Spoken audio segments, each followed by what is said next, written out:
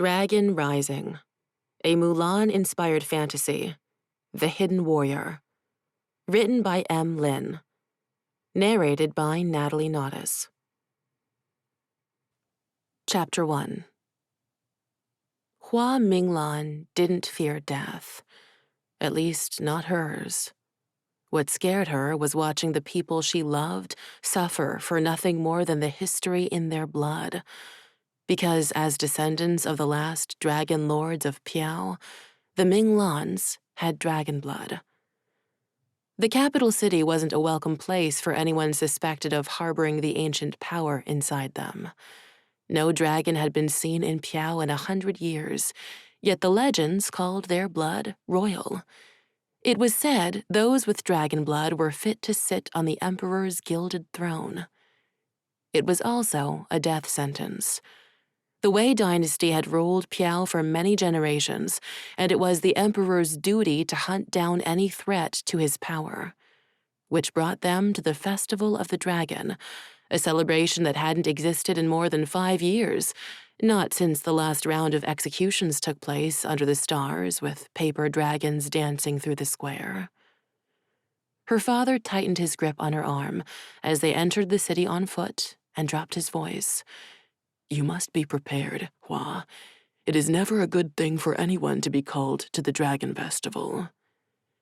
After receiving a summons from the emperor, her father packed Hua and her mother up, and the three of them made the 5-day journey from Zhoucheng to Dasha, leaving her little brother and grandmother behind. Running a hand down her side, Hua felt for the dagger her father insisted she hide beneath the folds of her silk robe. The feel of the curved hilt gave her some sense of calm, of peace. Hua Minglan wasn't like normal girls. Most girls her age spent their time painting their faces and dreaming of the husbands their fathers would choose for them. Hua preferred traipsing through the woods with a bow on her back. She'd trained in weapons since she was young, because her father wanted her to be able to protect herself no matter who came for her. Unlike her older sister Luna, who'd refused to be anything other than the perfect Piao woman. When the new emperor chose her for one of his consorts, she'd basked in the honor. Their mother gushed about the opportunity. Only Hua and her father knew what it could mean. Only they wondered if the emperor somehow knew of the history of their family, that they'd changed their family name to separate themselves from any knowledge of dragon blood after her grandfather was executed long before she was born. Hua. General Minglan wasn't a man to be ignored. He'd been a general during the Civil War, fighting for the same man who killed his father. "I want you to find your sister." "You mean," she looked up at him, "I can go off by myself?" "You can take care of yourself." "No," her mother cut in. "It isn't proper for a young lady to be unaccompanied." "Fa," her father sighed. "Hua is capable. She can bring Luna into the open where we may be allowed to speak with her. We may not be able to get close to Luna otherwise, especially if suspicion has fallen onto us. I just need to know." Thickness coated his words. "We've had no word of Luna since she was taken from us. This is our first chance. I just want Hua to find out if our daughter is okay." Her mother's shoulders dropped, and Hua knew she'd argue no more. Her father pressed a dagger into her palm, smaller than the one she had on her, but no less deadly. "Be safe, Hua. We will meet you near the market side of the square." He kissed her forehead. Hua walked across the dark square in front of the royal palace, lit only by a large fire in the center of the square, and the lanterns strung between the 2-story buildings. When Luna was chosen as consort, the emperor claimed it was in recognition of General Minglan's military service. He'd risen from nothing to lead the emperor's men. Hua knew so little of the new emperor. He was the younger son of one of the old emperor's lesser consorts, not the empress. Did he mistreat her sister? Did he accuse her of having the dragon blood? Very few people in Piao even knew what it meant to have the blood anymore. No dragon had risen in so long, the people forgot. They saw it as a curse worthy of execution more than a blessing. Hua couldn't say she disagreed with them about the curse part. Glancing back at her parents, she saw her father speaking to a younger man, a strained smile on his face. She wondered if his limp bothered him, or if it was the company of the man he spoke to. Now that Luna was a part of the emperor's court, the family's status improved, making Hua a desirable match. She knew she couldn't avoid it forever. Her father wanted to keep her close, to protect her, but he wouldn't be around forever. She folded her arms across the long silk emerald robe she wore. Gold threading showed her rise in desirability, but it also made her uncomfortable. Her long, shimmering black hair hung loose, announcing her marriage eligibility to each person she passed, that by tying themselves to her, they too could enjoy status. Hua sighed, feeling too many eyes on her. Before her father left for war 6 years ago, they'd been simple farmers living in Zhuochang, a province east of the Liudong River. He'd returned a bit broken, but honored as well. Then he'd gone back to his simple ways and allowed Luna to leave them.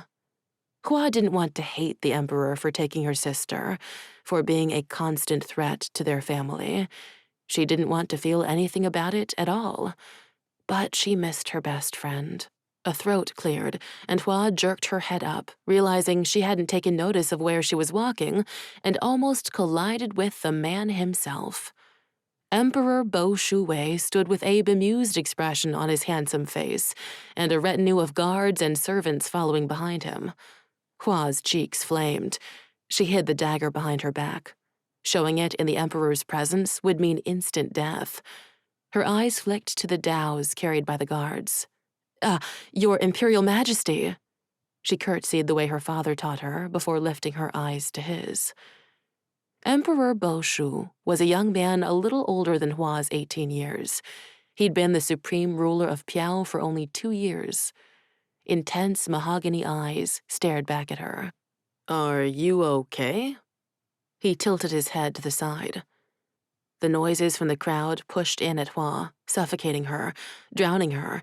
It was too much. The shy girl from the small village wasn't meant to be around people.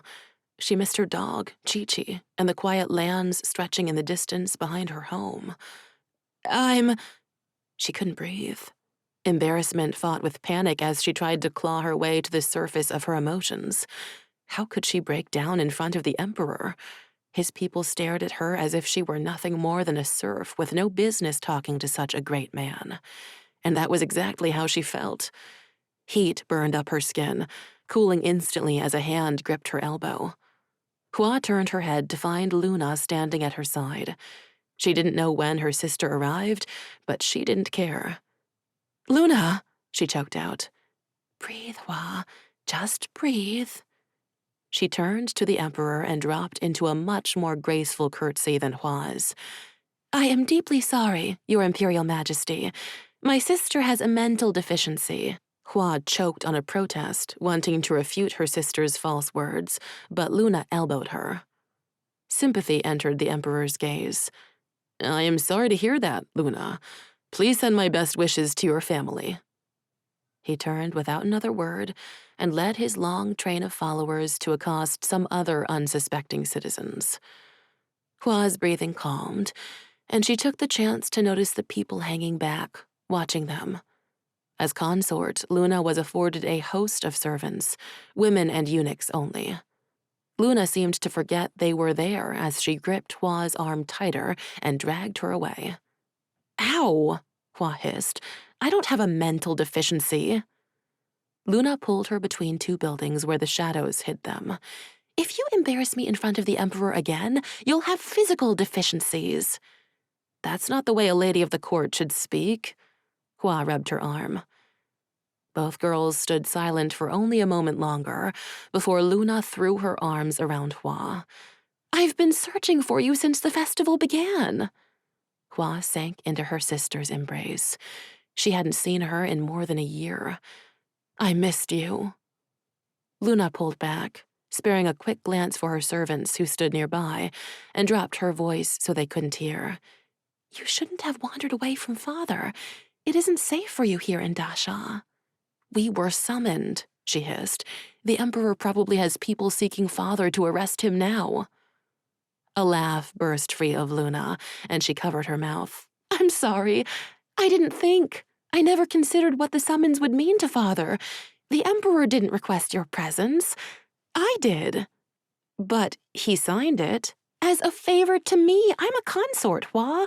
I'm supposed to cut ties to my family. He saw how much I missed you and offered to help. Why would he do that? She leveled Hua with a stare. He isn't his father. There hasn't been a single execution of the blooded since he came to power. It's only a matter of time. I know our histories, Luna.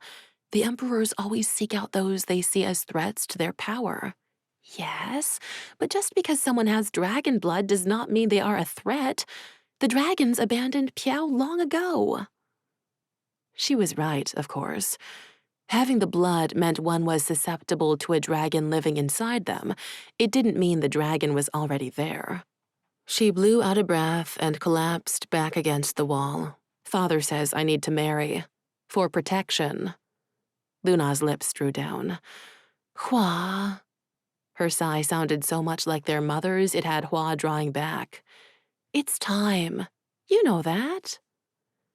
Most of the girls Hua knew in the village at home chattered with nonstop excitement about moving away from their homes to create families of their own. But Hua wasn't like them. She didn't want to leave her parents or her younger brother. She wanted Luna to return, but nothing remained the same no matter how hard she held on. Come on. Luna took her hand. Would you like to meet some of the princes and princesses? Hua wanted to say no. The royal family held no interest for her, especially knowing they'd want her dead if they knew the truth. The emperor's father once had 12 consorts. 10 of them bore children, some more than one. Bo Shuwei was not the eldest or even the son of the empress, but he was the one his father chose to succeed him. Unlike his father, Bo Shuwei only selected 4 consorts and had yet to hold a ceremony to choose the empress. Luna introduced Hua to so many people she would never remember all their names. Their eyes did not alight in interest as the emperor's had. When they looked at her, she wondered if they compared her to her elegant sister beside her. Luna's hair, even longer than Hua's, was parted in the middle and wrapped in a knot at the nape of her neck. Her deep purple robe spoke of wealth and status, with its long, square sleeves and elaborate belt. She spoke with confidence and moved with grace. Hua never realized just how much her sister would fit the role she was chosen for. She found herself tuning out the conversations and listening to the soft music nearby instead. 2 flutists played a sweet melody, punctuated by the light ringing of the bells hanging from their instruments. The steady beat of the hide-covered drums echoed the rhythm of Hua's heartbeat. The warm air of an autumn night had sweat dotting across her brow. She should have been worried about the state of the crushed pearl powder her mother applied to her face, but that would have required energy. Hua! Her mother's bark snapped her out of the daze. She turned to find her parents crossing the square toward them. Hua Minglan was a small woman engulfed by her yellow robe. She wore her hair like Luna's, but a less kind expression flashed across her face. You found your sister. Her mother crossed her arms. Finishing her conversation and wishing the people well, Luna turned to her parents with a smile. Mama! She rushed into their mother's arms before hugging their father as well. Why didn't you bring Rue? Luna asked, her lips forming a pout. I'd have liked to see my brother. Their father smiled indulgently. It was a 5-day journey for us to reach Dasha. Rue is only 4 years old. We had to leave him with my mother. Luna's shoulders slumped. Their mother eyed her servants lingering next to them. I'm glad you're happy, Luna. She didn't bother to actually ask if Luna was happy. She only assumed. Are you safe? Their father asked. From the smile spreading across Luna's face, Hua knew the answer to that. This is more than I could have imagined. She reached for Hua's hand and squeezed. A uniformed man approached, and all Hua could do was stare. Clear eyes found her, and a smile lit up the stranger's beautiful face. He ran a hand down the front of his pressed military uniform, pushing any lingering wrinkles from the fabric, before turning to her father and bowing. "General Minglan." Hua's father stared for a moment before recognition lit in his eyes. "Luca Kai, I haven't seen you since you were a teenager." He laughed. "I've done some growing up since then. Your father told me you earned yourself a military rank. I imagine he told you a lot about me." He turned his smile on Hua's mother. "Tai Tai Minglan, it is a pleasure." "General," she smiled. Luna and Hua exchanged a suspicious look. Calling their mother Tai Tai was a sign of respect, but also a way to earn her favor, and it wasn't often their mother softened her countenance. Hua's father put a hand on her back and pulled her forward. "Hua, this is General Luca Kai. His father and I are old friends." Luca bowed. "You are as beautiful as I've been led to believe, Hua Minglan." She couldn't stop the scowl from forming on her face. "Why would you need to be told of my looks?" Her mother clucked her tongue in disapproval, but Luca's grin widened. "I look forward to knowing you." "Too bad you won't get the chance." She crossed her arms over her chest. "Hua," her father snapped, leaning close. "Luca's father and I have spoken of arrangements." Arrangements? She didn't like the sound of that. "He is a suitable suitor who can provide certain protections." Hua froze. Suitor? Her gaze slid over the man before her. Tall, lean muscles, smug grin. "He has a good position in the Emperor's army, and I trust his family." Luca nodded. "Second in command to General Li himself." General Li? Hua knew the stories of the young general who'd already made a name for himself. They spoke of him in the villages in hushed tones. He was said to have an unrivaled ruthlessness. But she refused to fear this man her father wanted to tie her to. Lifting her chin, she met his eyes. "No matter what my parents decide, I will marry you if I deem you are worthy." Her mother gasped, but to her relief, Luca laughed. "As you wish. In the coming weeks, I will leave with General Li on a march to the border. May I write to you while I'm away?" "You may." He shook her father's hand once more and bowed to her before sauntering away. Hua watched him for a moment before turning hard eyes on her parents. They met her gaze. It was well within their rights to ambush her this way and negotiate her future with anyone they pleased. That didn't mean she'd make it easy on them. Luna, ever the peacekeeper, stepped in. "Can Hua spend the rest of the festival with me? I promise she'll be safe." She gestured to two of her eunuchs and the Dao swords that hung at their waists. Fa opened her mouth to say something, but Jen cut her off. "Yes, we have some business to attend to in the meantime." Their father couldn't go anywhere without trying to make deals for the yield of their crops, even when a threat hung over his head. Everyone within a week's journey of Da Sha was at the festival. It was the best place for negotiations and provided Hua the escape she needed.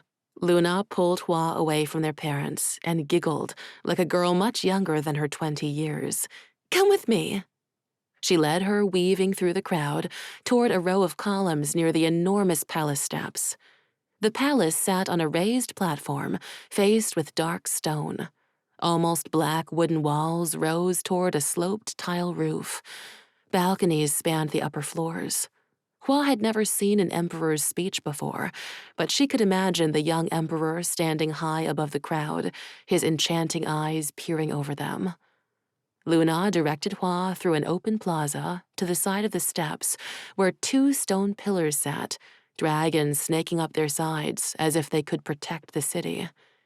Luna's servants gave them a bit of space, but stayed within eyesight. Luna sat with her back against the pillar and her body shielded from view. Hua followed suit. Someone would have to know they were there in order to find them. "I can't believe they let me walk into that," Hua groaned. "Walk into what?" Luna lifted her face, settling her eyes on the stars above, as her voice took on a wistful tone. That man was perfect. For you, maybe. Hua, when will you start to take your future seriously? You cannot live with mother and father your entire life. When next spring comes, you'll be of age to leave home. And did you even see that Luca man? If I wasn't pledged to the emperor, I'd be insanely jealous. And a soldier. Is there anything more attractive? Hua covered her face with her hands so her sister couldn't see her burning cheeks. He was okay. In truth, men were a mystery to her. Even before becoming a consort, her sister knew how to speak to them, how to make them fall in love with her, a skill Hua could never hope to master. If father trusts him, then so do I. Our lives will never be peaceful, Hua. Not with the threat of discovery hanging over us. Can we talk about something else? She lowered her hands. Please. Luna smiled, her white teeth flashing in the night.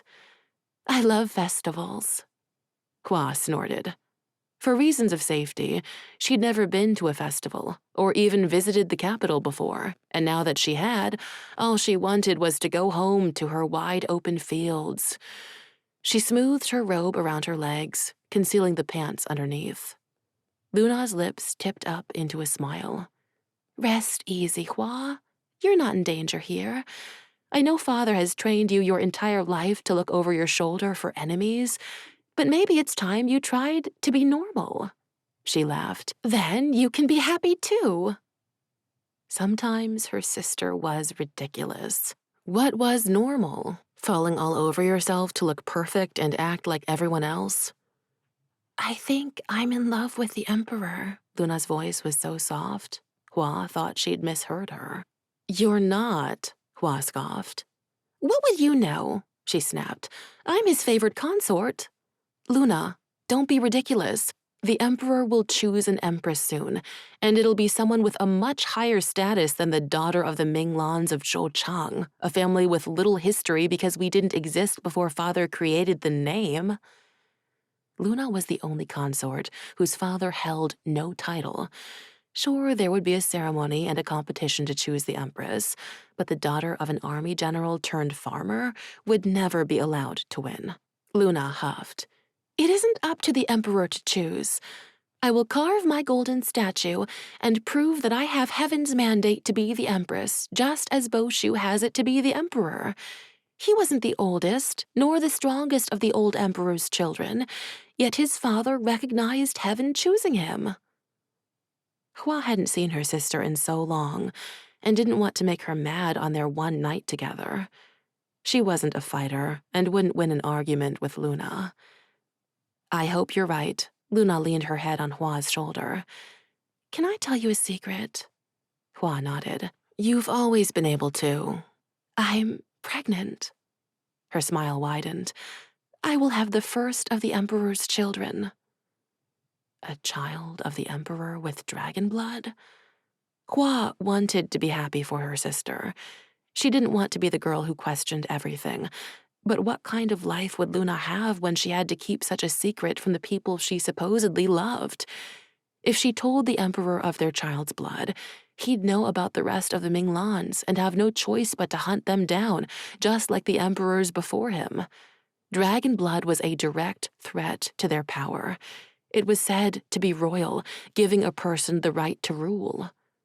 Hua wanted better for the sister she loved more than life itself. But honesty wasn't what her sister needed in that moment. Hua brushed a hand over Luna's soft hair. I love you, Jie. She smiled at the old term for older sister. Her joyful laugh filled the night around them. And I love you too, Meme. Little sister. They'd been calling each other by those terms since they knew how to talk, and there was a comfort in the familiarity. They sat in silence for a long while, just enjoying being around each other again. They were young, and that night felt like the beginning of their lives. Luna would be a mother to a prince, and who knew where Hua was headed? Into a marriage with the handsome general? The sisters weren't ready to be separated yet. It wasn't until shouting from the square reached their sanctuary that Luna sat up. Her servants ran toward them. The two men had their dows drawn. "Madam," one of the women yelled, "there has been an attack." "An attack?" Luna shot to her feet. "It's the Ko." The name sent a chill through Hua. Nomads to the north of Piao, the Ko had been terrorizing the border for a decade, forcing a mass migration of people to the central cities. And now they'd come to Da Sha. Luna and Hua huddled together as they rounded the pillars, searching for any sign of the attack. Shadows ran the lengths of the buildings towering over the square, where only moments before, the people of Piao had been celebrating. Now the citizens scrambled for cover as arrows rained down from above. "We need to make it up the palace steps," one of the eunuchs said. "We have no choice but to run." "But, Hua—" Luna's panicked eyes met hers. Those not of the court could not enter the palace.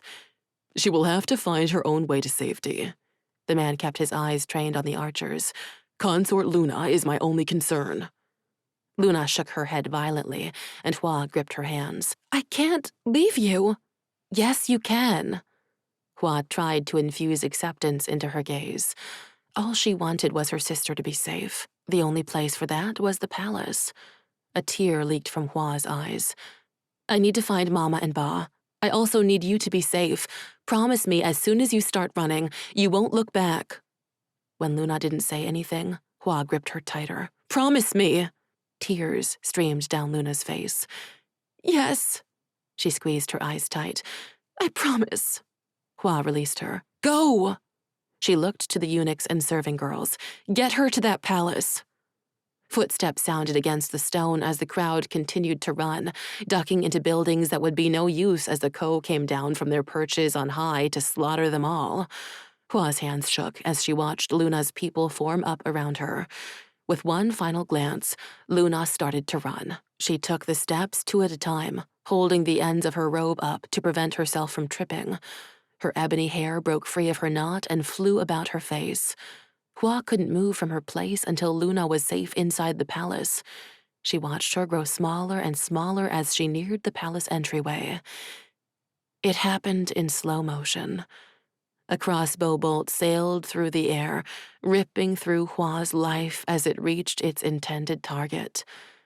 Luna's body jerked back, frozen in time for only a moment, before slamming into the stone, her chin bouncing off a step.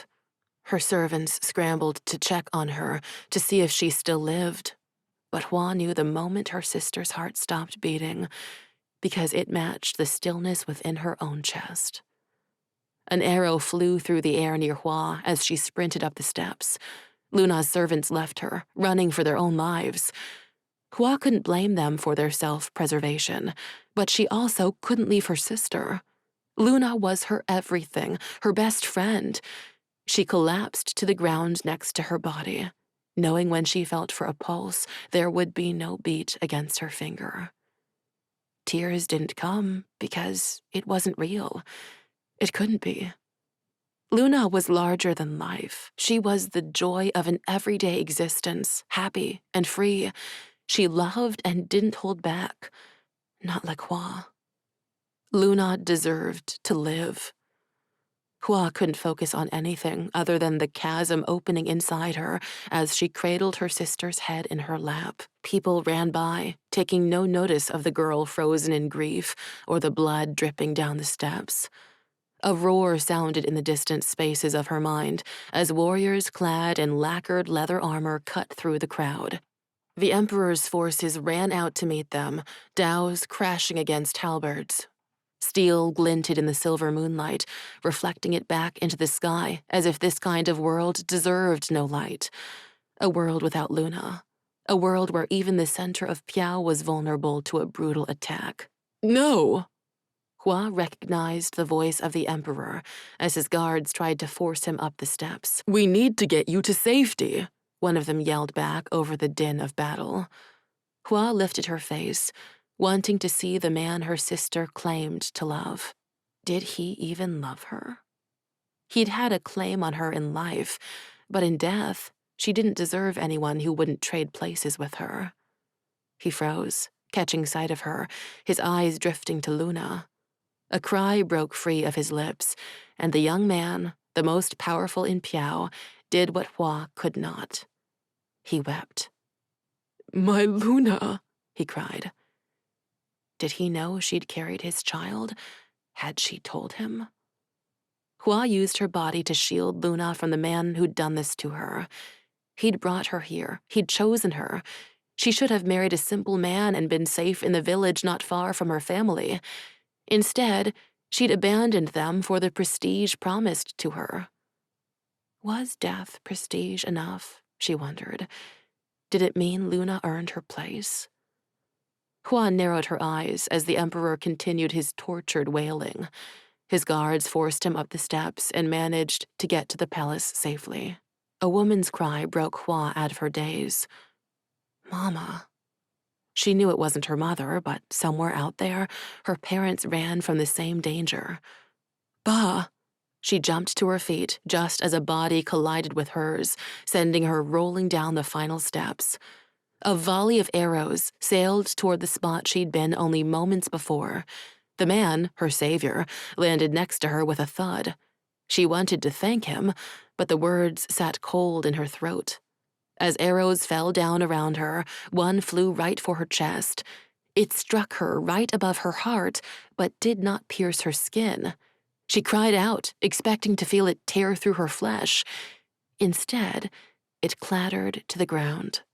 Her entire body froze as she stared down at the tiny hole in her robe, a hole made by an arrowhead. It wasn't possible. The man who'd tackled her glanced back at her. Did he see that? Or was she hallucinating in her grief? He pushed his muscled frame up to his feet. Come. He grabbed her arm and pulled her behind the pillars. It was the same place she'd watched her sister fall. Tears hung in her lashes, not daring to fall. How was any of this possible? She shouldn't be standing here. The arrow should have sent her into the next life to join Luna. Are you trying to get yourself killed? The man asked, his voice unkind as he peered around the pillars. His dao hung in a scabbard at his waist. The single-edged sword was a warrior's weapon. But he wore no uniform. Instead, his robe hung to his knees with trousers appearing underneath. What would he say if he'd seen that arrow? I have to find my ba and mama, she breathed heavily, trying to stop the images of her death flying toward her through the sky. The man threw a scowl over his shoulder. You need to stay here and let Piao's warriors handle this fight. I should be out there, but my brother would be disappointed if I left some girl to fend for herself. Hua didn't ask who his brother was. She didn't ask his name. None of that mattered. Nothing mattered. Not anymore.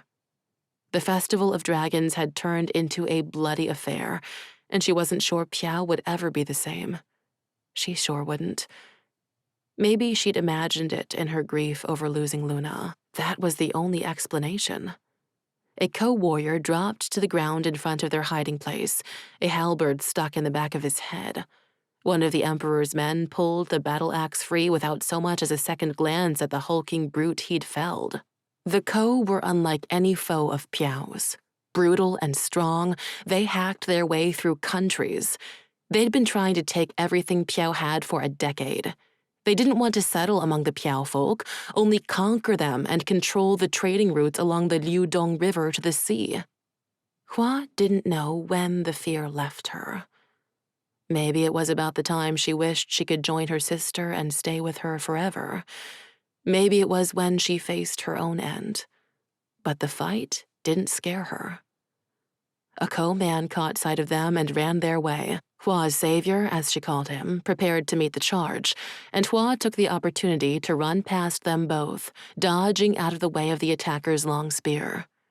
Neither of them could follow her as they fought each other. Out in the square, chaos reigned supreme. Dead bodies littered the ground, blood coating the stones. Dasha would never be free of these memories. No matter what happened this night, the blood would never wash away. She twisted out of the way of another attacker and darted through the crowd of swarming warriors intent on killing each other. The soldier she met briefly with her father, Luca, ran past her, throwing himself against the enemies, trying to break them. Hua kept running. Ordinary citizens had already either found places to hide or they were dead. She refused to believe her parents left her too. "Hua!" someone called to her. Hua turned on her heel. A man waved her forward. She recognized him as a friend of her father's but couldn't recall his name. Sprinting toward him, she didn't wait until she reached him to speak. "Have you seen them?" He didn't get a chance to answer because her father appeared at the window and she ran into the shop, launching herself into his arms. "Bah!" He squeezed her as if he'd never thought he'd see her again. "My dear girl." "Where's Mama?" she asked. He pulled her farther into the shop to get out of sight. "She's here. We're both okay." None of them were okay. Their central city was attacked. People died. Yes, the Emperor's forces would fight them off. They were the best-trained army in the world, and the Ko didn't stand a chance. But still, it would never be okay again. She followed her father down a staircase into the back, where more people than she could count huddled together, flinching at every sound. Her mama jumped up when she saw them, climbing over people to reach her daughter. She put a hand on each shoulder, checking her over. Hua should have told her she wasn't injured, that her body was fine. But how could her body be fine when her insides felt hollow? How could it be fine when she'd felt the sharp point of an arrow against her skin? "Luna's dead." She spoke so quietly at first, no one heard her. Her Ba's brow creased. Hua cleared her throat, knowing how empty her voice sounded. "Luna, she died." It took a moment for the realization to sink into her parents. Their eldest daughter would never smile at them again. She'd never dance or laugh until her sides hurt. Their faces fell, slowly at first, and then it was as if they collapsed in on themselves. She'd never seen her mother cry before and couldn't take her eyes from the moisture coating her cheeks. Her father gathered them both to him, only releasing them when a loud bang sounded above. For the first time, Hua looked out over the faces in the room. These people were witnesses to the Minglan's grief, to their heart-wrenching agony. Hua broke away from her parents and found a spot in the far corner to curl in on herself and pretend there was something, anything she could do to fix her family. Chapter 2.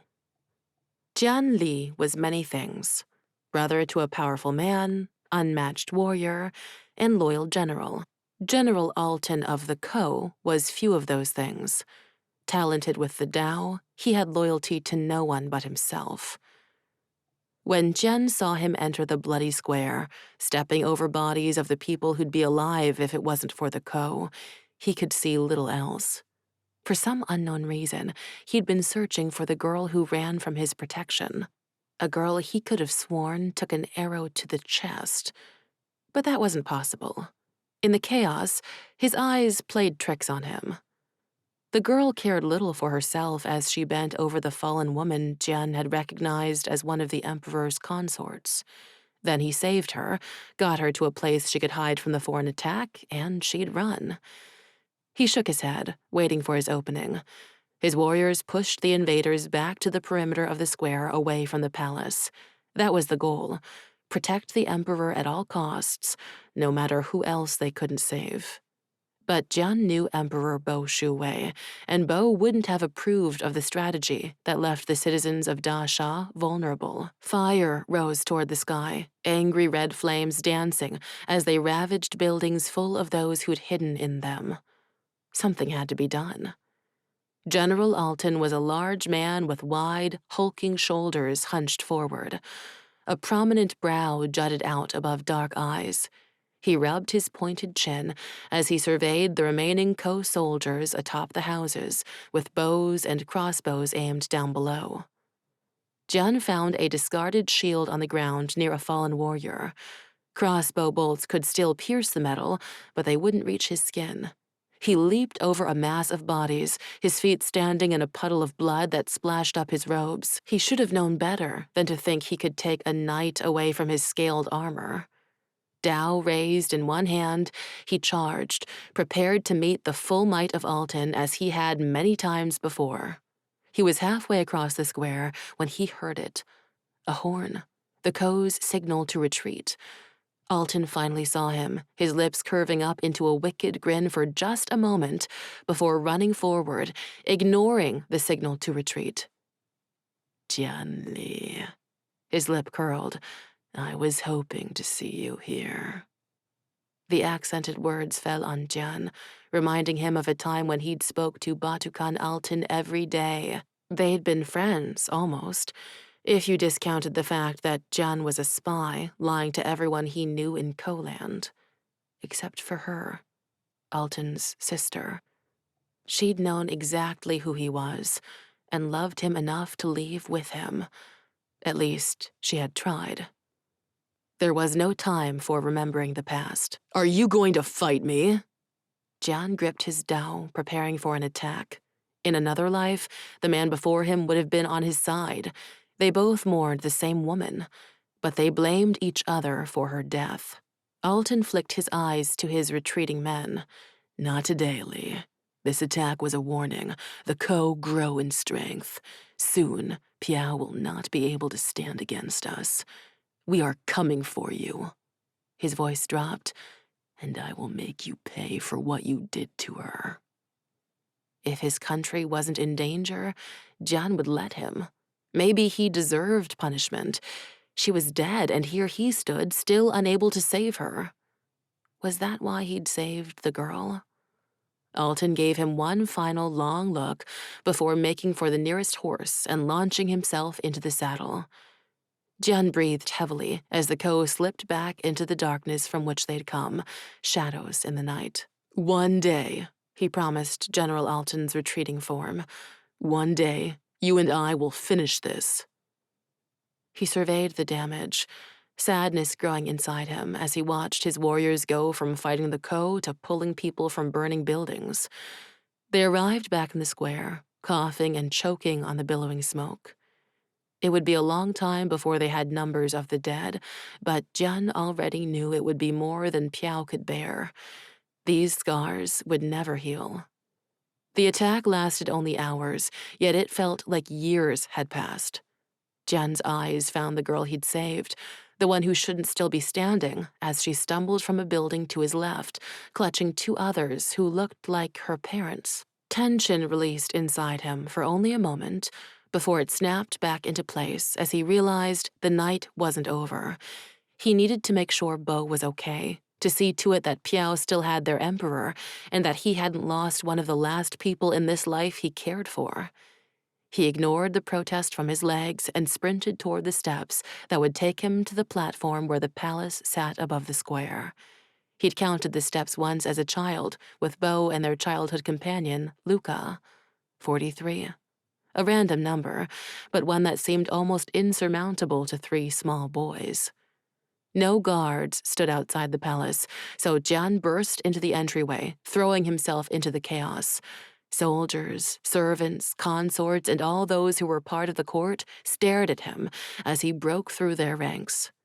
If Bo's advisors had their way, Jian wouldn't be considered a member of the court and therefore not allowed into the palace, but Bo insisted on infuriating them by making his own decisions. Jian pushed his way through to a crowd of advisors. Where's the emperor? Chen Wang, personal servant to the emperor, had the audacity to look affronted. He is mourning his city and not to be disturbed by the likes of you. Jian had been practicing his restraint and refused to punch the man as he wanted to. He clenched his fists at his side.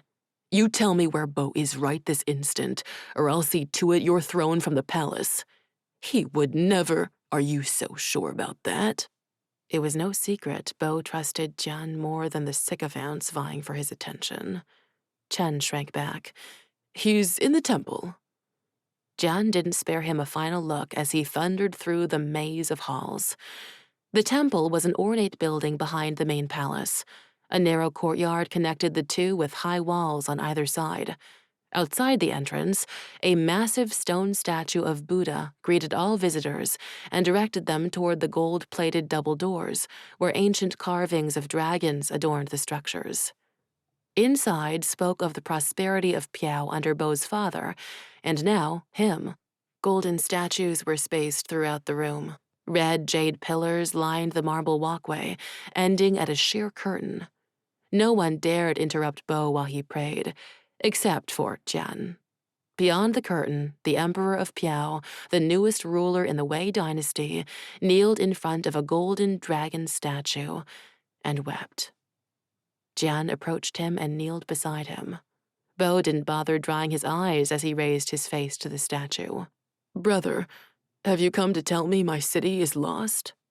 Jian cleared his throat. "The Ko have retreated. Your army is currently putting out the fires and taking care of your people." Bo's shoulders shook. "I tried to go back out there. I wanted to help my people, but my guards physically restrained me. They sent me here to the temple and told me I wasn't to leave." Jian hated when people tried to control Bo and dictate his actions as emperor, but he couldn't fault it this time. "If General Alton had seen you, you wouldn't have survived." Bo snapped his gaze to Jian's. "He was with them?" Jian nodded. "I was going to face him before they sounded the retreat." Bo reached for Jian's hand. "I'm glad you didn't. He is a dangerous man, Jian." "So am I." Bo didn't drop his hand. They hadn't grown up knowing they were brothers, but they'd been friends anyway. Jian was raised as an orphan, told his father was a friend of the emperor's who died in battle. It wasn't really a lie. Jian's mother, and Bo's, had been a consort of the emperor who'd fallen in love with a soldier. She'd gotten pregnant with Jian when Bo was less than a year old. The court knew right away it wasn't the emperor's child. Jian sometimes tried to picture her, scared and alone. The soldier faced execution immediately, but she was forced to wait for her death, knowing it was coming as soon as she gave birth. The story remained a secret until Empress Yan Yu revealed it before the emperor's death, hoping it would mean her son, Dechuan, would become emperor once everyone knew how impure Bo's mother was. It hadn't. The old emperor chose one of his younger sons to succeed him, claiming he had the mandate of heaven. Maybe he was wrong. Bo's voice was so quiet, Jian had to strain to hear him. Who was wrong? Ba. Maybe he chose the wrong son. Heaven does not smile upon me. The dragons have abandoned me. The ancestors of the Wei dynasty were said to live in the world as dragon spirits, bringing protection and luck down upon those they favored. Jian sighed. A weariness raced through him that went straight to the bone. Bo, you need to hear me now. This is not your fault, and Piao will need a strong ruler now more than ever. Who is it that tells me your elder brothers are nothing but brutes? Maybe Piao needs a brute right now. No. Jian pushed to his feet, unable to look at his brother any longer. He'd never known Bo to be weak. Walking toward the statue, he examined the ornate bronze gong beside it. The priests would preach something about this suffering being meant to be. Life is suffering, they'd say. It didn't end until one reached nirvana. But Jian rejected those teachings. He didn't want to spend every moment in this life in pain. He wouldn't accept that nights like these had to happen, that there was a cause. No, the attack was senseless, cruel. He turned back to his brother. Piao doesn't need a brutish emperor because you have me. I am your strength, your Tao. Bo wiped the tears from his face. He'd never let anyone else see the stoic emperor that way. We must protect my people the way I couldn't protect Luna. We must be the dragons. Jian's shoulders deflated. He didn't need to ask who Luna was. Bo cared for his consorts, though probably not in the way they wanted. Yes, he performed his duties attempting to produce heirs, but he wasn't in love with them. Jian always felt great sympathy for his brother. He'd never been able to show the kingdom who he was. An emperor was a symbol of power, surrounded by his harem. He wasn't supposed to have thoughts about other men. Beau's voice broke Jian out of his own thoughts. Luna was truly good. He smiled sadly. While most of the court was conniving and scheming, she just lived. Pure sunshine, that was what she was.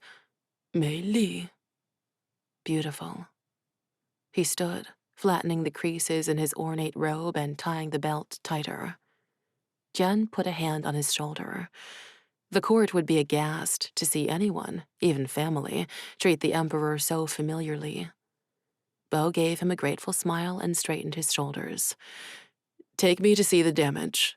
With a short nod, Jian led him from the temple and back into the palace. As soon as they entered the front hall, all noise ceased. Jian stopped and turned to his brother, watching the anguish fade from his eyes, masked behind the quiet strength the kingdom knew him for. Beau may have been young when he became emperor, but he would not allow them to respect him less for it. His guards approached, and Beau began to speak. The people outside these walls need our help. I want cook fires started. Bring stores from the army's supply held in western Dasha. One of the guards began to object, but one look from Beau shut him up. And I will go out among my people tonight. That drew more than a few protests. Chen couldn't hide the scowl on his face. You will be vulnerable. Not any more so than I was during the festival. This time I will be even more protected because General Li will walk with me. Chen's scowl deepened, and he muttered under his breath but didn't respond. Beau walked to where his consorts huddled together. There were only 3 left with Luna gone. Li Hua, the youngest, had a delicate kind of beauty with her porcelain skin and tiny eyes. Alex was the fiercest of the group, but she'd been Luna's most common companion, and tears now streaked her once perfect makeup. Ho Lia, the eldest, stood farthest back from the other 2, always alone. Yet Beau loved them all. They were his family. He kissed each of their hands, saying, I am pleased you are whole. Yan Yumei approached, and Jian's defenses went up. Beside her was Prince Du Yi, the youngest of Beau's brothers. She'd never recovered from her husband choosing Beau as his successor instead of one of her 5 sons. She had been the empress, after all. Beau greeted her courteously, as he always did. She curtsied, but there was a stiffness about her. Have you come to give me your condolences about my dear Luna? Beau asked, as if it wasn't a ridiculous question. Yan Yu resented each member of Beau's harem, because as soon as they bore children, her sons would fall further from the seat of power she thought was theirs. She held out her hand for him to take. When he did, she gave one squeeze and walked away. Du Yi stayed behind, shuffling his feet. Jian could tell the teenager was trying not to cry. Beau relaxed and wrapped an arm around Du Yi's shoulders. He loved all his brothers, despite their constant conniving for power. I'm glad you're safe, Beau whispered. You too, Du Yi sniffled. Do you want to come with me? Du Yi lifted his face to Beau, as if surprised to be included. He nodded, but stopped when his mother yelled for him. His shoulders dropped. I can't. Beau squeezed him to his side once more before releasing him. Okay, Didi. He jerked his head toward Jian and marched to the massive doors that would lead them to the aftermath of the battle. Guards formed up around the 2 brothers as they pushed out into the open air. Beau sucked in a breath, but Jian had already seen the damage. Gray smoke swirled through the night air, curling toward the sky. Beau's eyes fixed on where Luna's body had been, but someone had already removed it. It impressed Jian how quickly the people of Piao could recover from a night such as this. Attacks from the Ko weren't anything new, but they usually only occurred in the border cities. Dasha sat in the center of the kingdom, far away from Ko land to the north. For most of the night, Beau oversaw the feeding of his people. The flute players from the festival struck up a haunting melody, fitting in the ghostly atmosphere. The guards complained of exhaustion, yet Beau and Jian refused to sleep. They sat in front of one of the many fires that burned across the city, silent for a long while. The guards let a man past their ranks, and he dropped into the seat next to Beau's with an exaggerated sigh. Luca Kai, Jian's second-in-command and best friend, was like no other man he'd ever known. Even after the horrors of battle, there was a lightness to him most others envied. Beau handed him his own copper mug of tea.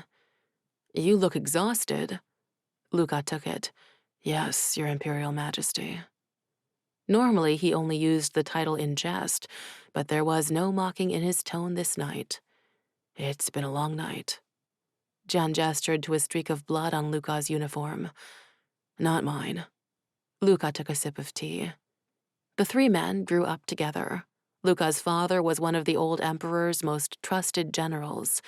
Luca and Beau were the only people Jian truly trusted in this world. Luca drained the mug and set it aside. "One moment I'm meeting my intended, and the next I'm fighting for my life. Tonight has been something, all right." Beau choked on his own tongue. "Did you say intended?"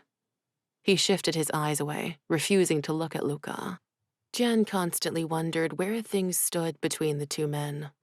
They'd always cared about each other, but the impossibility of their situation had to weigh on them. Scrubbing a hand across his face, Luca sighed. "She's very spirited. Our courtship was going to be delayed because of the border checks, but now I imagine we will be doing much more than examining the battlements in the mountain passes." Beau, Dao laid across his lap, leaned forward. "We are going to have to respond to this." Jian sighed. He'd known Piao couldn't stand by doing nothing any longer. They'd satisfied themselves with stationing army units in the border villages to protect them against attack, but it had been a long time since they'd led an offensive strike. "We will." Jian set his mug aside, eyeing the guards to make sure they weren't overheard as he dropped his voice. "That's what General Alton wanted. He's been antagonizing us for too long, trying to goad us into a war we aren't ready for."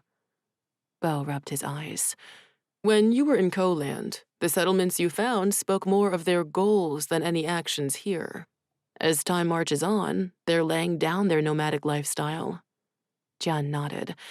"And what is the most valuable thing in the Eastern Kingdoms?" "Trade routes," Luca cursed. "Ports, ships, roads, access to faraway kingdoms." Beau jumped to his feet and paced away from the fire, his ever-present guards shadowing each movement. He returned seconds later, unable to stand still. "Why now?" Jian knew the answer without even thinking about it. "Alton has been given command of their forces." Batukan Alton was not a man satisfied with standing still. War was his life, and he was good at it. Luca sighed. "So, what we're saying is this wasn't an isolated attack? That they haven't just been crossing into the border villages to pillage? Are we going to war with the Ko?"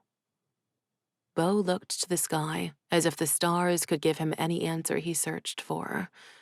"I'm saying, we don't have a choice." "You do realize the Ko are born warriors, right?" Luca looked from Jian to Beau. "They train to fight from the time they can first hold a sword. Our army is depleted from years of peace. We have let the numbers dwindle. Do you really want to go against the clans of the Ko with farmers and merchant boys holding dows for the first time in their lives?" Beau met Jian's gaze. "There's one thing I have that they don't." "What's that?" Jian held the look. "I have Jian Li, and he will command my armies." Jian shot to his feet. "You can't be serious, Beau. Your commanders will never accept that decree. They will obey their emperor, as will you, Commander Li." His tone softened. "I don't trust anyone else to protect my people. Be my dragon, please." It wouldn't be easy. Be my dragon. He didn't know where to start with that.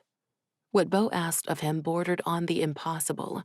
He'd have to increase the size of their army, training any boy or man in Piao who was willing, and then lead them to their probable deaths. Their kingdom would never be the same. Be my dragon. Jian's eyes caught on the profile of a familiar girl, the one who'd run into the danger. Yes, for people like her, they'd fight, they'd die. I accept the command. Jian bowed his head in respect to his brother. Beau's trust in him would give him the strength he'd need in the coming days. Beau rested a hand on the crown of Jian's head in a familiar blessing and dropped his voice. You'll be safe, won't you? Beau knew nothing of war. Sure, he was trained in tactics and how to plan ahead, but he'd never felt the bite of steel in his flesh or seen the light leave an opponent's eyes. In a way, the Emperor was innocent, pure. There was no blood on his hands. Jian didn't want to be the one to tell him there was no safety in war. Anything could happen, but it didn't make the battle any less worthy of a fight. Lifting his head, Jian met his eyes. I will try. It was all he could promise. And you, Luca? Beau's sad eyes turned on Luca. This was why he was a beloved emperor in Piao. He cared, and he had Jian to prevent his heart from being blackened by the things that would need done. Luca swallowed, looking from Jian to Beau. You know me, Beau. I'll do what is necessary, but I will be at Jian's side every step of the way.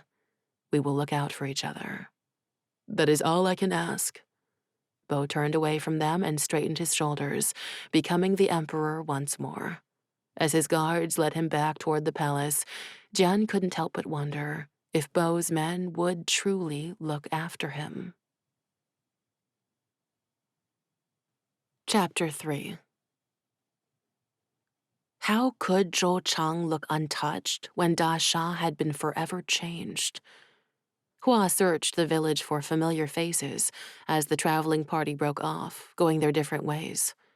The journey from Da Sha had been a somber one, full of memories of the people who'd never return home.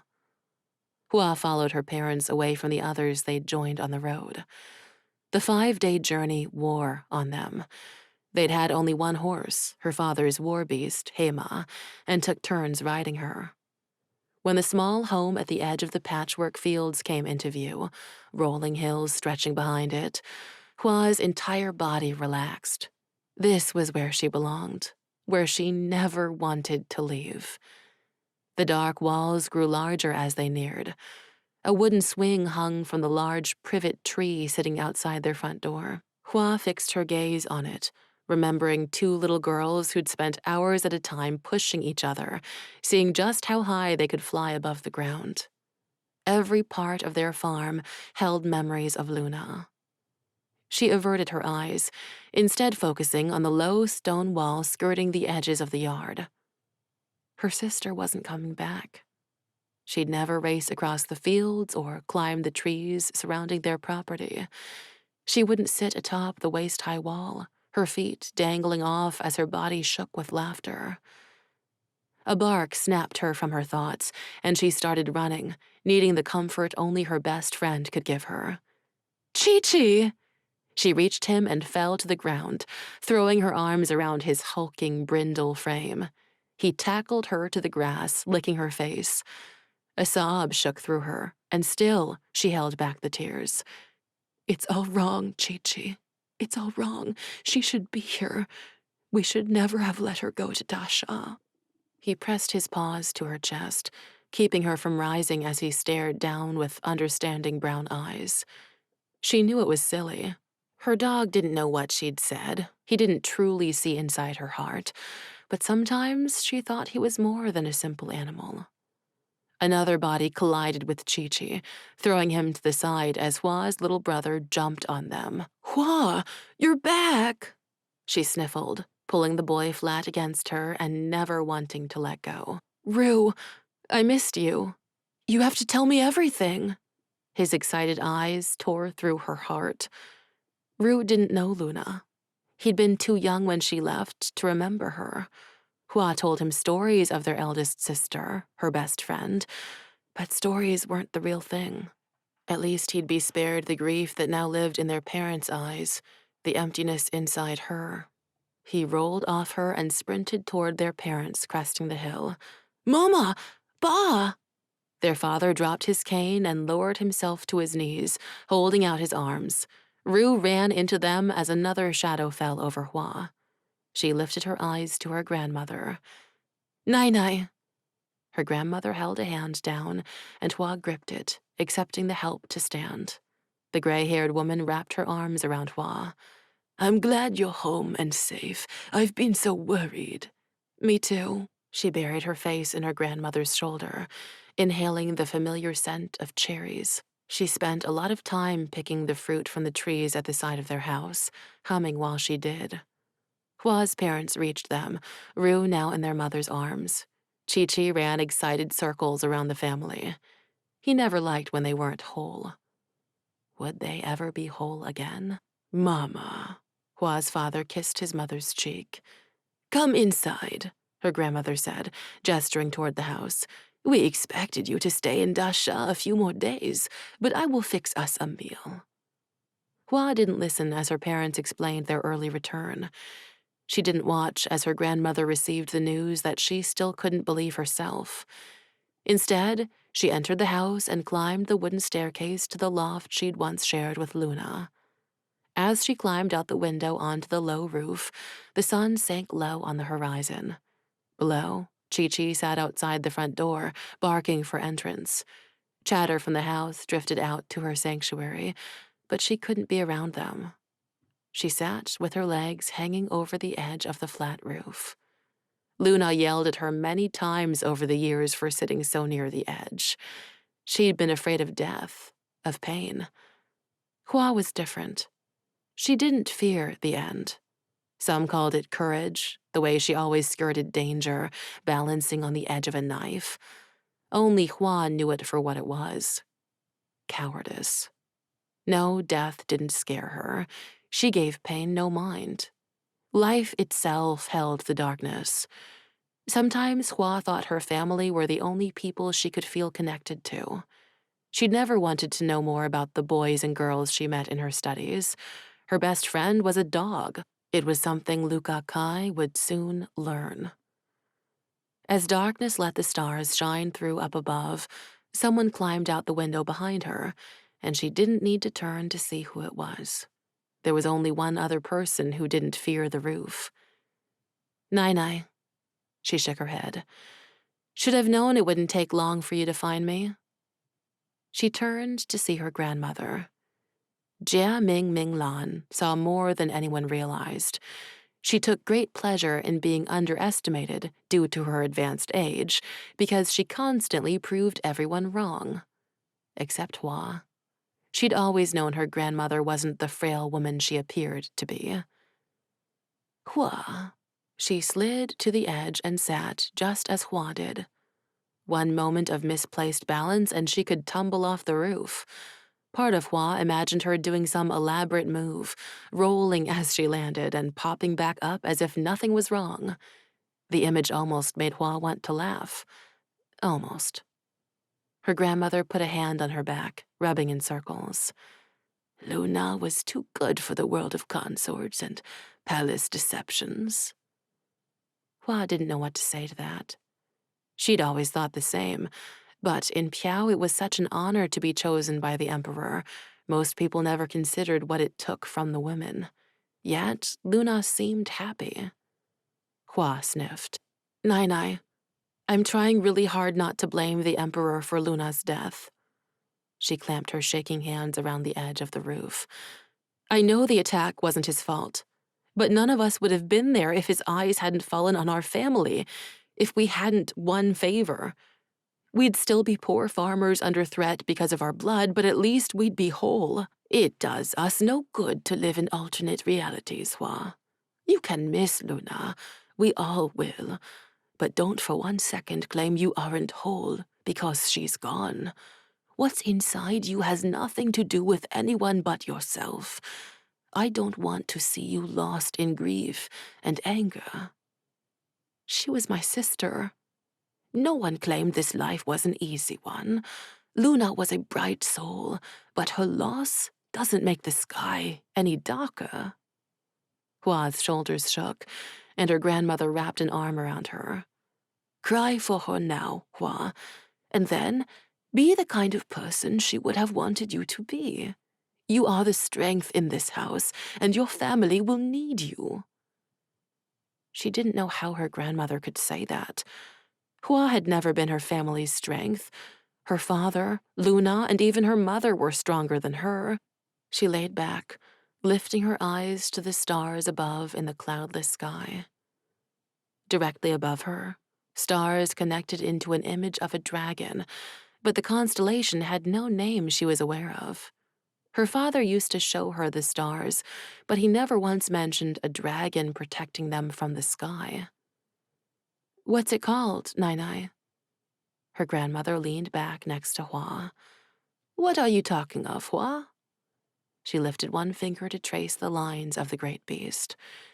The dragon. Dragon? In the sky, the stars connect each night to form a dragon. It looks down from above as if protecting us from the dangers of the world. She released a sigh. Hua, I see no dragon. But it's right there. She pointed straight up. It has been since I was a child. Hua turned to look at her grandmother. Can you tell me one of the stories like you used to? Which stories are these? Of the dragons. They were Luna's favorites. Her grandmother smiled. The Minglans of Zhochang are an illusion. The family is a combination of two dragon bloodlines hidden from the crown. When I married your grandfather, our shared name was Guimo. My husband was a brilliant man. He didn't need a dragon inside him because he had his own brand of fire. Yet it didn't save him from the emperor's executions. She closed her eyes as if trying to remember. The dragons of Piao were said to bring luck, but that wasn't their true purpose. They were serpentine creatures roaming the skies to protect the kingdom. Only those born of the dragon families could call them back. Some people claimed the dragons were descended from the human families themselves, that the dragon lived inside the chosen until called forth. I learned that in my studies. The people were dragons. Hua loved the stories because they could distract her from real life. No, child. The dragons were separate entities. The humans were merely their hosts. Together, they were called the Nagi. A long time ago, one person from every generation was chosen by one of these magnificent creatures. But now it has been many centuries since anyone has shown the signs. Now all we have are the stories. Sometimes stories are just as powerful as the real thing. No, Hua.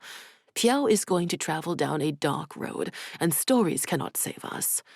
But then neither can the dragons if they do not return. Come, we should go inside. No, wait. Did you know, she whispered, that they were planning to send me away? Her grandmother sighed. This is the way of life. You cannot stay young forever. Your parents do not wish to send you away any more than you wish to leave, but you are of an age where it is time to create a life and a family separate from ours. Family? Hua shook her head, tears building in her eyes. Luna was pregnant. She was going to have her own family. One that didn't include Hua. Yet she'd seen the happiness in her sister. The child brought her joy. But it, along with her, was extinguished with a single crossbow bolt. No dragon could change that now. Her grandmother smoothed her hair away from her face. I fear there will be many more tragedies in the coming months. They need to pay. Hua's jaw hardened as anger seared through her heart. The Ko took Luna and so many other people. I hope they feel every bit of loss we've experienced. Vengeance is a great destroyer, Hua. It provides none of the solace you seek. Hua didn't respond to that, because in that moment, she wanted no solace. She needed to feel every bit of grief and anger. She wanted a dragon to rain down chaos on her enemies. Her mother's voice called from inside that supper was ready. Hua followed her grandmother back through the window. With one final glance at the dragon constellation above, she joined her family. Who would Luna have wanted her to be? A simple girl who married the man her family told her to and lived happily ever after? Was it a betrayal of her sister to be anything else? I'm in love with the Emperor. Luna's words ran on a loop in her mind. She'd looked so happy with that light in her eyes. What would it be like to feel that joy? Turning to look at her father, Hua studied him, wishing he'd find her someone she could love like her sister had, wishing she were capable of believing in the feeling. Even if the anger didn't threaten to shred her from the inside out, she knew she wasn't meant for a simple life. Are you okay? Her father handed her a bowl of stew as she sat down. She shook her head as the tears she'd refused to cry finally broke through, trailing down her cheeks unchecked. Her entire body quivered as reality crashed in around her. It was real. She believed it now. Luna was never coming back. She'd never sit around this table with them again. Rue walked around the table and pulled himself into her lap, resting his head on her collarbone as she wound her arms around him. Please don't cry, Hua. Resting her cheek against his soft curls, she got control of her breathing. Her family watched as if they too wished they could fall apart. But that wasn't the Minglan way. As children of a revered general, they'd been taught to strengthen themselves against emotion. Hua counted backwards in her head as her father once bade her. By the time she reached 1, the tears stopped flowing. Rue reached up and wiped away the tears shining on her face. Why are you so sad? She met his eyes, soaking in the innocence.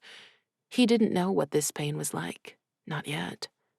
She smiled and brushed his hair back out of his eyes. I'm just tired, Ruru. It was a long journey.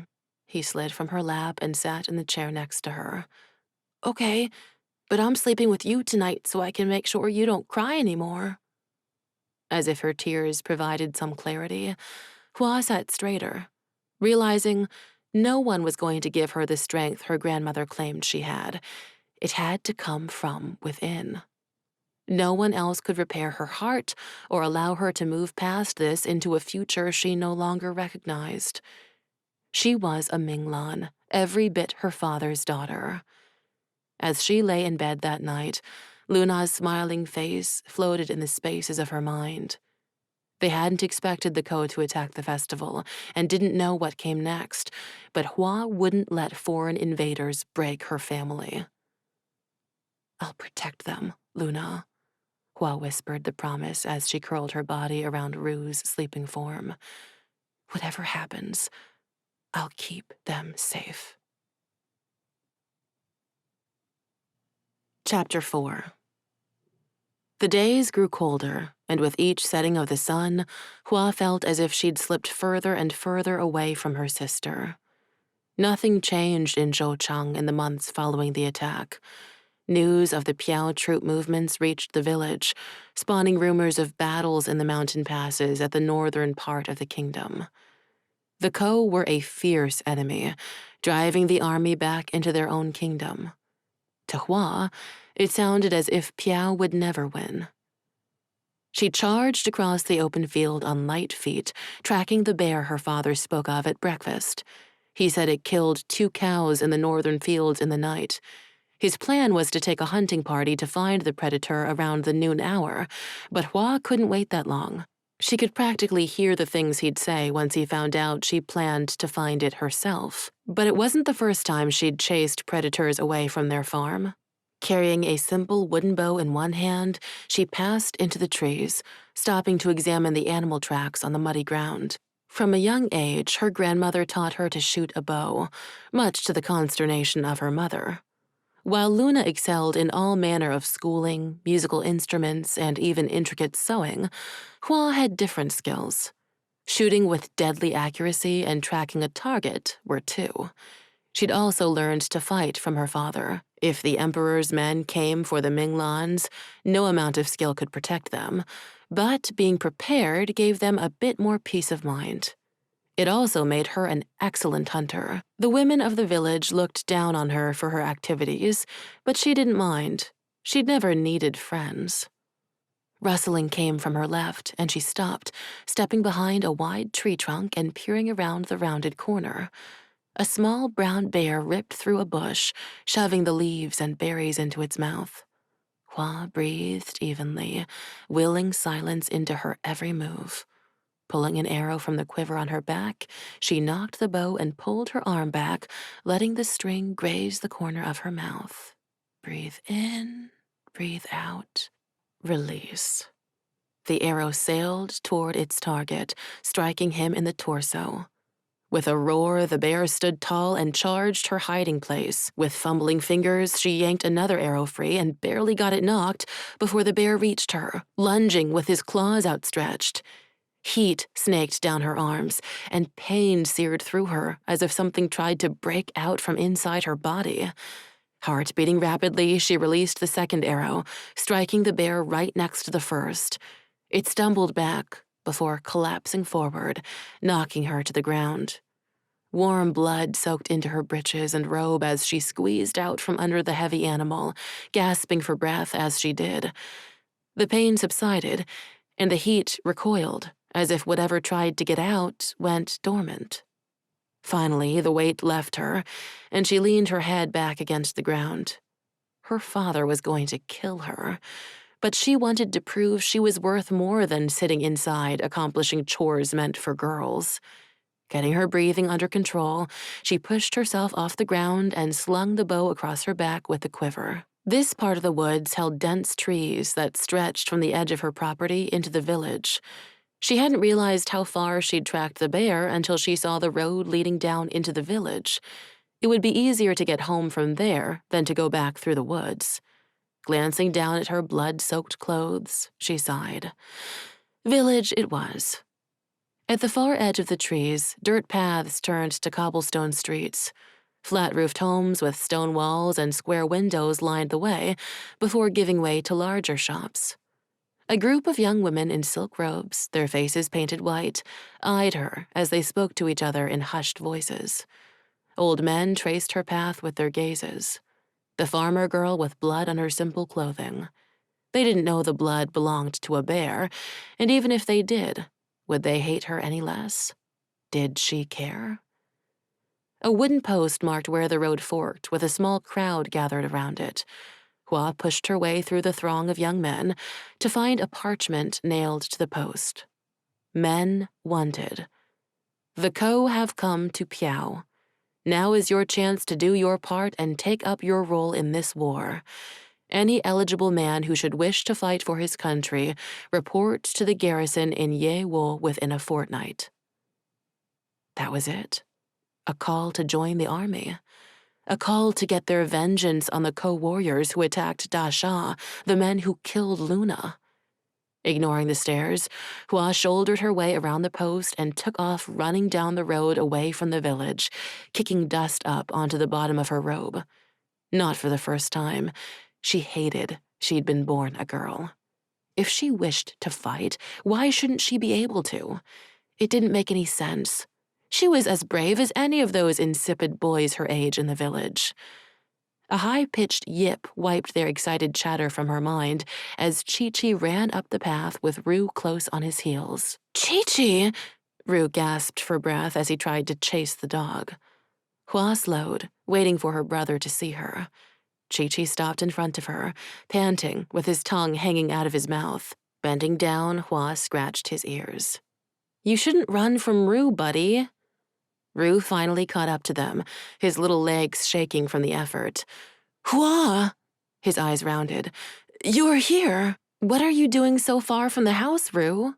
His shoulders dropped. Chi-Chi ran off, and there was no one else to catch him. She put a hand on her brother's head. He didn't yet understand their dog could take care of himself. "Where is everyone else?" "Out looking for you." She grimaced, knowing she should have seen that coming. Accompanying her brother back to the house, she scanned the horizon for any sign of her parents. The door burst open when Hua and Ru arrived home, and their mother stood in the doorway with her hands on her hips. She opened her mouth to speak, but stopped when she took in the state of Hua's clothing. "Child, are you okay?" Hua nodded. "The blood isn't mine. I killed the bear." Her mother closed her eyes. "I don't know what I did in a previous life to deserve such a disobedient daughter." Snapping her eyes open, she fixed Hua with a stare. "Well, come on. You need to clean up." Her gaze softened when she turned it on Ru. "Run up to the northern pastures to let your father and his men know she's home." "I'm sorry, Mama," Hua whispered as she passed her to enter the house. "I only wanted to help." Her mother sighed. "I'll bring you some wash water from the well." Hua was waiting in the washroom for the water when her grandmother stepped in, worry creasing her forehead. "You gave us all quite the scare, Hua." "I know, Nai. I'm sorry." She cocked her head. "Are you? That doesn't seem like the girl I know." She glanced over her shoulder, probably making sure they were still alone. "So, you killed the bear?" Excitement glinted in her bright eyes. Hua leaned forward. "I tracked it first, then shot it twice. The second arrow made it fall onto me." "It was that close," she nodded. "I'm proud of you, girl. Your mother is too. She just worries something will happen to you, especially after—" "Luna," her grandmother nodded. "I'll be okay, Nai. I wish she'd see I can take care of myself." "You never want your mother to stop worrying about you. No matter how strong you are, how capable, those who love you will always fear for you. When your father was away in the war, I prayed every night for his return, terrified we'd never see him again." She touched Hua's cheek. "We love you. That will never end in this life or the next, and neither will the worry." She dropped her hand and winked, leaving seconds before Hua's mother appeared with the buckets of water. Hua watched the woman who raised her and continued to take care of her. Most people thought her hard. Hua sometimes wondered if she knew how to smile anymore. But her grandmother was right. She never stopped being there. "Thank you, Mama." She didn't smile. The Minglans were past smiling these days. But the warmth in her voice was enough to cause her mother to take a step back. "Make sure to clean every bit of blood. I won't have you smelling as if you've been slaughtering animals all day." "Yes, Mama." She flicked skeptical eyes to Hua. It wasn't like Hua to acquiesce so easily. After a tense moment, she left Hua to her bath. Once clean, Hua slipped a woolen robe over her head, tying the end of the square sleeves back to keep them out of her way. Sitting in front of the looking-glass, she parted her inky hair and twisted the strands into a bun as her sister had worn hers. For a moment, she could imagine Luna was sitting there in front of her. They had similar features, but their figures were where those similarities ended. Luna had been thin and soft from a life of girlish pursuits deemed acceptable for her station. Hua had muscles where most women did not. She preferred daily runs to evening sewing, and forest archery sessions to learning the flute. Luna developed into a beautiful woman, while most only knew Hua was a girl because of the clothes she wore. When she climbed down from her loft at supper time, her father and mother were speaking of messengers and arguing. They stopped talking when they saw Hua. "What's this about messengers?" she asked, stepping around the table and across the small courtyard into the kitchen. Her father hesitated for a moment, as if trying to decide what to say. Hua couldn't tell if he looked angry about her earlier excursion or not. "General Kai sent a letter for you." She got the distinct impression that wasn't what they'd been discussing, but she let it go, not wanting to do anything to anger her father. He reached into his pocket and pulled out a folded parchment. Hua took it from him, securing it in her belt. She'd read it later once it didn't feel like her parents were keeping some big secret from her. Rue's tiny footsteps sounded as he ran in. "What's for dinner?" Their father pinned Hua with a pointed look, disapproval carved into every line of his face. "Bear." After supper, Hua retreated to her loft, carrying the handle of a small lantern in her teeth as she ascended the ladder. Her parents barely spoke to her throughout the entire meal, and she could feel their disappointment in every breath. It wasn't anything new to Hua.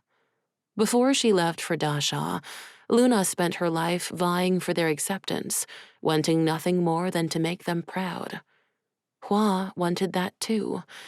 She longed to see the pride in her mother's eyes, or for the long hugs from her father when she did something good. Instead, she got their worry. Her grandmother claimed that worry equated to love, but it wasn't the kind of love she wanted. If any of her father's farmhands killed the bear picking off their herd, he'd have been lauded with praise, not silence. Why did her father train her if he did not want her using the skills? Settling onto her stomach on the bed, she set the lantern on the table beside it and pulled the letter from the cinch of her belt. Luca Kai told her he'd write, but she'd never imagined he actually would. What did he want with her? Their fathers were old friends, and the Minglans held a status as the family of a royal consort, even if she was no longer living. But Hua? Surely after meeting her at the festival, this man would insist on finding a different wife. He'd want someone who could mend his tunics and prepare edible meals. It was expected. But Hua wanted nothing to do with that kind of life. She longed for adventure. Glancing down at the parchment in her hands, she shifted closer to the orange circle of light from the lantern. "Will you show me adventure, Luca Kai?" "Hua, I hope this finds you well. You and I don't know each other, but my father tells me stories of yours. I think you and I are supposed to feel lucky to be forced into this. Don't show this letter to anyone else. You're not, are you? I don't want to marry someone I did not choose. I imagine you understand exactly what I mean. I think you're beautiful. Is it okay if I say that? But no good relationship is built on beauty alone. I think you're sworn to secrecy as my future wife, so I must tell you that my heart already belongs to another. Though this person could never return my feelings. Please forgive me for my torn emotions. I want us to begin with friendship, and I think this letter will help. I'm at a camp near Kanyuan along the border. Commander Li and I are training new recruits and making them into some semblance of a fighting force for the campaign against the Ko. This isn't easy, but it is all a grand adventure." "Adventure," Hua whispered, smoothing her hand across the parchment.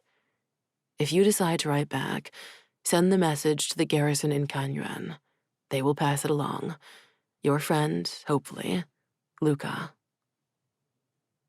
Hua stared at his words a moment longer. If he returned from the war and she had to marry him, Luca would no doubt regale her with stories. But she didn't want to hear stories. She wanted to live them. The sounds of a soft argument drifted up the ladder. Hua climbed down slowly, finding her parents in the sitting room. Her father knelt in front of his old armor, cleaning the rust from the shining steel plates. His wife stood looking down on him with her hands on her hips. "You would leave us? Your family needs you." His tired eyes lifted to hers before shifting to Hua, standing a safe distance away. "My family will be okay. Your leg will never hold up to a war campaign. You're injured. My leg only hinders me as much as I let it." She tried a different argument. "You've seen what happens when a man dies with no grown sons. His property becomes imperial land. Rue is not of an age to inherit, let alone run a farm. If you do not return, we will have nothing." Her knees shook before finally giving out, and she fell to the ground in front of him, reaching over the armor to take his hands. If you do not return, I will have nothing. Who will protect us then?" Hua couldn't take her eyes from the tears streaming down her mother's face. "Ba!" She stepped closer. "What's happening? Where are you going?" He closed his eyes, letting a single tear escape. "Our country is facing a war that could destroy us." When he opened them, his eyes held a steely resolve. "The Minglans must fight. It is a sacrifice, my daughter, but we cannot let the Ko destroy us. They've already taken one of my children." Luna. That was his reason. Hua's even-keeled, calm father wanted revenge for the senseless death of his child. But her mother was right. His leg would get him killed, and then what? What would happen to their family? She thought of the letter in her loft. If she married Luca, her family could have somewhere to go. But would he still want a girl he didn't know if she had nothing? Would he even return from the war? Her father resumed cleaning his armor, as if their arguments wouldn't stop him from leaving them, from fighting for Piao. It was both the most selfless and most selfish thing Hua ever saw her father do. A cry came from the back room, and she turned to check on Rue. He thrashed about on his bed, in the throes of a nightmare. Crawling into bed, she pulled his tiny form into her arms. "I'm going to save our family, Ruru." Even if he'd been awake, he wouldn't know what the words meant. At the time, neither did Hua.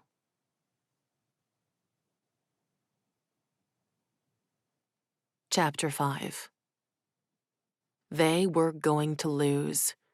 Jian knew it the moment he led his men into the mountain valley, snow packed underneath their feet. But Alton was supposed to be there. "Watch for the target," he yelled to his men. Where was the Ko camp?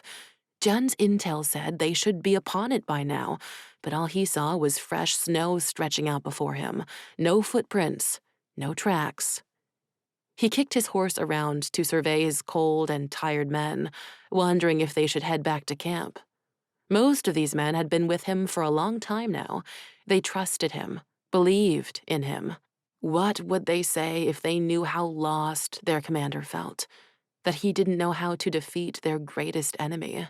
Silence choked the air for a few heavy beats before an arrow protruded from the chest of the nearest soldier to Jian.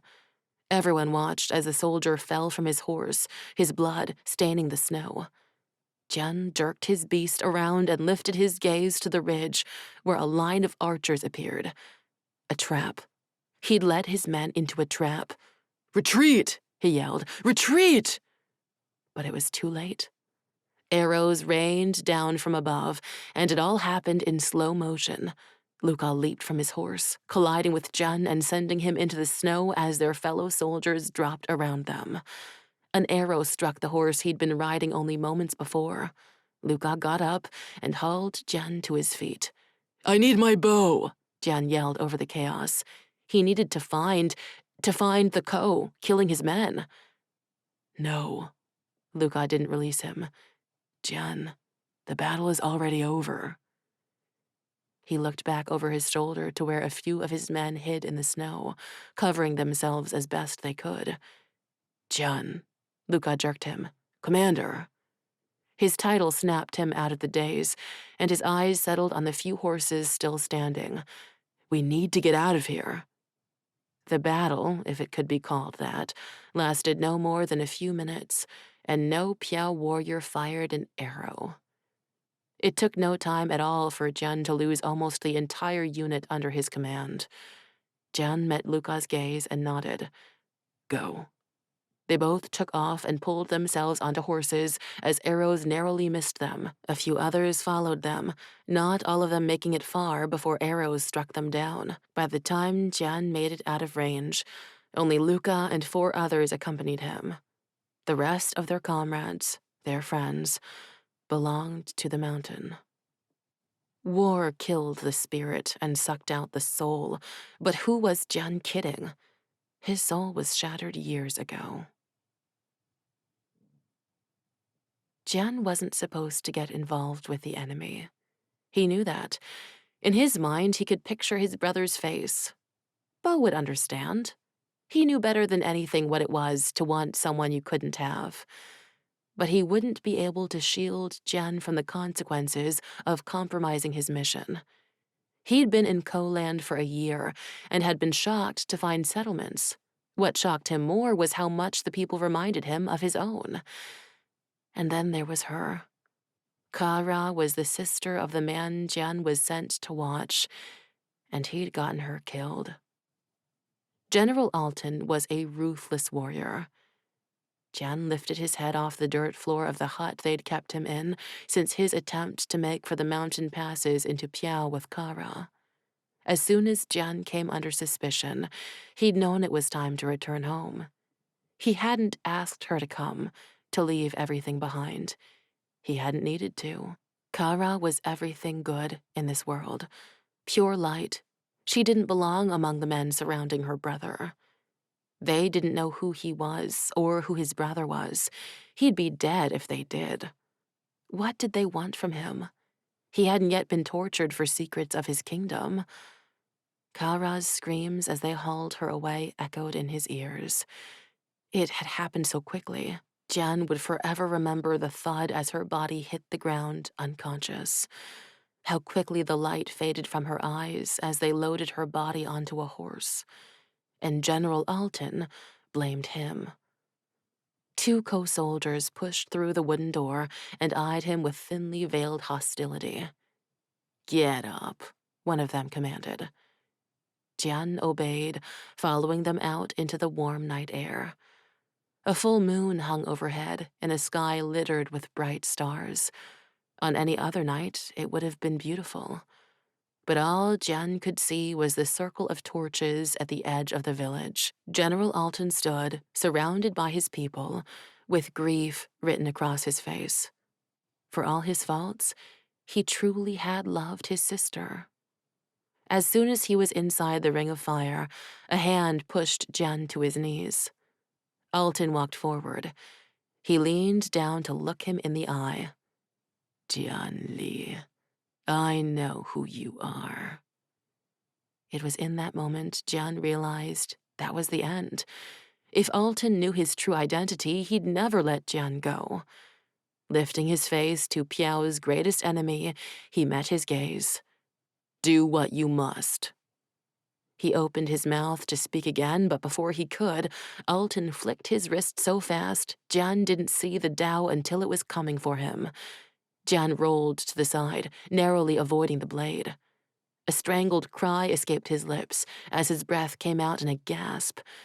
Was it worth fighting for his life if the woman he loved was dead?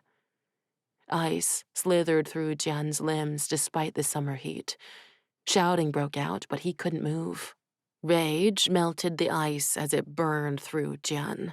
He jumped to his feet, knocking away the soldier trying to hold him back. The shouting came closer. The soldier behind him jerked, an arrow protruding from his chest. Soldiers scrambled for cover as arrows rained down around them. A hand gripped Jian's arm and he prepared to fight them off. "Jian, it's me," a familiar voice yelled.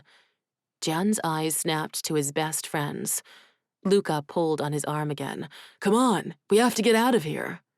Sparing one final glance for the general who was now locked in a fight, he let the hatred fill his heart.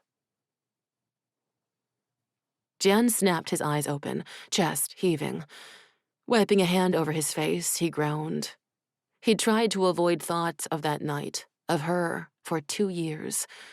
Until the attack at the festival, he'd only heard Alton's name in reference to the news that he now controlled the Ko armies. Since then, he'd done everything he could to find the general. And he had. Jian had led his men into the northern mountain passes, where his source told him Alton was camped with his units. He tried to tell himself it wasn't only about revenge, that his duty overrode his hatred. But Kara wasn't the only reason he had to hate Alton now. He'd come to Jian's kingdom, attacked his brother's festival, and slaughtered people at will. A few older generals tried to order Jian to lead his men to Kanyuan, a border town 3 days from their current position. Jian's forces were needed to help restore the defenses after continuous raids. But they no longer outranked him, something they couldn't seem to understand. Jian was tired of always defending the kingdom from invaders. It was long past time they went on the offensive. Only it had been a trap.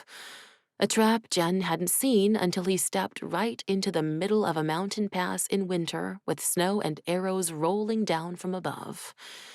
The unit Jian took into battle was supposed to be the best of the best.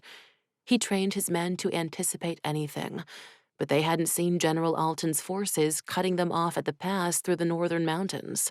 They hadn't expected the co-archers and their deadly accuracy to turn the mountain pass into a one-sided slaughter. Now he stood in the camp that had teemed with soldiers only days ago. One remained in the healers' tents, seeing their wounds tended to as they recovered. Others trained aimlessly, with no thought to what came next. Most, though, were gone, and only their ghosts remained. How had they miscalculated so completely? It was Jian's fault. He said as much as he penned a letter to the emperor. Bo wouldn't blame him. He never did. But Jian was so blinded by the need to find Alten that he'd led his men to their ends, and he'd never forgive himself for that. General Yang arrived a week after the battle, his regiment following behind on their large steeds.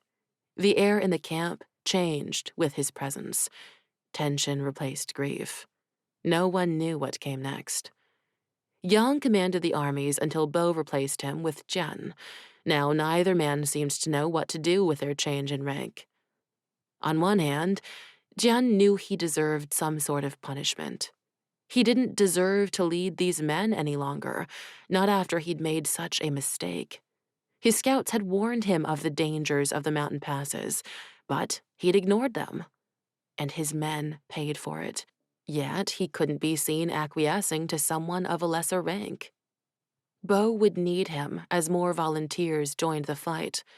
The notices hadn't reached every town yet, but the people in the border villages came in droves. He waited for an entire day after General Yang's arrival to call on him. He held his head high as he felt the scowls of the men. That hurt the most. He'd lost their loyalty. General Yang was unlike any of Jian's other old superiors, in that he didn't begrudge Jian his relationship with the emperor. He was loyal to Bo in the extreme, and once told Jian he didn't see it as his place to determine who the emperor favored. It made Jian respect him all the more for it, but it didn't mean the general had gone any easier on Jian. In fact, he expected more from him.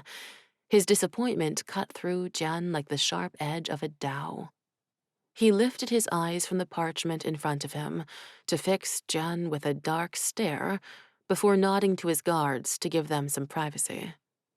General Yang gestured to a chair and waited until Jian sat in it to take a seat himself. He steepled his fingers and considered Jian. "You messed up," he began, his voice measured. "Would you like to explain how?"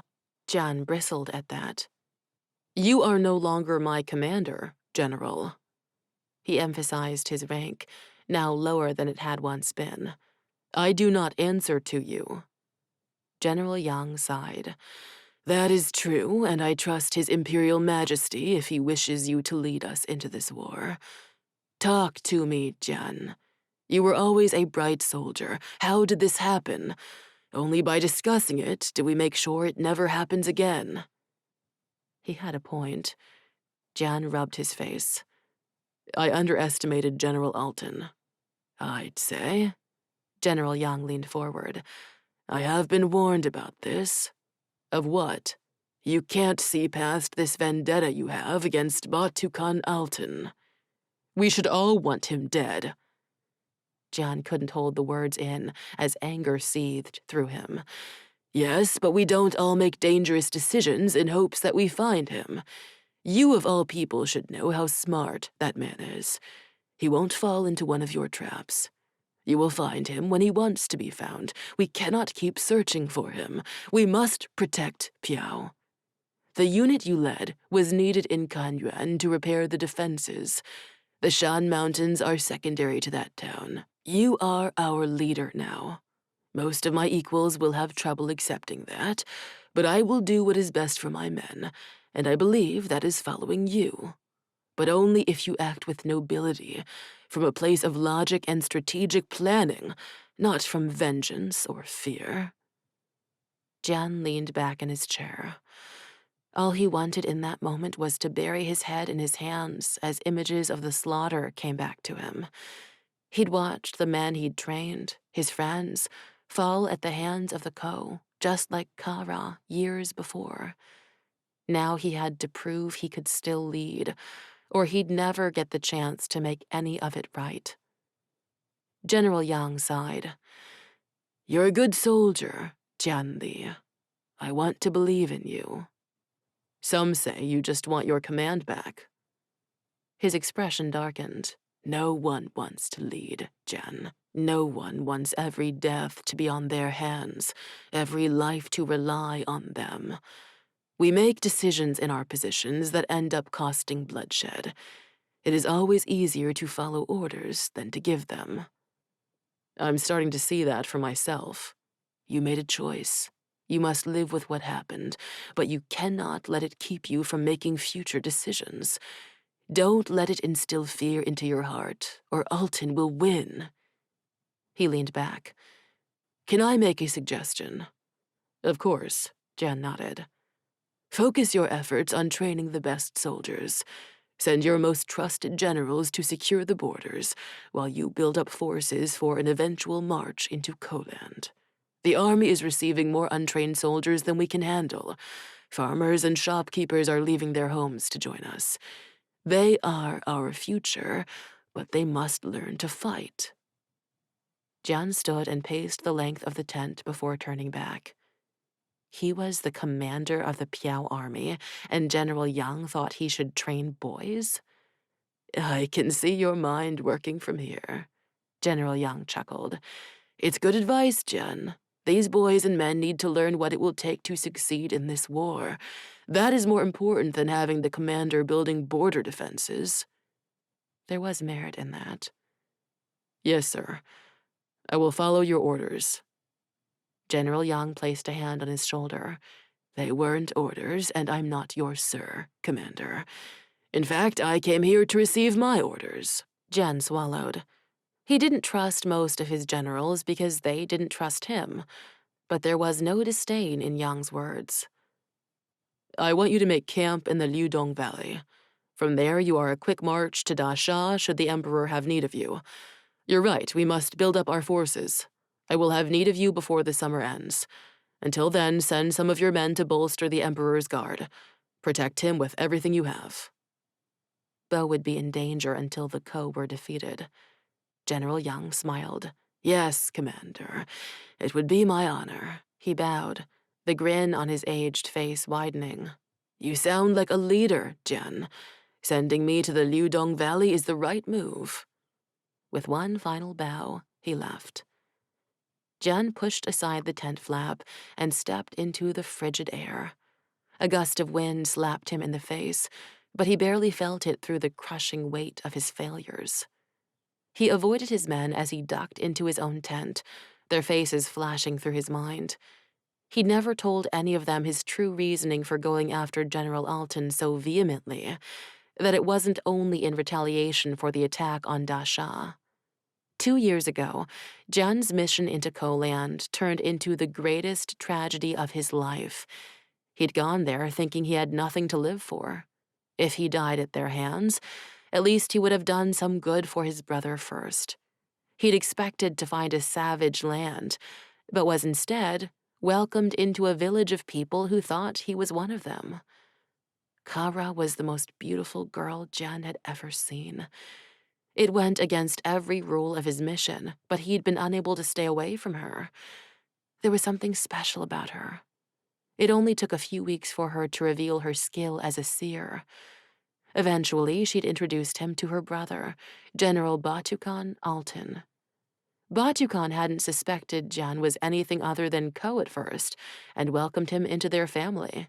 He'd used their connection as his cover while he learned everything he could of them to report to his superiors in Piao. And he'd made a mistake. He underestimated Alton, not realizing just how far he'd go for his kingdom. Jian sank onto his cot, burying his head in his hands as he tried to forget the last time he'd seen Kara. She'd had such fear in her eyes. Days later, he'd returned to Piao with his men. It took him a long time to move on from the events in Koland, but he thought he'd returned to himself. Maybe he wasn't as whole as he'd thought. Jian released a breath, his entire body shuddering. He'd done it again. He'd gotten people he cared about killed. Maybe Beau's advisors were right. Maybe he didn't deserve the Emperor's favor or the prestige within the army. Not when he put his men in danger for nothing more than a vendetta. He could see them so clearly, the men who now lived only in the memories of those who'd loved them. How could he be expected to train new soldiers to do the right thing in this war when he wasn't even sure what that was anymore? He laid back on the cot, closing his eyes and wishing he could return to a time when he didn't know the torment of leadership or the guilt of battle. Someone entered the tent without asking permission, and Jian knew who it was without opening his eyes. "Wallowing?" Luca asked, jostling Jian as he sat at the end of the cot. "That isn't like you."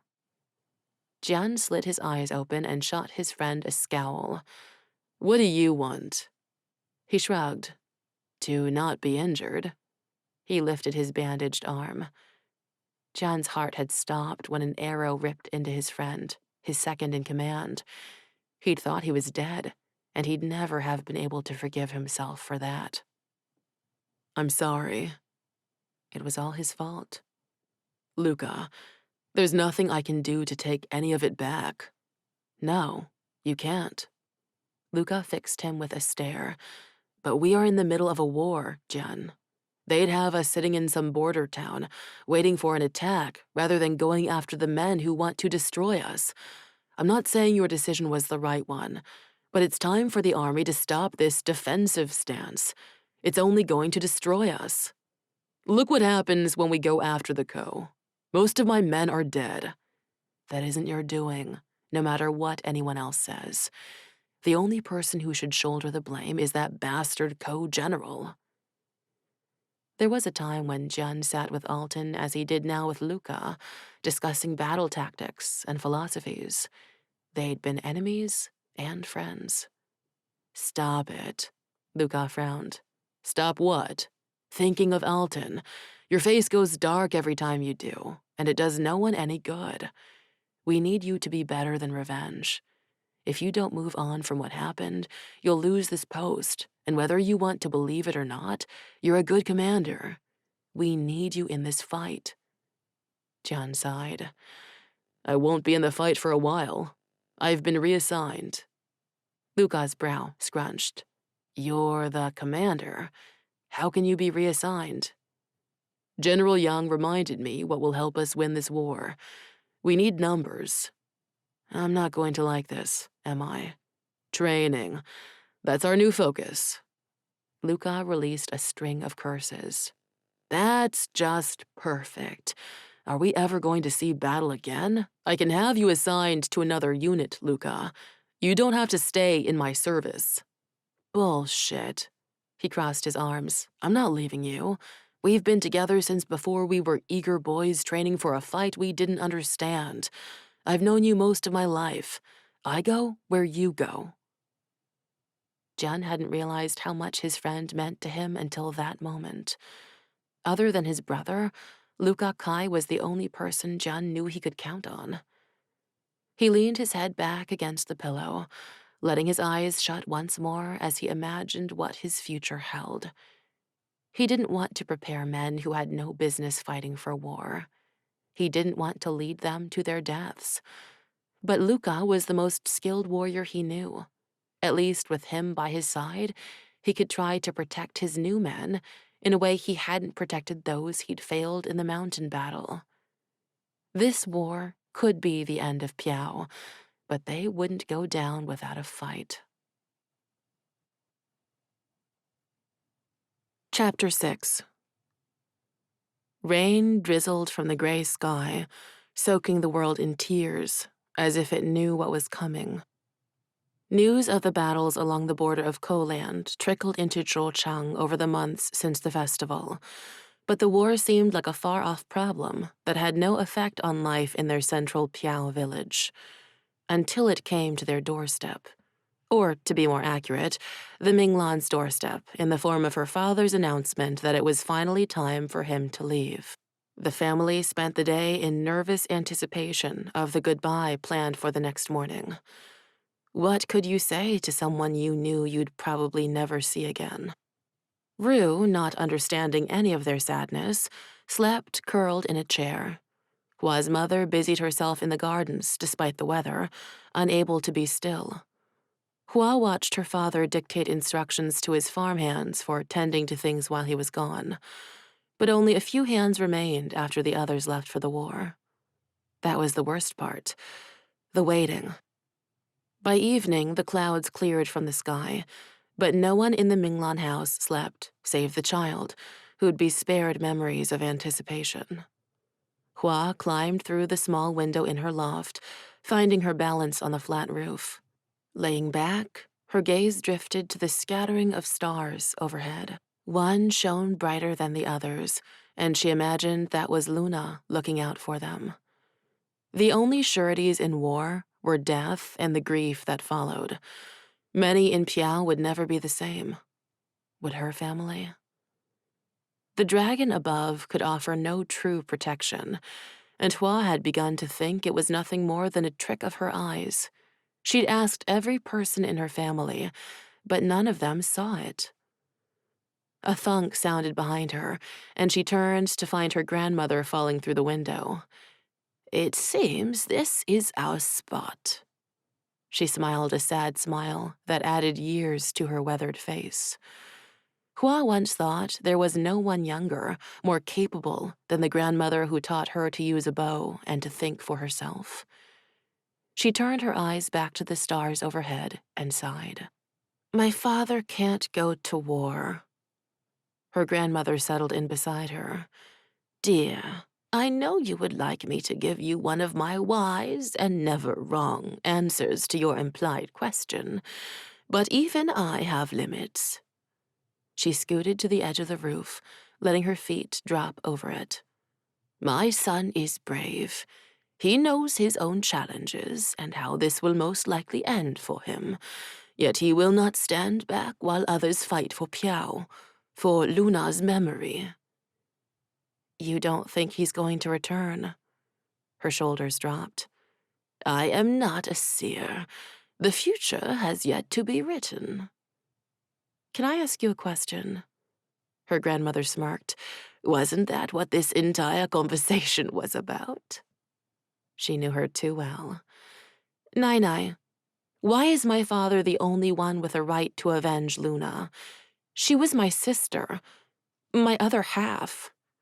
Tears built in her eyes. "It should have been me." Her grandmother's eyes snapped to her. "Never say that, child. One life is not worth more than any other. Luna was not your better, only your equal. Now, to answer your question, the only reason your father has the right is because he was born a man. It's as simple as that. He did nothing to earn his ability to fight, even with an injured leg. If you found some magic to make yourself a man, you could go instead of him." She laughed, as if it was the most ridiculous thing she'd ever said, but the way her eyes shone held some deeper meaning. Because to Hua, the idea wasn't ridiculous at all. She could save her father. She could find the people responsible for Luna's death. If she died, her family would mourn, but they wouldn't lose everything. Bravery. That was what it would take, not skill or experience, pure, untainted bravery. A shiver raced down her spine. This war wanted to take everything from the people of Piao, from her. How could the people have courage in the face of that? And how could she hold on to everything that was slipping away? By the time Hua was certain her parents were asleep, she only had a few hours until sunrise. There would be no goodbyes for her, no prayers for safety. She brushed a kiss against Rue's forehead before sparing one glance for her parents asleep in their bed across the main floor. "Please, forgive me," she whispered. "I do this for you." Her father's armor sat in the sitting room, waiting for him to put it on. 2 knives, a dao, and a bow accompanied the steel garment that looked like it was made of fish scales. Taking one of the knives, she entered the washroom and stood in front of the looking glass, with her long hair cascading down her back. Holding the knife in her teeth, she used both hands to bunch her hair over one shoulder. In Piao, a woman's status, her beauty, was in the quality of her hair. As Hua let the ridges of the knife bite into the strands, her own beauty fell down around her. When all this was done, she would no longer be Hua Minglan, prized daughter of a warrior, sister of one of the emperor's own consorts. No, she'd be the girl who deceived an entire kingdom, lied to her family, and broke every societal rule. But her father would live. She changed into linen breeches with leather knees and a worn white robe with leather shoulders. For the first time, she was grateful she hadn't been blessed with the assets her sister had. She wouldn't be able to wear tight clothing without looking like a woman, but the loose clothing and armor would hide her womanly bits. Next, she rummaged in the kitchen for food she could take for the journey to Kanyuan. She crept back toward the armor with a rucksack full of supplies, trying not to make a sound. A tunic of chainmail hung to her knees. The red and black scales would protect her chest and arms. She just needed to be able to ride in it for now. Footsteps sounded from the back room, and she turned to find her grandmother watching her. "You knew," Hua whispered. Her grandmother nodded. "Like I told you before, you were always this family's strength." She stepped forward, and it was only then Hua noticed the ink pot and brush she carried. "Can I?" Relief rushed through Hua at the knowledge her grandmother wouldn't try to stop her. She only wanted to paint a blessing onto her skin. Hua nodded and took a seat at the table. Her grandmother sat next to her and dipped the brush into the ink. It sent a shiver through Hua when it touched her skin to create swirling symbols she didn't know the meaning of. Her grandmother concentrated on the intricate design on the flesh of Hua's arm. "I give you our family's blessing, Hua. Strength, honor, luck. You will be our protection." She drew a circle and then traced the lines of a dragon. Hua watched the image appear. As her grandmother pulled the brush away, the ink forming the dragon started to fade, sinking into her skin. Hua's eyes widened, and she touched her arm where only seconds before the image lived. All the other symbols remained. Lifting her eyes to her grandmother, the question sat on the tip of her tongue. But her grandmother didn't let her ask it. "There is no time to tell you all you need to know, my dear Hua. You must leave and not look back. When you are ready, you will understand who you are." She pressed a hand over Hua's heart. "Carry us with you, child, for we know you will always protect us." She wanted to say she couldn't protect anyone, that she was just one girl leaving to avenge her sister. Instead, she pulled her grandmother into a hug. "I love you. Tell Mama and Ba I'm sorry." Her grandmother pulled back and cupped her cheek. "You have nothing to be sorry for. They'll see that in time." Her grandmother stood and walked to the armor before picking up the helmet. "I wish this was all the protection you would need in the coming days." Hua pulled on the heavy armor, trying to swallow back the emotion rising in her. She slid the helmet over her head, securing the leather strap so it didn't fall down over her eyes. As soon as she had her weapons secure, she took a step toward the door, almost tilting forward as she did. Regaining her balance, she tried again, this time making it a few more steps. "May the dragons protect you, Hua." She looked to her grandmother once more. "And you, Nai." Outside, the rain from the day before returned, growing angrier with each passing second. Any other day, Hua wouldn't leave the house in such weather. But this was no ordinary day. The raindrops pinged off her steel armor as she stepped into the deluge. No turning back now. A sharp yip, following by a child's cry, had her turning back. Rue and Chi-Chi barreled toward her. "Hua!" Rue's small voice could barely be heard over the rain. "Go back, Rue." Her voice cracked on his name. "Where are you going? You can't leave." She stilled for a moment, before gathering the courage to turn to her brother. Rain soaked his sleeping gown, and the edge of it dragged in the mud. Chi-Chi stood beside him, almost as a guard, looking just as bedraggled. The dog barked. Hua couldn't take her eyes from her brother's reddened face. Dark hair stood up wildly. A cold nose nudged her hand, and she looked down to find Chi-Chi watching her with understanding eyes. "Do you even know what's happening?" she asked him. Chi-Chi let out a tiny yip and nudged her once again.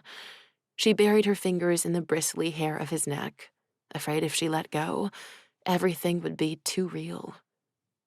"Rue." The rain chased away her tears, but they fell relentlessly. "I have to." His lip quivered. "Will you come back?" She walked toward him and ran a hand over the top of his head, refusing to lie to him or make promises she didn't know if she could keep. Would she become like Luna, forgotten in his young mind? "I love you, Didi. Please don't wake Father. I'm trying to save him. Do you understand?" Rue nodded, sucking his lip between his teeth. "Please, come home." Nodding once, she released him and turned away. "Take care of him, Chi-Chi." The walk to the barn felt longer with the heavy load she carried, but she made it without dropping her bag of food and other supplies. Her pulse pounded in her ears as she pulled open the worn wooden door. Hei-Ma watched her, her nostrils flaring in excitement as she neared. Outside, thunder crashed, making the horse rear up. "Are you sure about this, Hua?" she asked herself. Could she do it? Could she really protect herself, or was she on a journey to her end? She knew what it would do to her family to lose her so soon after Luna's death, but it would be nothing compared to the turmoil if her father died. The beautiful chestnut warhorse calmed as Hua held her palms out in a sign of goodwill. The horse whinnied. "It's okay, girl." Hua could barely get the words out, as emotionally raw as she was after seeing Rue. She cleared her throat of the tears clogging it. She brushed a hand down Hei-Ma's neck and leaned in. "We do not choose our destinies, Hei-Ma." She could hear her grandmother's voice in her head. "This is not your destiny. It is a choice." But a part of her also pictured the pride in Nai-Nai's eyes. She was right. Hua was her family's strength, and she'd fight for them as long as she could. "You will protect us." She'd once told her grandmother she believed each choice had already been decided for them, that a person knows deep in their soul what was right. The only choice was whether to listen to that part of you or not. There was something waiting for her on that battlefield. She didn't know if it was glory or death or just the simple act of saving her father. This was how she kept her family from breaking apart. "You and I are going on an adventure." Using Luca's word for the war felt right. She'd claimed that was what she wanted. Something different from a typical life on a farm. Well, she got it. Saddling Hei-Ma was a chore made harder by the crashes of thunder that startled the horse, but Hua managed it before tying the dowel and bow to the saddle. It took all her effort to mount the horse in full armor, and she could only imagine what they'd say of her when she reached the garrison of Kanyuan.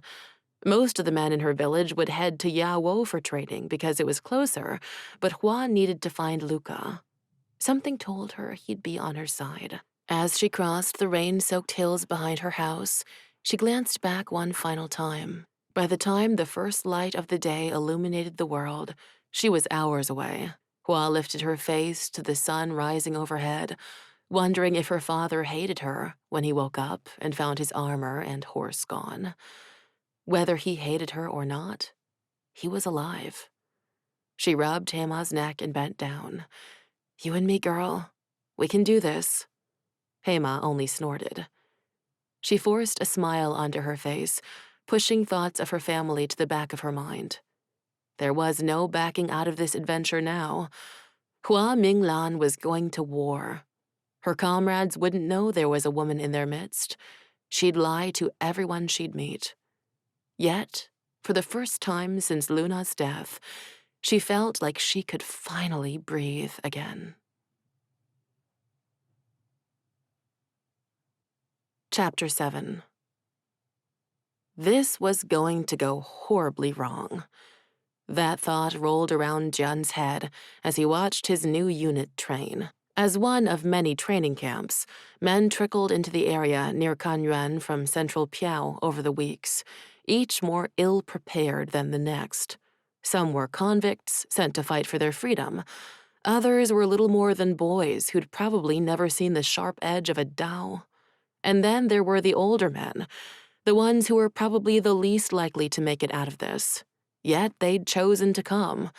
They should be home working their farms, but the empire was at stake. Too much of Piao's army had already been lost to the Ko. They needed bodies, and they needed people like Jian to train them. The surviving members of his old unit were with him, here to train these new soldiers. Yet they didn't trust Jian.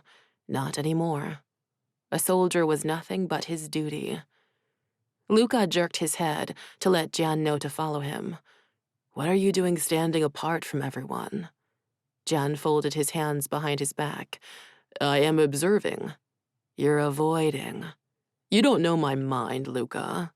He shot his friend a scowl. Luca sighed and lifted his eyes to the mountains in the distance. They were camped outside the Kanyuan province near the northern Shan ranges, the same mountains that now haunted Jian's dreams. It had been 2 months since arriving, and there was no hope of leaving anytime soon.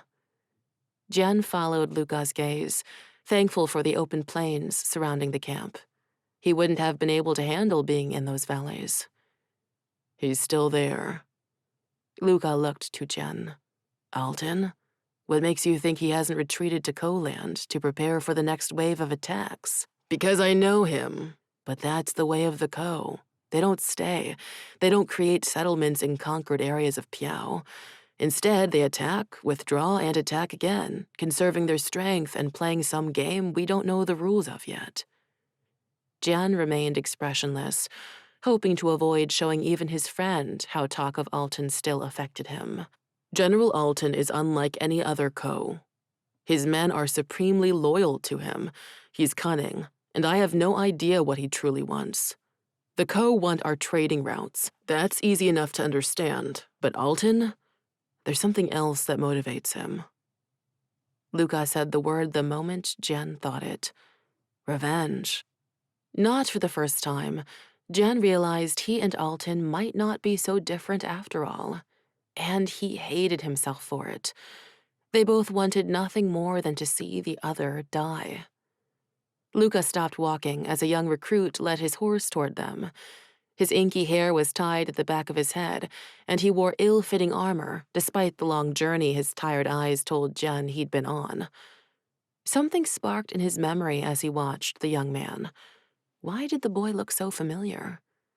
He shook his head, realizing they now stood directly in front of him, a look of intimidation on his face.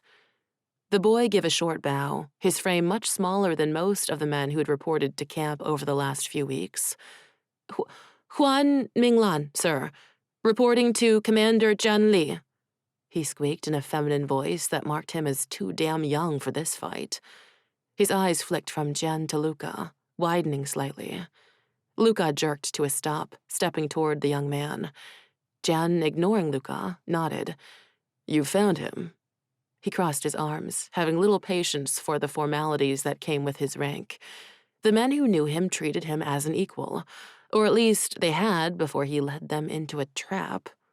Luca's face reddened, and Jian recognized the expression he got when he held important information back. Jian studied his newest soldier, unable to stop the thoughts of what could happen to him when they faced the Ko. Alton would slice through the unit of boys and convicts as if they were nothing harder than the snow covering those mountains. But it was Jian's job to at least try to turn them into capable fighters. He sighed. "You look weary. General Kai, show Minglan where the horses are kept, and then take him to fill his belly." He turned his eyes back to Minglan. "Rest tonight. Tomorrow will be the hardest day of your life." He turned on his heel, leaving him with Luca as he trudged to his own tent. A few men nodded in greeting, but none who'd been under him less than a month ago in the mountain pass. A female servant who'd been with him for a year smiled as she exited his tent, a bundle of sheets in her arms. "Good day, sir." She lifted the bundle. "Just getting started on the day's washing. You have fresh linens." "Thank you, May." He'd never get used to the deference shown to him, even by the women surrounding the camp, cooks as well as those who did the washing and kept camp in order. May left to go about her tasks. The crash of steel rang in his ears, the sound of boys becoming men as he went about his evening routine. He grabbed his dao, running his hand along the blunt edge, and stepped back outside. Colors stretched across the horizon as the sun sank behind the tall stone buildings of Kanyuan in the distance. In the village, he knew all would be quiet by dark. The border towns suffered much in this war and continued to face dangers most in Piao would never understand. It reminded Jian why he was there, why he did what he did, why he allowed boys like Minglan to put themselves within range of the Ko crossbows. He removed his shirt despite the cool evening air. By the time he got his men into shape, the heat waves would be upon them. Throwing his shirt to the ground, he lifted his dao, bringing it down in a slow arc. There were few things he could control in his life, the life of the bastard brother of the emperor. He'd inherited a lot from his father, his temper, his rash decision-making skills. But each night, with the dao in his hands, he was in charge in a way he still didn't feel as commander of the Piao forces. He decided where the blade went. It gave him some sense of peace.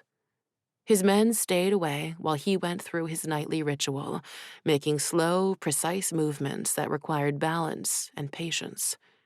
It wasn't until he was finished, his skin glistening with sweat, he realized he had an audience. The new boy stood across the camp, his eyes fixed on Jian. When Jian lost his unit in the mountain battle, he made the decision not to get close to the new recruits. Maybe then it wouldn't hurt so much when they too died. So he only learned their family names. When he swept his eyes across the onlookers, most turned away, but not Minglan. Jian broke his eyes away and bent to retrieve his shirt. Dropping his dao, he pulled it on, letting it drop to his knees. Not bothering to pick up his weapon, he turned and pushed into his tent. He wasn't quite sure why, but he needed to get away from Minglan's unnerving stare. Chapter 8. A hand closed around Hua's arm and jerked her toward the side of a tent, hidden from view of lingering soldiers. She'd known Luca the moment she'd seen him. They'd only met once before, but she saw the recognition returned in his eyes. "Release me," she growled. Luca did just that and stepped away. "What game are you playing here, Hua?" She twisted her fingers in the edge of her sleeves. "I'm not playing a game." His face reddened. "Really? Because this is war. I know that. Your letter said you were training new recruits, so I came. I want to fight." "You want to fight? But you're—" He sighed, not finishing the sentence. She knew what he wanted to say. She was a woman. She was small, weak, and she would die for it. Tell me one good reason why I should have less of a right to fight for my kingdom than any of the boys who have arrived here." He opened his mouth to speak, but no words came out. "Do you think I'm weak? I barely know you. Answer the question." "No, but I'm beginning to think you're crazy. Not exactly a quality I was looking for in a wife." She scowled at that. "I'm not here because our parents have arranged some kind of marriage. Then why are you here?" She dropped her voice, all anger leaving her. "My father was going to come." Her pleading eyes met his. "You know him. He wouldn't last a single battle." As her grandmother told her to, she had to protect her family. "And you will?" "Yes." She lifted her chin, daring him to contradict her. He ran a hand through his hair. "So what? You want me to just pretend I don't know Huan is a lie? That there is a woman riding with us to war?" "Exactly. I'm glad you understand." He sighed. "What if I were to send you home?" She stepped closer to him. "You'd prevent me from being just as noble as everyone else here, fighting for what they believe in." "There is nothing noble in death, Hua." "Then I won't die." "You say you want to fight for what you believe in. I don't even know what that is." She let a beat of silence pass between them. "I'm fighting to save my family. And for revenge. They killed my sister, Luca." His expression fell. "I'm sorry. I had heard that one of the Emperor's consorts fell. I did not know it was Luna." He lifted his eyes to the heavens as if speaking to some greater power. "This could end my career." Blowing out of breath, he lowered his eyes to hers. "I won't tell Commander Li. Whatever happens to you if he finds out is not my doing." "Why, Luca? You barely know me. Why aren't you turning me in?" "Because you remind me of someone. And I have a feeling you'll find a way to join this fight whether I allow it or not. Besides, you were right about one thing. You are of Piao. Who am I to say you have no freedom to fight for our country?" He wrapped an arm around her shoulders. "Be careful, Hua." She nodded. Her respect for the man her father chose grew by the minute. Maybe they could truly be happy together, despite his feelings for someone else. He left her without another word, and she walked into the center of camp, stopping as she caught sight of the commander she'd only met briefly. He stood outside his tent with no tunic covering his torso as he twisted and turned, swinging his dao in controlled arcs. She'd never seen anyone exude so much power. She'd heard stories of his prowess in battle, never imagining she'd get to see him in person. Silver moonlight reflected off the sweat coating his rippling torso. Hua watched for a moment, lost in his movements. When his gaze connected with hers, she couldn't look away, as recognition set in. She knew him, but from where? After catching her watching, the commander retreated to his tent, and Hua did the same, curling up on her cot as those around her fell asleep. Pulling up the sleeve of her robe, she traced the faint outline where her grandmother drew the dragon only weeks ago. The ink had disappeared, but in its place were faint red lines. In the dark, she could have sworn the image glowed, as if some kind of light lived inside her. Peering closer, she saw swirling strands of light coming through her pores. None of it made any sense. Her grandmother letting her go, the arrow that should have pierced her skin, disappearing ink and translucent light. A crash sounded outside the tent, and she covered her arm quickly. Maybe it didn't mean anything. Maybe it was only a trick of her mind, scaring her into seeing things that couldn't possibly exist. Snores sounded throughout the long tent. She shared the living space with other men she'd only met briefly. But that wasn't the main reason for her sleeplessness, nor was the strange image on her arm. She'd recognized the commander, the man who'd lead them into battle, and she realized why. Her savior's face from the festival was forever burned into her mind. He'd kept her from joining Luna in the next life. She was sure of it. He'd risked his life for hers. Why? What made a man run into a barrage of arrows to save a girl he didn't know?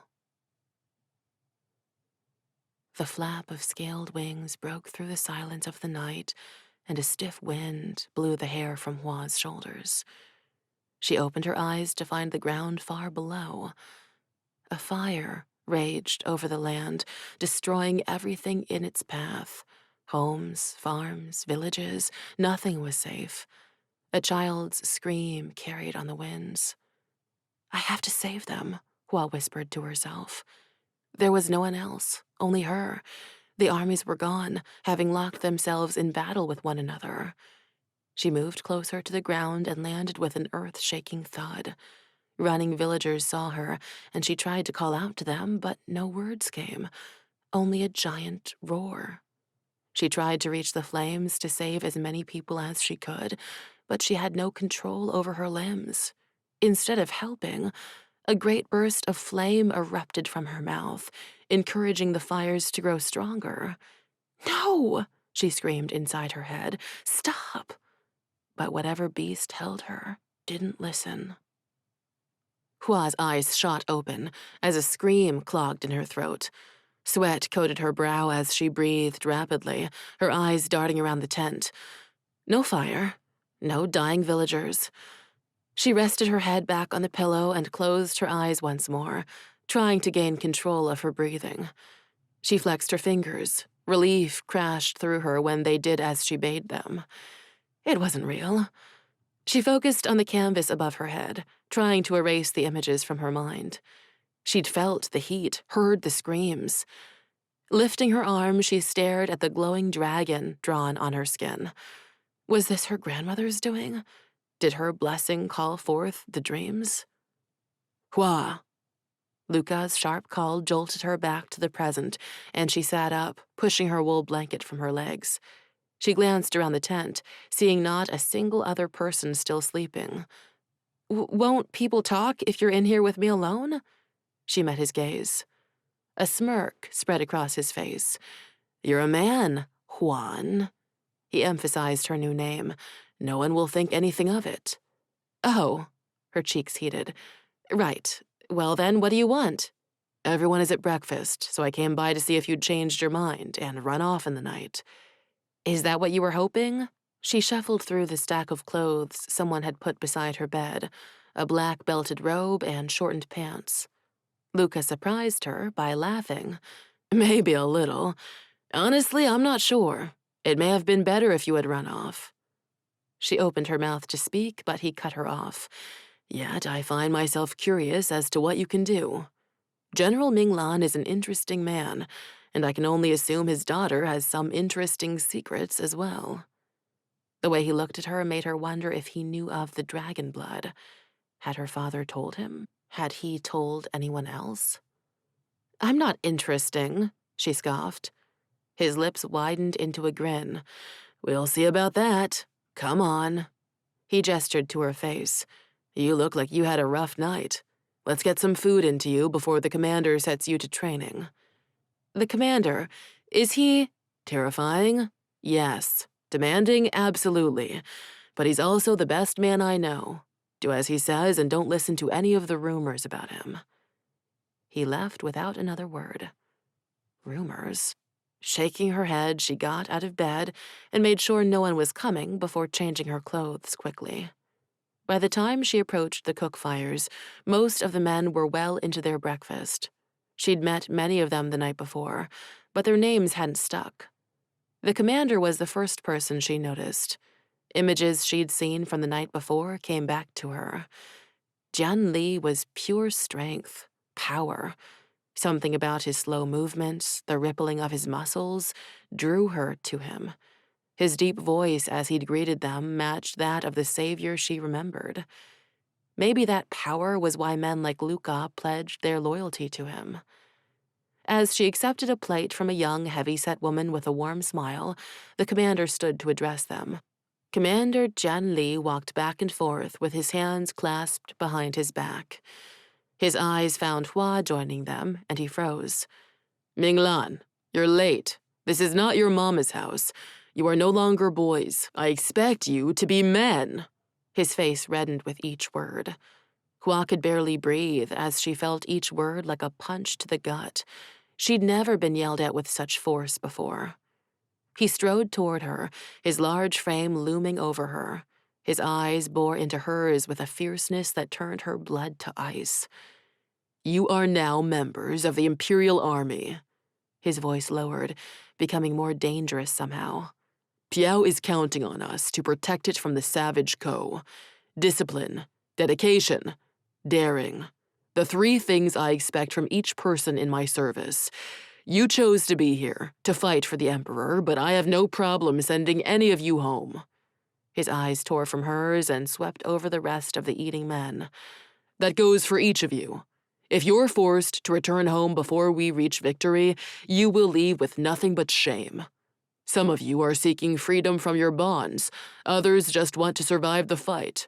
Train hard for me, and I will work hard to make sure you achieve everything you desire. I'm not going to lie to you. The Ko will kill many of us, but I will fight for you. I only ask that you do the same." He blew out of breath, his eyes drifting to where Luca gave him an approving nod. Hua glanced toward some of the older soldiers, noting how many of them kept their eyes on the ground, not watching the commander with the rapt attention of the others. "Eat your fill this morning," Commander Li continued. "Trust me, you will need the energy today." Hua was still shaking as she took an open seat and spooned rice porridge into her mouth. She sat by herself on a bench, suddenly wishing her grandmother was there. She'd make her feel better as she always did. Nai was the wisest person Hua knew. If anyone at home understood why she'd done what she had, it was her grandmother.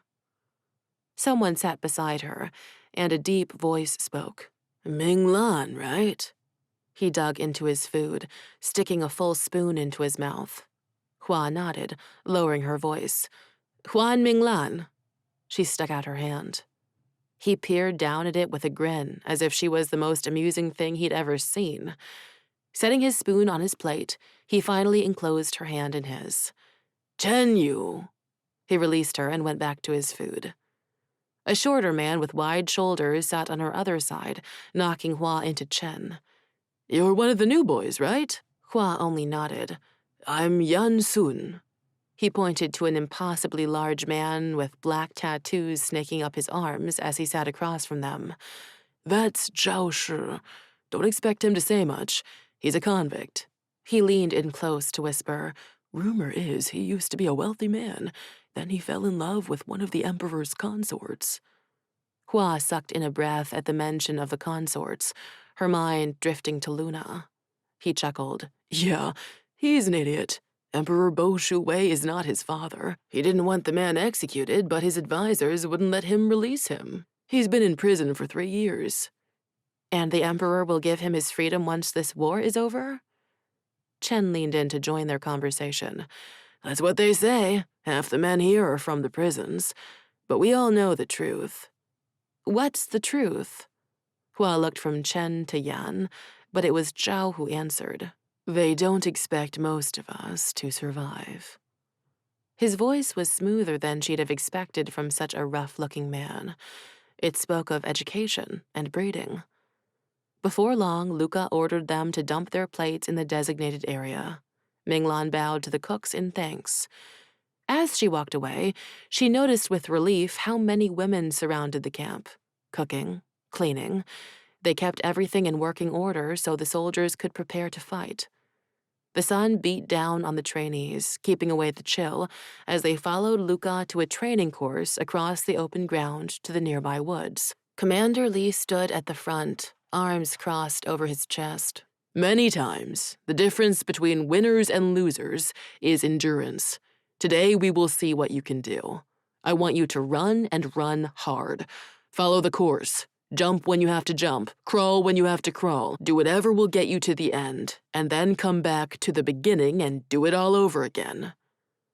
Hua kicked the toe of her boot against the ground, wishing they were better quality for this kind of training. Her family had never been able to afford much better. A hand landed on her shoulder, and she looked up to see Chen grinning down at her with yellowed teeth. He winked before stepping up to the front, offering to go first. Commander Li gave him an approving nod. Go. Chen took off, weaving around barriers with a speed that surprised Hua. He leaped over a low wall as if nothing held him down to the earth. When he disappeared into the trees, the next person took off.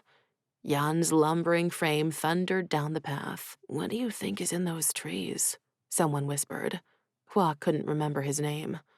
Hua clutched her arms across her chest, wishing she had a clue what was coming. I don't know. The crowd of soldiers cleared out, and by the time Hua stepped up to the starting line, they began trickling back around to begin again. All eyes fell to her as she sucked in a deep breath and tried to decide what to do. She could run a course like this in her sleep, but would that draw unnecessary attention? Was it better to be seen as capable or overlooked as nothing more than fodder for the crossbows? The commander's deep voice telling her to go was like a rocket, shooting adrenaline through her bones. She darted away. The running was easy and made her feel like herself for the first time since leaving home. She reached the first waist-high wall and jumped, her hands trying to propel her off the top of it to land on the other side. Her leg slammed into the brick, her foot catching on the edge, and she fell forward, her arms stretched out to break her fall. It wasn't the most graceful of moves, but she ignored the pain shooting from her shoulder to her skull as her body slammed into the packed dirt ground. Scrambling forward, she felt a warm trickle of blood winding down her leg. She managed to jump over the next, lower wall, her foot slamming into the ground and causing her to cry out in pain. She thought of her father and all of his medals from the Emperor, her sister and her love for the powerful man. Minglans didn't give up, so she kept going. She hadn't come this far to let her limitations hold her back. If they'd put a bow or a dao in her hand, they wouldn't laugh at her like she was sure they were doing now. This is for you, Ba. Branches whipped her in the face as she entered the woods, following the ribbons marking the way. They led her through a low cave. She slid to her belly and crawled through the tight gap, wondering how the other men managed to fit their bodies through. The walls of the cave closed in on her. She stopped for a moment, her breath ragged. It's okay, Hua, she whispered to herself. You've got this. Don't forget why you're here. Digging her elbows into the dirt, she pulled herself free of the cave and pressed herself even closer to the ground. Twisted wire with what looked like spikes hung overhead. They wanted her to crawl through this? She closed her eyes for a moment, taking a deep breath and letting them flutter open. With a glance behind her, she realized the next person had almost caught up. She could do this. She could finish. At the end of the wire, she clenched her jaw and scrambled to her feet, following the path to a massive tree with a base as wide as half a dozen horses standing side by side. Lifting her eyes to the notches carved into the rough bark, she realized they wanted her to climb it to get to the other side. There is nothing to gain by doing something the easy way. She repeated one of her grandmother's favorite phrases. This life means more when we have to try. Well, Nai, I'm trying. Blowing out a breath, she gripped one of the notches and stuck her foot into another as a presence appeared behind her. Want some help? Someone asked from behind her, sounding as if he hadn't just run through the course. She threw a look at Zhao over her shoulder. The man convicted just for falling in love held no emotion in his eyes or any sign of exhaustion on his face. At that particular moment, she hated him for it. I've got it. It took her a moment to pull herself up, but she managed without asking for assistance, and pride snaked through her as she jumped down the other side. Her leg twinged, but it meant nothing compared to the elation of having almost finished. She ran through the rest of the course with ease, thankful there were no more jumps or climbs. By the time she reached the others, she could barely breathe. A grin stretched across her face. She bent over, resting her hands on her knees, listening to Commander Li usher the others to start their second run. As he reached her, she recovered, preparing herself for another embarrassing run of torture. Commander Li studied her, his lips pursing. You're finished for today, Minglan. What? she sputtered. "I only went once. I can do it again." She could prove herself. "And if I let you attempt this course again while blood pools in your boot, you may very well kill yourself. Save the self-sacrifice for battle." A scowl marred his features as he glanced at the blood running down the side of her boot. "Get that leg taken care of." "But now!" His yell was enough to scare birds from trees and rouse the dead, but to her, it only sounded like an angry, unhappy man. She made the decision right then that she would not fear the commander. She would not cower. Sure, she'd obey his commands as her superior, but he didn't own her emotions. Straightening her spine, she met his eyes, refusing to look away, as she was sure many did when face to face with this man. "Yes, sir," she bit out, turning on her heel without so much as a bow. And it felt good to feel him watching her in surprise, to regain some of the respect for herself she'd lost with his dismissal. A shock of pain stabbed through her leg, reminding her of the embarrassment she was when faced with anything requiring strength. She sighed, her body loosening as the indignation she'd felt only moments before faded. Who was she kidding? Of course, Commander Li didn't want her on his course. If it were up to him, she'd probably be sent home. If he ever found out her true identity, that she was a woman, she wasn't quite sure what he'd do. And a woman with dragon blood? If that secret came out, she'd be dead before she even saw battle. The healer sprawled on one of the cots, with a leather-bound book in his lap. He didn't look up as he flipped through yellowed pages. Hua hesitated in the doorway of his tent, waiting for him to notice her. She hadn't wanted to come. If anyone in camp would take notice of her less manly attributes, it would be a healer. "Are you going to come in?" His gaze remained on the text in front of him. "The commander told me to come see you." She winced as she stepped toward him. "Really, I'm okay. She didn't want him to touch her, to learn her secrets. He cut off her words by snapping his book shut. "Soldier, do you know the difference between dead men and living men?" She shook her head. "The living have working brains in their heads." "That's not the only—" Her words trailed off as he fixed his eyes on her and jumped to his feet. "Do you know what people who use their brains do?" Was it a trick question? She waited for him to answer it. A smile lit his wizened face.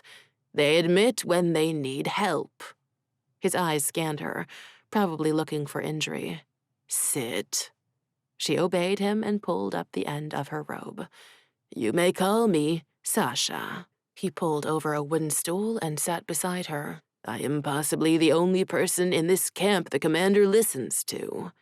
He winked. "So, if you'd like to continue your training, you will do as I say." Hua sighed and raised the leg of her pants, revealing a shallow cut. She averted her eyes from the slightly hairy skin, much less hairy than any man's. Sasha tisked. "Too much blood loss." He reached toward a table to his left where a bowl of water and cloth sat. Hua sucked in a breath as he cleaned the wound. "You'll live, I'm afraid." Her brow scrunched.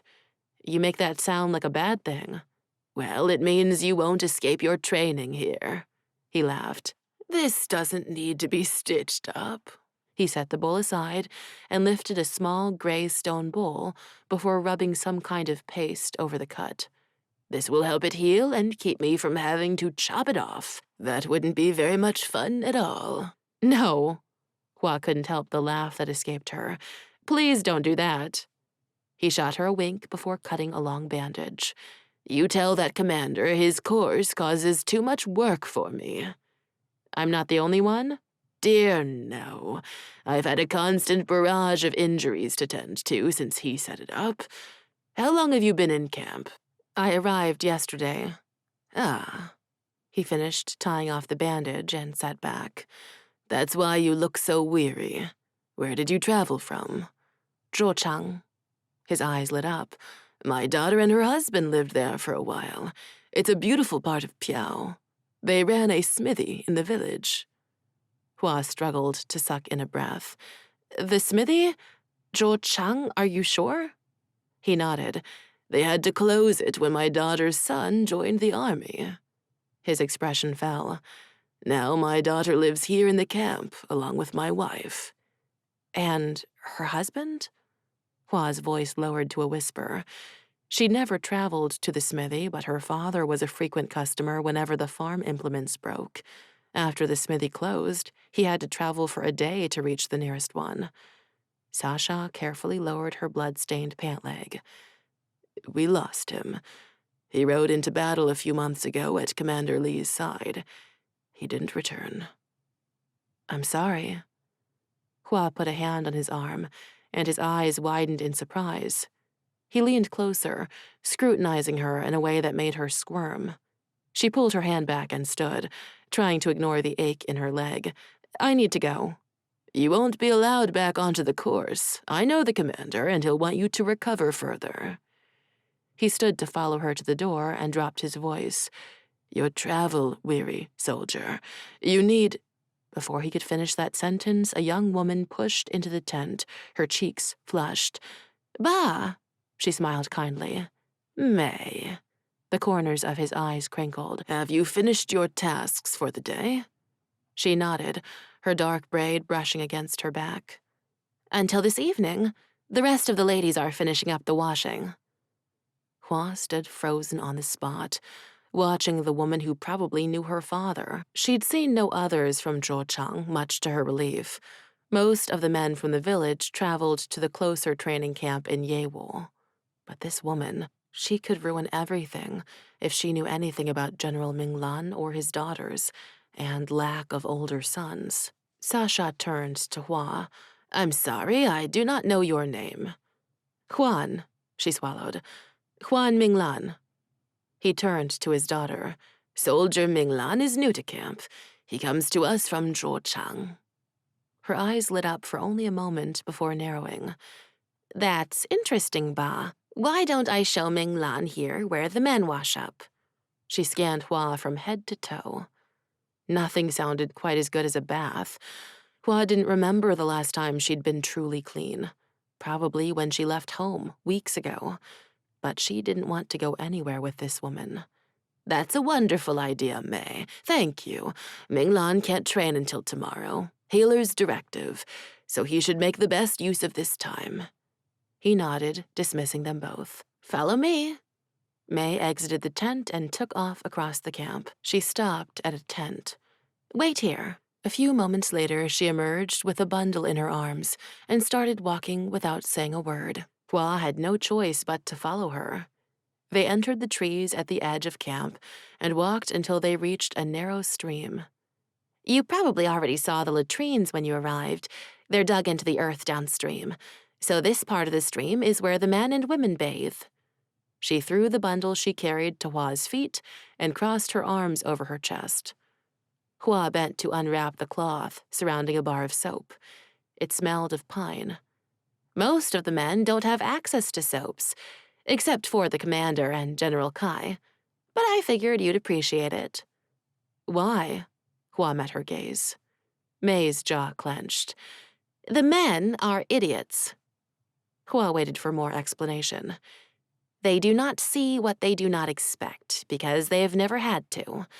Their lives are straightforward and purposeful. Women must scrape and claw for everything we want. It allows us to look for things that shouldn't be there. I don't understand. May unfolded her arms and her gaze softened. The Minglans of Zhuochang are well-known farmers in the village. General Minglan spent a lot of time with my husband. Her face twisted in grief, but it was gone in an instant. His only son is a child still. Tell me, are you only pretending to be a Minglan? She shook her head, finding it hard to breathe. That's what I thought. Which one are you, Luna or Hua? It should have surprised Hua this woman knew her name. Instead, it only opened the chasm inside her wider. Luna, she died. Sadness entered May's gaze. My husband is in the next life as well. Buddha protect him. She scratched the back of her neck as she studied Hua. Clean yourself. I will make sure you are not interrupted. She turned her back on Hua. With shaking fingers, Hua untied her belt and removed her robe. A chilly spring wind blew, but she barely felt it. Another person knew her secret. How soon would it be before it reached the wrong ears? She looked to May once more before she kicked off her pants and crouched down beside the freezing water, soap and rag in hand. She was squeezing water from her hair when May came running. Quick, get dressed! Alarm flashed through Hua. She pulled her clothes on over her wet body, managing to tie the belt as a stream of women appeared, carrying buckets. Pulling on her boots, Hua joined May as they ran back into the trees to avoid being seen. With each step, Hua's leg ached, but she kept going. By the time she reached camp, wet hair stuck to her face, and her breath came out in ragged pants. May put her hands on her knees and bent over. That was too close. I didn't think the cooks would come for water so soon. Hua thought for a moment. May, why did you help me? She straightened and pulled her braid over one shoulder. You could be any of us, Hua. I want to fight them. I want to defeat the Ko. They killed my husband, and I would ride into battle if it meant making some kind of sense out of it. But I am not a soldier. I don't know if you are, but you have risked everything in coming here. I have to believe there's a reason for that. I need to think all of this war and death has meaning. Do you think your Ba knows? She'd seen the way he looked at her with interest. The old man revealed his thoughts on his face. May laughed. Undoubtedly. Ba knows everything. He won't say anything to the commander. He believes all people should choose their own paths in this world. It amazed Hua there were people like that in Piao. Her parents were traditionalists, wanting her to settle with a husband of their choosing and raise a family. They didn't listen to what she wanted out of life. Hua sent May a tired smile. It was only day 2, and already keeping secrets emptied her out. With a sigh, she turned toward the horse pens, needing a piece of home. Chapter 9. Jian trudged through camp, exhaustion wearing him down. He'd run the new recruits through the course most of the day before giving them dows and trying to make some sense of their fighting stances. The truth? They were a mess. He didn't know how he was ever going to make them battle-ready. Most of these men had never held a dao in their lives. Minglan hadn't returned. Not that he'd have let him keep training if he did, nor had he appeared for supper. Jian saw the blood dripping down the young man's leg, but maybe the wound was even worse than he thought. Would he already have to send one of these men home? The boy wasn't the first soldier to get injured on the course, but something in his quiet defiance made Jian want to watch out for him, to make sure he was okay. Brushing aside the tent flap, his gaze swept the healer's tent, landing on the aged man who'd been with Jian for most of his army career. Healer Sasha lifted a haggard face toward Jian. What are you doing to these men, Jian? I've had a constant flow of them entering my tent since you finished for the day. Jian sighed. They need training, Sasha, not coddling. Where's Minglan? Sasha smiled. Ah, Juan. I like that one. He wandered off with my daughter quite a while ago after I cleaned up his leg. He leveled Jian with an accusing stare. Jian ignored it. May knows better than to distract my soldiers. The healer's daughter was a beautiful woman, the kind that made the men in camp want to fight for her. She'd followed her husband into this war, but he'd died alongside most of Jian's men in the mountains. Jian had barely been able to look at her since. Sasha chuckled. May knows her place, boy. He was the only man who could get away with using that term for Jian. She was only being kind to a weary and lost soldier, something you should do more of. Tell me, Jian, have you distanced yourself from the men so much you don't welcome in the new blood? There was a time you'd have shown that boy around this camp yourself and made sure he wasn't going to keel over from weeks on the road. I don't need you criticizing how I run my camp, old man. Sasha sighed. I know you carry what happened in the mountains like a noose around your neck, but maybe it's time you start letting go of the past. These men need their commander to care. I do care. Sasha snorted. You deem a training post as below that of a commander, or you can't look into the faces of your soldiers without seeing those you lost. Whatever your reason is for losing yourself and becoming this, he looked him up and down, angry version of yourself, it's only going to harm you and this unit in the long run. I am here to train the best soldiers that I can.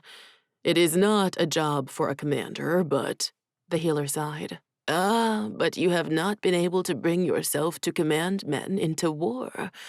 Despite your title, you leave the running of your army to other men, generals. You're scared, Jian, and it will do no one any good in the end if you cannot lead. Jian couldn't hear any more. He'd known Sasha since he was young, but even he could go too far. He turned on his heel and left. Sasha didn't call him back. He'd said everything he'd meant to. Rubbing his neck, Jian felt the noose of the past tightening, just like Sasha claimed. He'd never be rid of those memories, those failures. The part that hurt the most? None of Sasha's words were false. This camp had proximity to the other training camps, and he'd meant to be more than a commander training a single unit. But then the images of that battle held him back, and he didn't know how to move forward. He didn't watch where he was going and almost collided with someone in the dark. I'm sorry, Commander.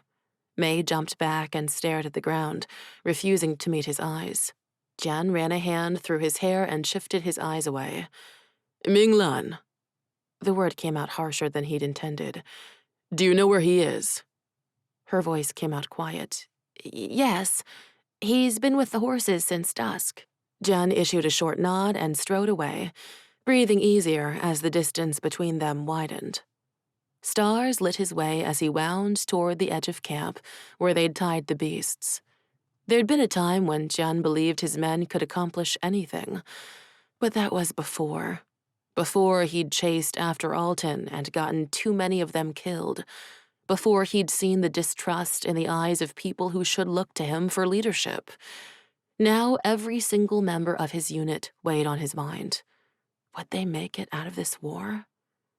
To his left, the Shan Mountains stood as what should be a barrier between Piao and Koland. The town of Kanyuan sat near the base of the mountains, only a short ride away. At this hour, people slept in their beds, not knowing when the danger would come from across the passes, hoping the garrison in the city could keep them safe. Jian had to remind himself that was why he was there, to protect those people. It might mean some of his men would die, but the families they protected mattered. The closest fortification to Kanyuan was Prince Dechuan's estate a few hours' march away. The valleys between the two had been home to army camps for decades. As he neared the horses, Minglan's voice reached him from where the soldier sat next to his beast. The other horses whinnied and shied away from Minglan. I miss home, Hema, Minglan sighed. Ba and Mama must be so worried. Jian knew he was intruding, but he didn't walk away. He'd never had a family other than Bo, no parents to call his own. There wasn't a piece of land in Piao he'd inherit just as those before him had. It sounded like a simple life, but also beautiful. He'd only known war and missions for the Emperor. Was it wrong to yearn for a different kind of life? He'd joined the army as soon as he was old enough to wield a dao, strong enough to fire a crossbow. He was 14. Since then, he'd never stayed in one place for long, following his commanders on dangerous missions, telling himself it was all to protect his brother. In truth, he had very little to lose by fighting in the war. People like Minglan had everything to lose. He kept himself out of the circle of light from Minglan's lantern and strained to hear the young man's words. Minglan sighed. What do you think Rue is doing, Hema? Jian could almost hear a smile in his voice. Whoever this Rue was meant something. I hope he's taking care of Chi-Chi. I don't want them to miss me, girl. because I know what it's like to miss someone who is never coming home. And if they don't see me again, I want them to forget. I think Gru will. He's young, but not Ba. He'll never forgive himself. Jian knew he should have backed away. The soldier only meant the words for an animal that couldn't speak back. He tried to push away Minglan's sadness. Jian loved his brother, but they both had duties other than to their family. They were used to being apart for years at a time. He never felt sadness over it, just acceptance. The only time Jian ever regretted being a member of the Piao army was after his identity was discovered in Koland, and Kara died for it. This life was who he was. Boys like Minglan didn't belong in it.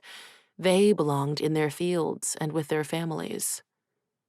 Huan dropped his voice, and Jian had to strain to hear it. I'm scared they'll find out, hey, Ma. If I stand out among these people, they'll suspect me, and then everyone back home will be in danger. What was there to suspect? Jian wanted to hear more, to know if Huan posed a danger to his army, to this war, but the soldier stood and turned away from the horse. Not wanting to be seen, Jian hurried away. When he reached his tent, he found Luca sitting inside, waiting for him. How's Huan doing? Luca asked. Jian looked to him in question. Luca sighed. You really should learn their given names at some point. He rolled his eyes and lifted his lantern to get a better look at Jian's face. Jian did know the name of every man who came through his units, though he'd never admit that. He'd never tell Luca he saw their faces as he slept. The need to protect them haunted him. Minglan. How is Minglan? Jian shrugged. He hadn't gotten the chance to speak to the boy, but his words rolled through Jian's mind. I'm scared they'll find out. Didn't you go looking for him? Didn't find him. Jian sat across the small table from his friend and rested his elbows on the flat surface. Luca slid a scroll across to him. This came today with the messenger. Jian stared at the rolled parchment for a second. Messengers rarely brought good news. He unrolled it, and his eyes settled on the words. Luca waited patiently, not speaking until Jian's dark gaze met his. They want to move up the timeline. Jian released the parchment, letting it curl in on itself. They think I can have these men ready to fight in 2 months' time? He was the commander. He shouldn't be getting orders from other officers. Luca leaned back with a long sigh. Time's up, Jian. We can no longer sit back and let the Ko pick off pieces of Piao. You read the entire thing? Jian nodded. My generals want to plan a full assault across the northern pass once the snow melts. The same northern pass Alton trapped us in only months ago. But that was only 1 unit of men. This will be the entire might of the Piao army. We're pushing into Koland. It's not going to be the same. You know that, right? Luca dipped his head to force Jian to look at him again. Alton won't beat us again. These men we are training are not the ones we lost. No, they're less skilled, untrained. Then I suggest we work hard. If you don't want them to be nothing more than targets for the co-archers, we have work to do. He stood. Now is not the time to dwell on the past, Jian. It's not the time to let your hatred of Alton turn to fear because of what happened. We need Commander Jian Li in all his dangerous glory if we're going to have any chance of getting these men out of this alive. The generals are right. It's almost time.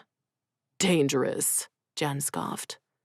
Luca cocked his head. Jian, you've always been the most dangerous man I've known.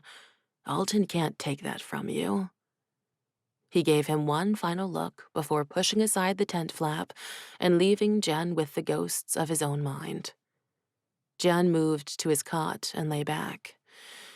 Minglan's words came back to him, but not his words of secrets and lies. He'd spoken of his home, and in his mind, Jian pictured rolling green hills and a home with a warm hearth, the smell of fresh bread wafting through the door as a little boy ran through, with Minglan close behind. Jian barely knew the young soldier, but the words brought him a sense of peace he hadn't had in a long time.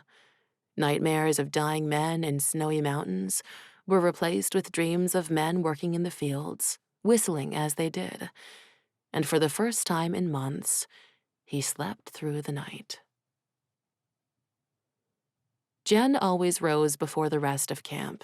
He'd been doing it for years, enjoying the early hours just before the sun rose to light the world. He stepped out of his tent as the first tendrils of white light streaked across the sky, obscuring the stars from view. He'd run his soldiers hard over the last few days, since receiving the message about moving up the battle timeline.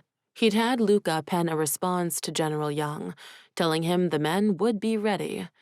But he wasn't so sure that was possible. They were raw, rough, and he needed a lot more than 2 months to get them into battle shape.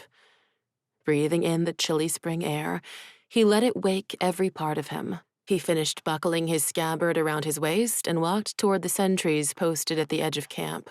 "Commander," one of them said, shifting his eyes away to avoid looking at Jian.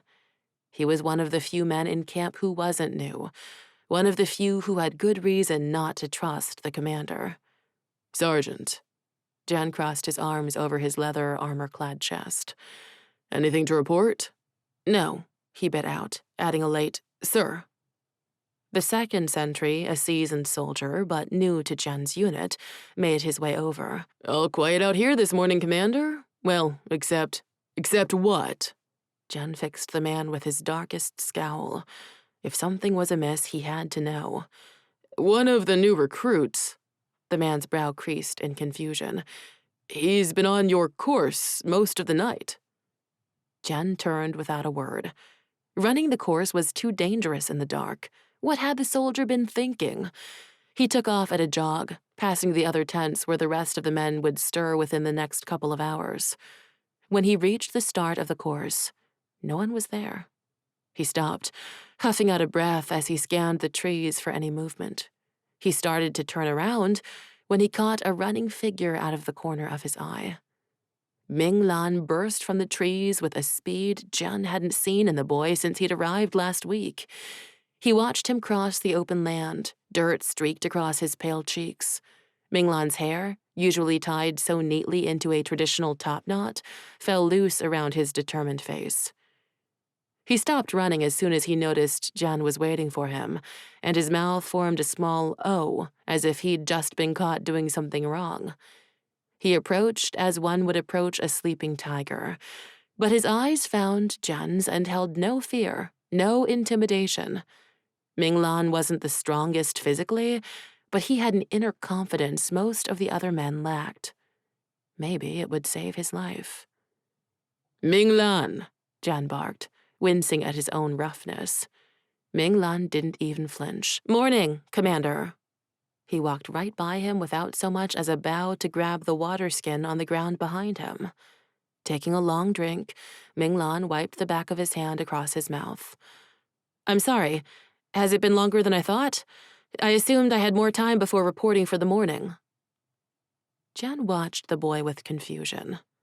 Most of his men rarely strung together more than a "yes, sir" or "no, sir" for him. "When did you wake?" Jian asked. Minglan shrugged. "Well, waking would mean I actually went to sleep, wouldn't it?" Jian raised an eyebrow. "You mean to tell me you've been out here all night?"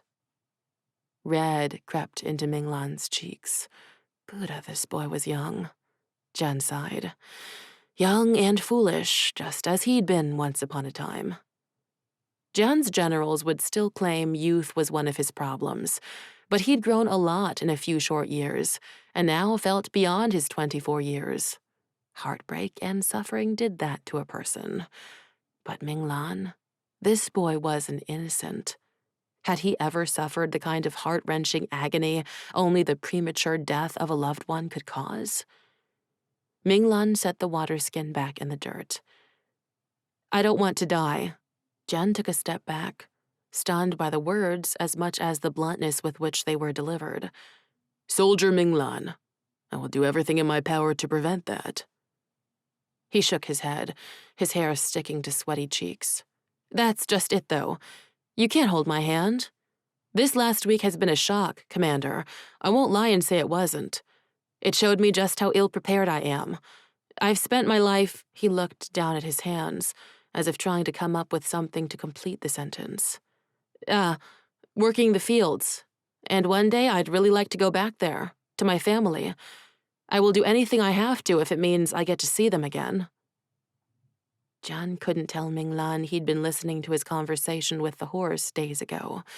But even if he hadn't, he'd understood on some level because it was what he'd always wanted. People to come home to. Minglan had that. He put a hand on Minglan's small shoulder. We'll get you back to them. Promise?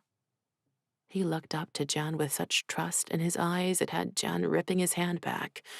No one should put such faith in him. Instead of answering him, he turned away. Your body can only take so much of this course before it needs to rest. Has your leg fully healed from last week? Minglan shrugged.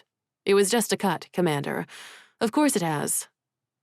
Considering the boy for a moment, Jian nodded. Come with me. He didn't wait for Minglan to follow, but sensed his presence close behind as he passed the sentries and stopped near the horse pen, where stacks of weapons sat covered by thick canvas to protect them from the weather. It was a crude setup, but it was only meant to be temporary. Picking 2 blunted dows out from under the canvas, Jian threw one to Minglan. The boy caught it mid-air with quick reflexes that surprised Jian. Jian held his weapon in front of his chest, waiting as Minglan lifted his eyes, once again, not looking away. Jian cleared his throat. I haven't yet allowed you to train with a weapon. Let me see how you hold it. Minglan shifted his weight onto his front foot. A confident smirk appeared on his face. Jian didn't expect much from the untrained boy, but he respected confidence. Jian crossed the distance between them, setting one of his large hands over Minglan's on the hilt. Relax your grip. Have you ever held a dao before? Even most village boys in Piao grow up playing war with blunted weapons. My life has not been exactly that of a normal village boy. Minglan tossed his dao from one hand to the other. But I can hold my own. I promise you that. There was something he wasn't saying, but Jian wouldn't press. He knew better than anyone that some secrets were better left hidden. There are 3 parts of the Tao you must use to your advantage. He slid his hand close to the sharper edge. When this side is sharpened properly, it will cut through our co-enemies. They have adopted our weapons, so on the other side of that is the fact it will also cut through us. The weapons we practice with can injure, so we must be careful, but they will not cause lasting harm. He tapped the blunt wooden side of her Tao. This edge seems useless, does it not? Minglan nodded. I don't need a lesson in Daos, Commander. It does not matter to me that one edge of my Dao cannot draw blood. It can still do damage enough. Trust me, Minglan. This is important information. Fight me, he demanded. Enough talk. The bluntness made Jian take a step back. Only Luca spoke to him this way. But he didn't reprimand the boy. His ego would be good in battle. Planting his feet, Jian shifted his weight as he readied his Dao. Minglan lifted his weapon, as if ready to take whatever came his way. No fear shone in his eyes, only determination.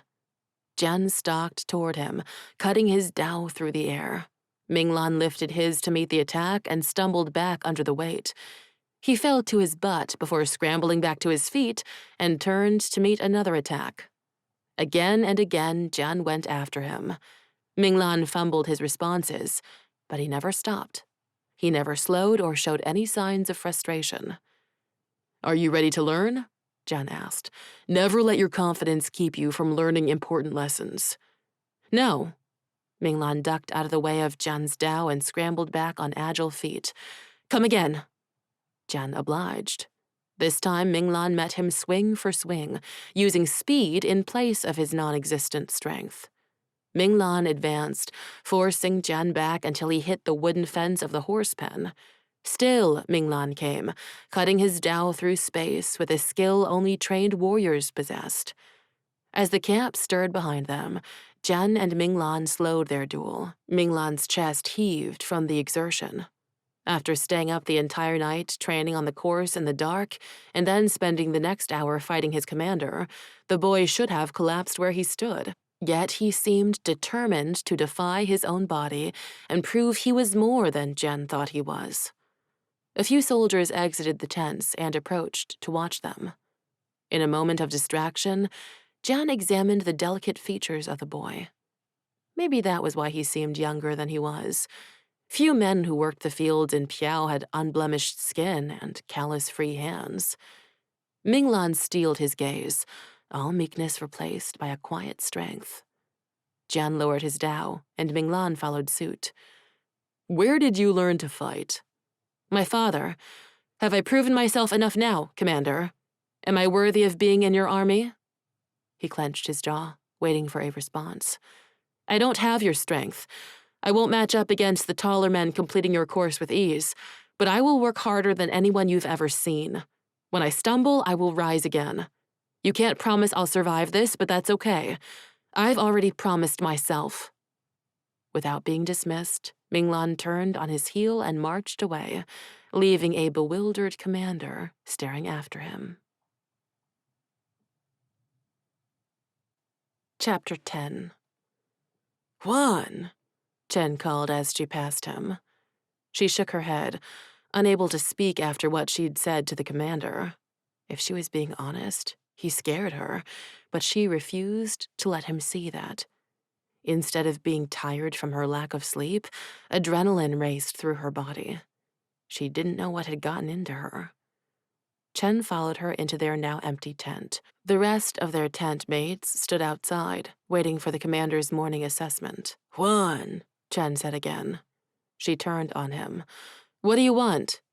She barely knew this man and hadn't come here to make friends. "Sorry," he grabbed her arm, "but what were you doing with the commander?" "How is that any of your business?" Everything seemed to come easy to the other men in their unit.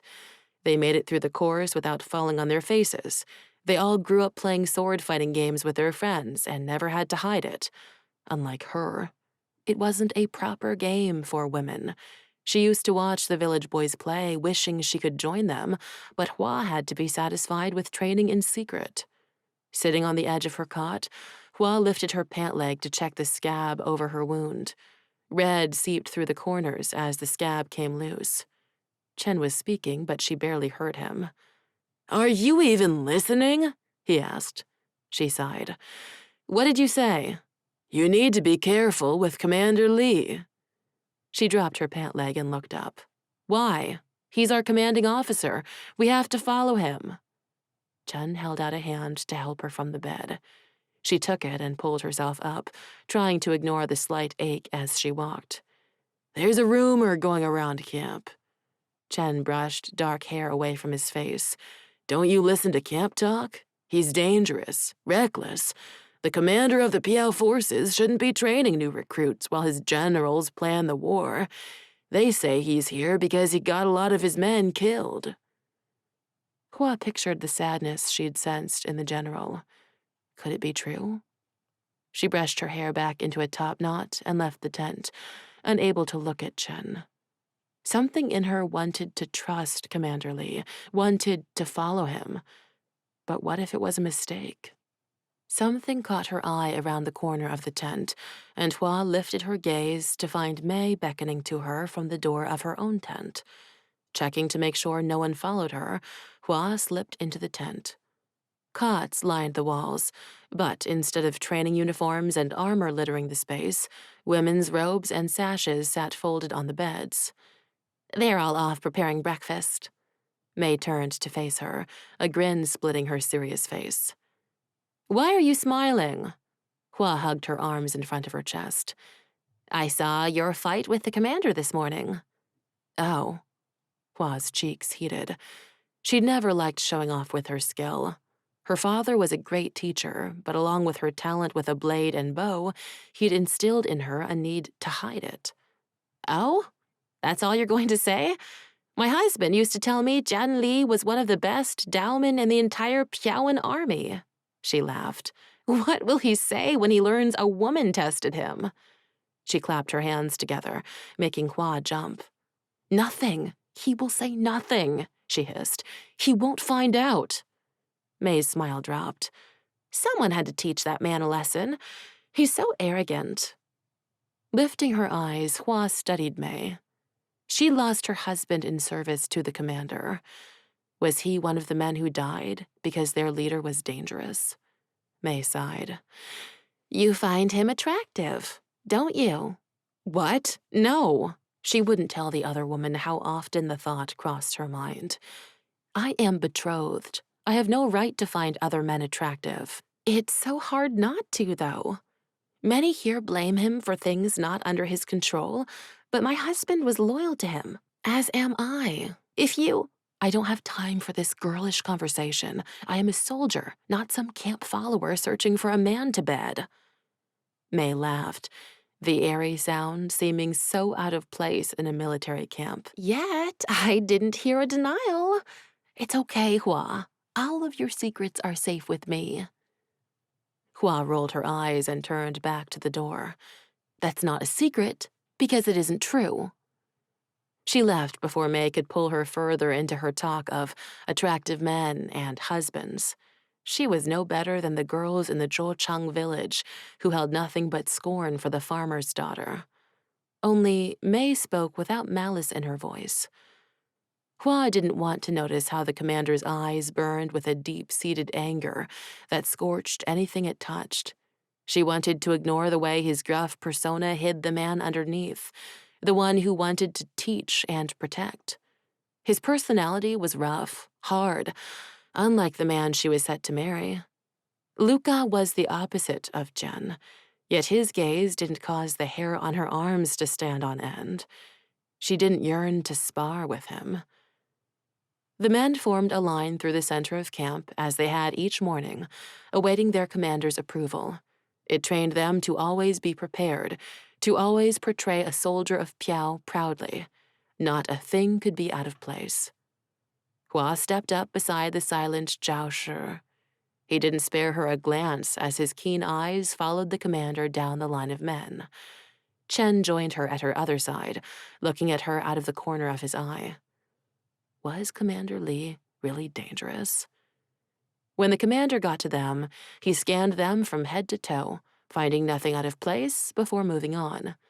When he finally yelled, "Dismissed," Hua felt an odd sense of relief. She hadn't wanted him to find fault in her. She wanted to make him proud, no matter what her comrades claimed about him.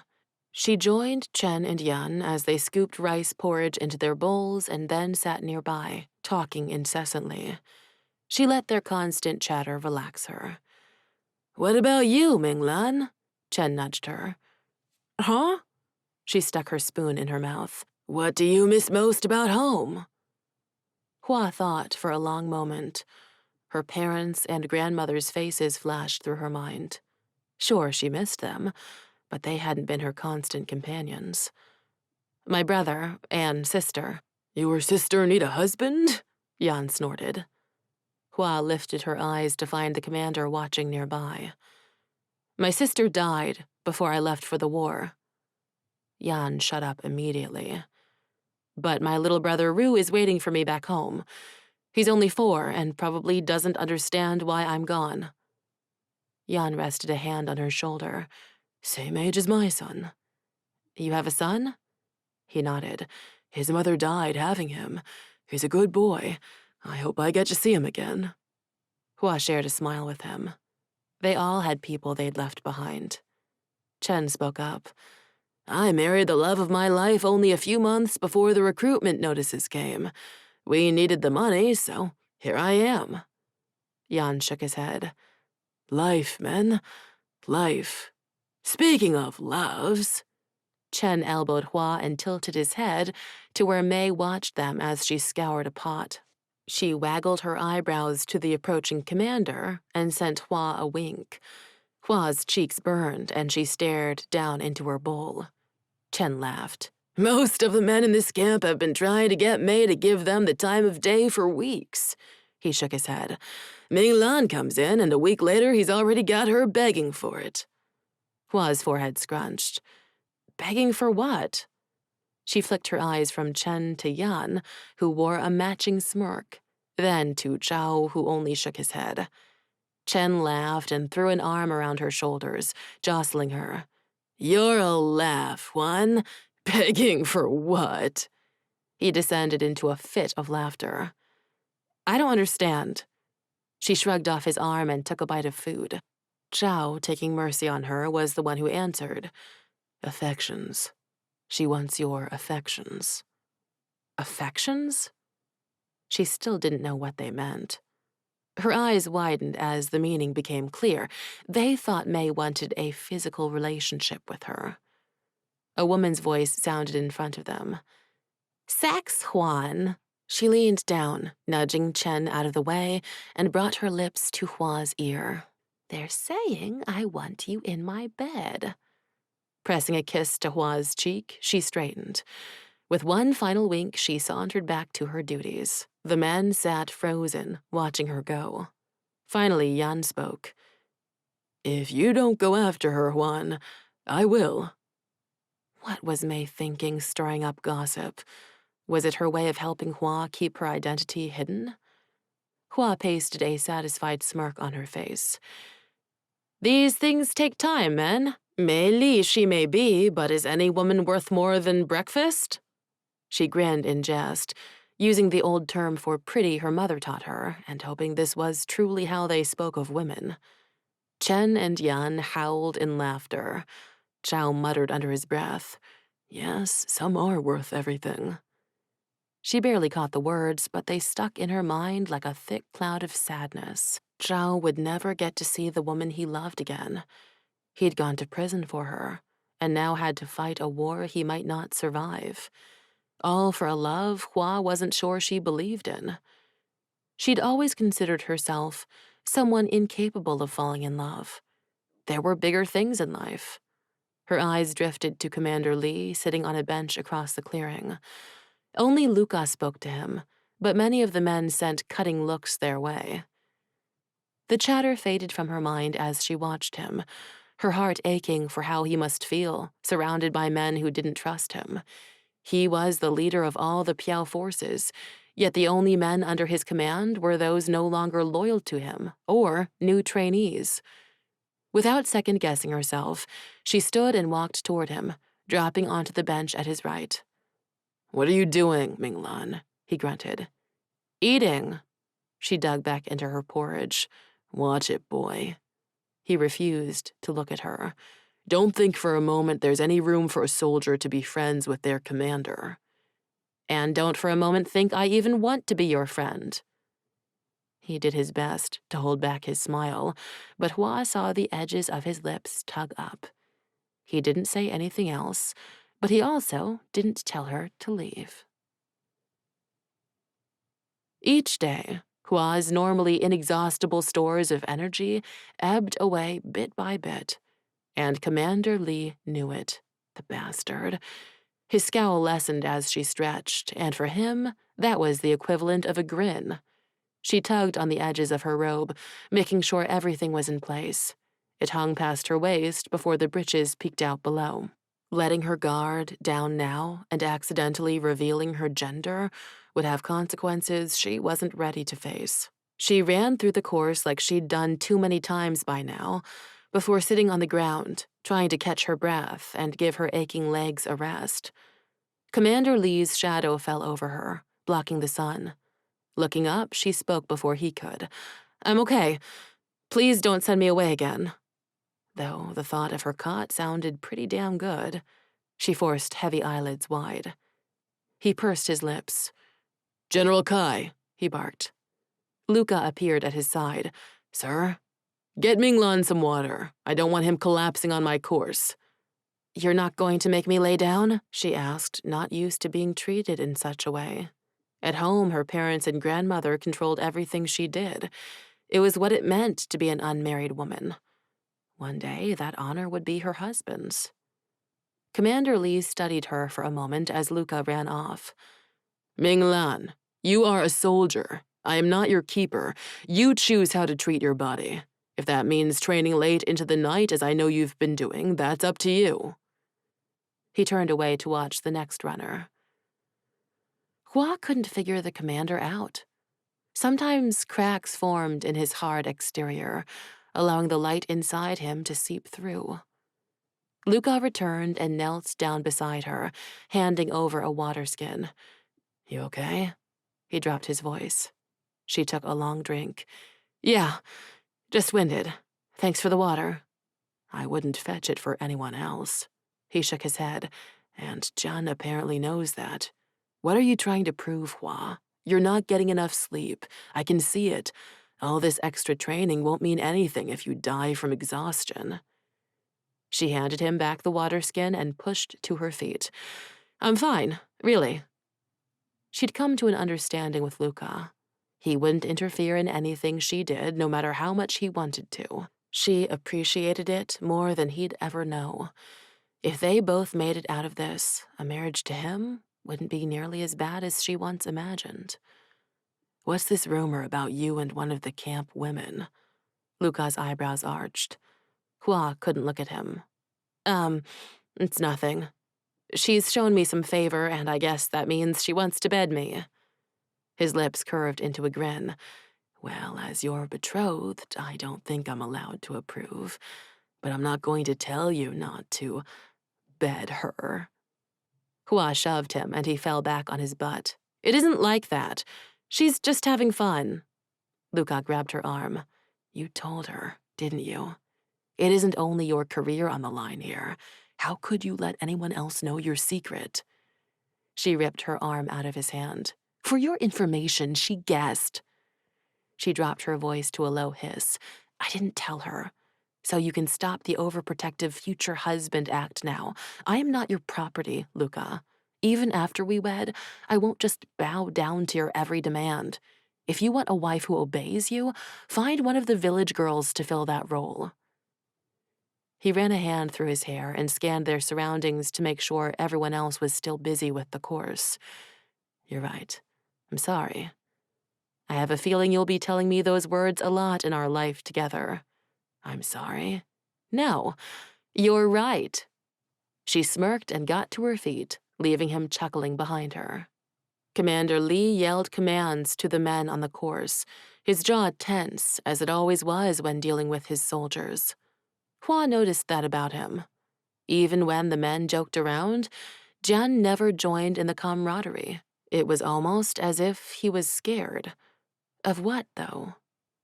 He ran long fingers along the side of his face, his keen eyes tracking Chen as he darted across the field. Feeling Luca's eyes on her, Hua turned to him. He flicked his gaze between her and Commander Li before lifting a brow. Hua shifted away from his overbearing stare and focused on the words now coming out of the commander's mouth. "Go eat your evening meal. We are done for the day. Rest tonight. Our time on this course is done. We have very few days left to train. You must learn the skills that will keep you alive." Whispers wound through the tent that night as versions of the story made their way from lips to ears. Commander Li intentionally gave his men up to the co-general. No, wait. He knew there was a trap, but figured some would survive and the sacrifices were worth it. He didn't value the lives of his men. He wanted to get to General Alton no matter the cost. And the best, he was going to lead them all to their deaths. Hua tried to fall asleep, but Chen and Yan's words bounced around her skull. She didn't know if she could believe the things they said, of the commander with the hard but sad eyes. If she mentioned that to them, they'd call her a girl, which was exactly what she was, despite their thinking otherwise. She wasn't immune to the broad-shouldered commander. She'd seen through his harsh commands and brutal criticisms. Maybe there was some truth to the stories of his men dying, but there had to be more. Something to put the doubt behind the general's bravado.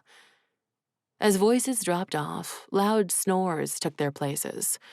With a sigh, Hua pulled herself from the bed and draped an overcoat over her shoulders before sliding her feet into her boots and stepping out into the night. The stars here reminded her of home, and she liked to imagine her grandmother pointing out the constellations to Rue, as she'd done when Hua was a child. It seemed like another lifetime when she'd been the girl speaking to her grandmother of life and love. One topic they'd never covered: war. The rumor around camp the day before was that a messenger came to inform the commander of a lost battle near the mouth of the Liudong River. How long would it be before Hua found herself facing hordes of co-warriors who'd been training for war their entire lives? She sucked in a breath, reminding herself why she was here. For her family. A small fire flickered next one of the sentries, and as she neared, Hua recognized Luca's lanky frame. Couldn't sleep? He didn't look at her as he scanned the darkness. No, sir. Luca chuckled. Please don't sir me. It makes me feel like Jian. Hua laughed.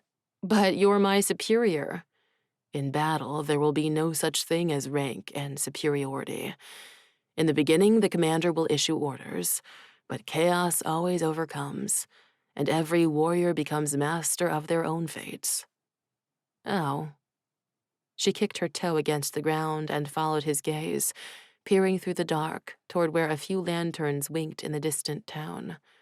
During the day, they could see it stretching for miles, a high wall surrounding the homes. Only the outer farms sat exposed. In the night, everything seemed smaller. Want to sit? Luca flicked his eyes to her. Come on, soldier Minglan, keep an old soldier company. Old soldier, she scoffed. Luca, like Jian, probably had a few years on her, but not enough to be considered old. The other men her father considered suitable for her to wed were even older. Luca was probably the best of the group. She lowered herself beside him, not wanting to return to the tent of snoring men. They sat in silence for a few moments before Hua shifted. She'd never been one to hold back, always speaking with honesty, always seeking truth. So why did her questions struggle to come out? Can I ask you something? Luca only shrugged.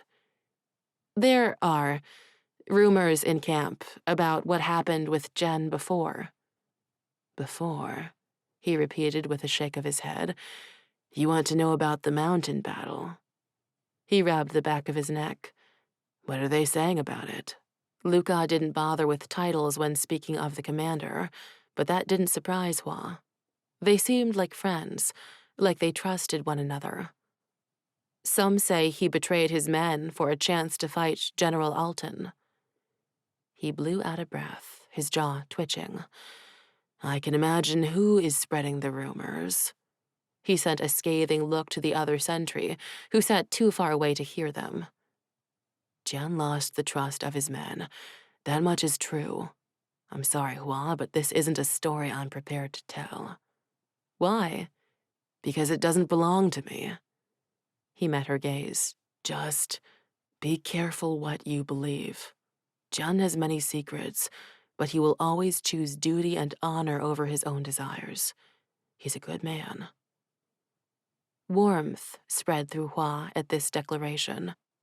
The commander, spoken of in hushed terms, hadn't reconciled with the one she watched every day, and Luca's words only confirmed her suspicions. Her fellow soldiers were full of shit. Her shoulders relaxed, and she stared into the flames. Luca bit his lip, studying her profile. Some secrets are more dangerous than others. She nodded, knowing the exact secret he meant. Hers. Can I ask you another question? He huffed out a laugh. I honestly don't think I could stop you. Why didn't you send me home? When I showed up here, why did you keep my identity a secret from your friend, your commander? He was quiet for a long moment. Did your ba ever tell you about my mother? She shook her head. A rush of air left him, and he looked away. The firelight flickered across his profile. She died when I was a child. Was it the co? No. She was ill for a long time. But I don't think it matters how someone dies, only that they're gone in their next life. The emptiness they leave behind is the same. I would have fought any force that stood between me and saving her. The only thing that saved me was my friendships with Jian and his brother. I'm not really sure that answered my question, he sighed. I searched for someone to blame, to turn my grief into anger, but there was no one. You lost your sister, but it isn't just life that took her from you. There is someone to blame, and you deserve a chance to fill the emptiness. Do you think it can ever be filled? Probably not. He rubbed his eyes. You need to be careful, Hua. I see the way you meet Jian's eyes as if you've never heard the word fear. It's highly amusing, but I don't want to be around when he learns the only person in his unit who isn't scared to death of him is a woman. I thought you said he was a good man, yet he frightens you. Luca chuckled, running a hand over the top of his head.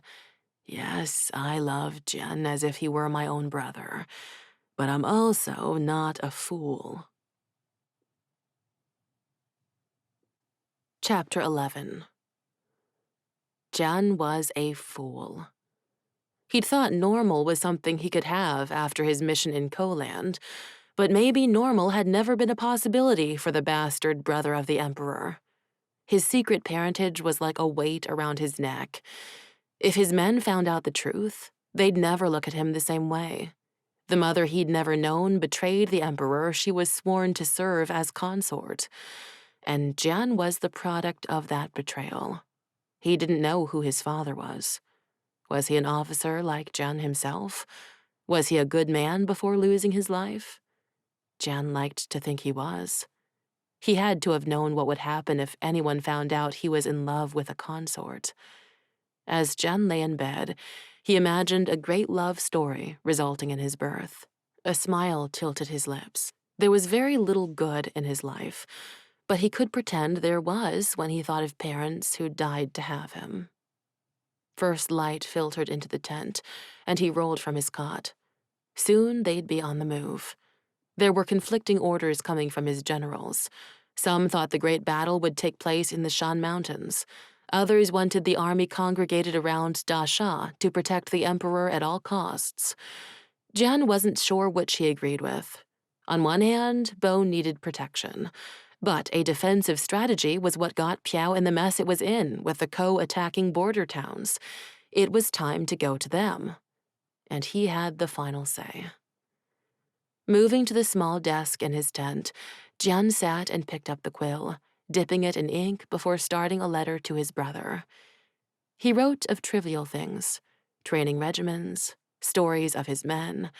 He left out their relative incompetence. Bo didn't need to worry. He found himself writing about one soldier in particular. There was something that drew him to Minglan. Maybe it was loneliness, and he was in need of a friend, despite what he'd said to Minglan about soldiers being friends with their commanders. Other than Luca and Minglan, none of his men spoke to him outside training.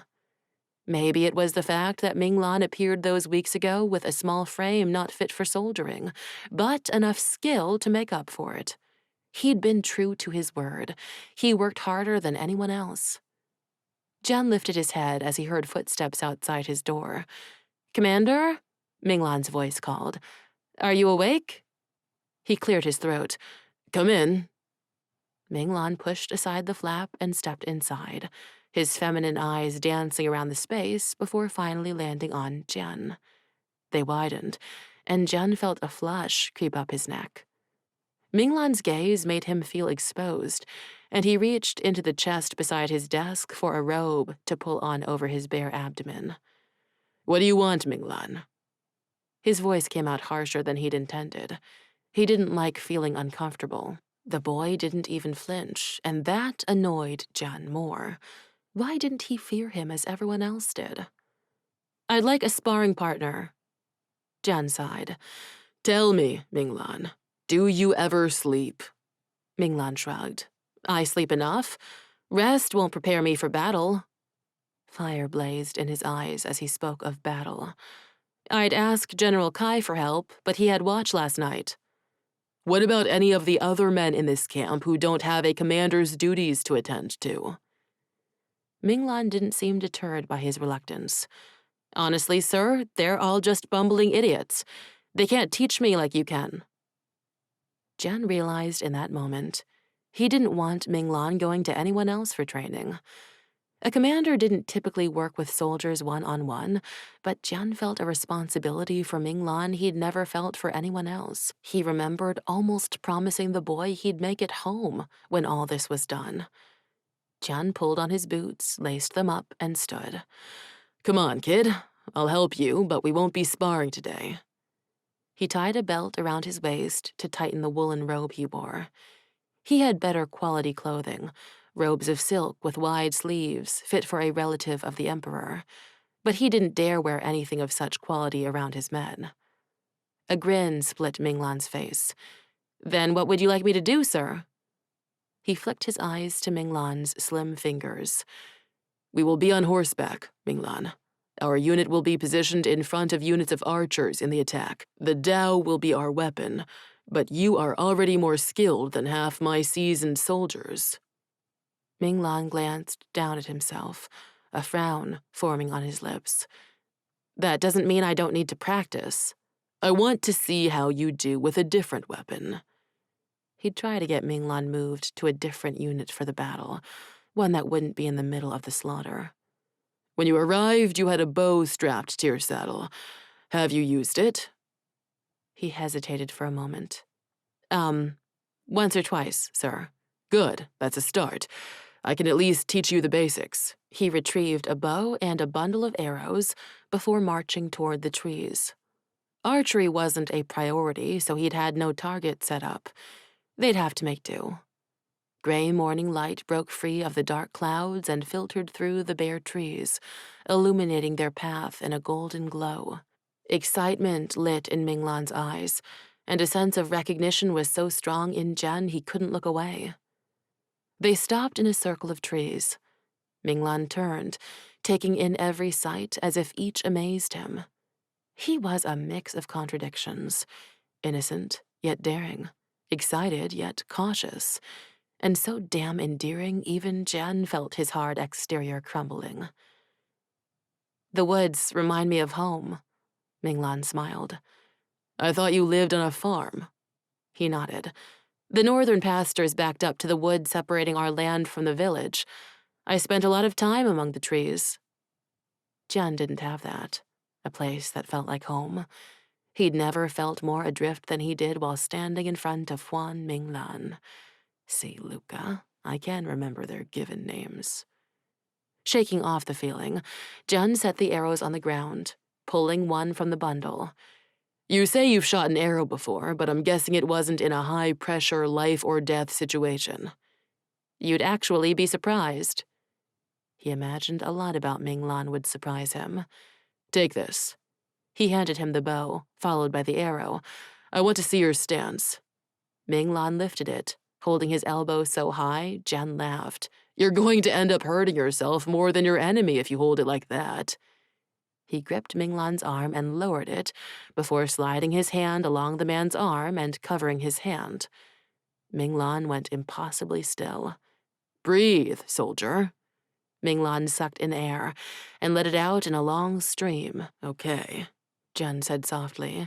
Take an arrow and rest it against the bow, pulling it back with the string. Without warning, Minglan whipped around to say something, but the words died on his lips as the arrow stabbed Jian in the chest. Minglan's jaw dropped open. I'm so sorry. He jumped back. I was just... Minglan, Jian growled. You have a weapon in your hands. He rubbed the point of contact on his chest. You must be aware of it at all times. Minglan ducked his head. Yes, I know. I just... Jian's brow creased. Minglan sighed and turned around. In one swift movement, he lifted the bow and released the arrow. It cut through the air before hitting the center of a far tree. Minglan turned back with a sheepish expression. Jian only stared at the arrow. A perfect shot. Minglan, how is it possible you just did that? He lifted one shoulder in a shrug. When I told you I spent a lot of time in the woods, I was hunting." "Who taught you to shoot like that?" He issued a nervous laugh. "My nai-nai." "Your grandmother?" His jaw fell open. Minglan's jaw hardened. She believes a woman can do anything a man can do, just in a different way, that her purpose was more than marriage and babies. If he were honest with himself, he'd never considered what a woman's purpose was before.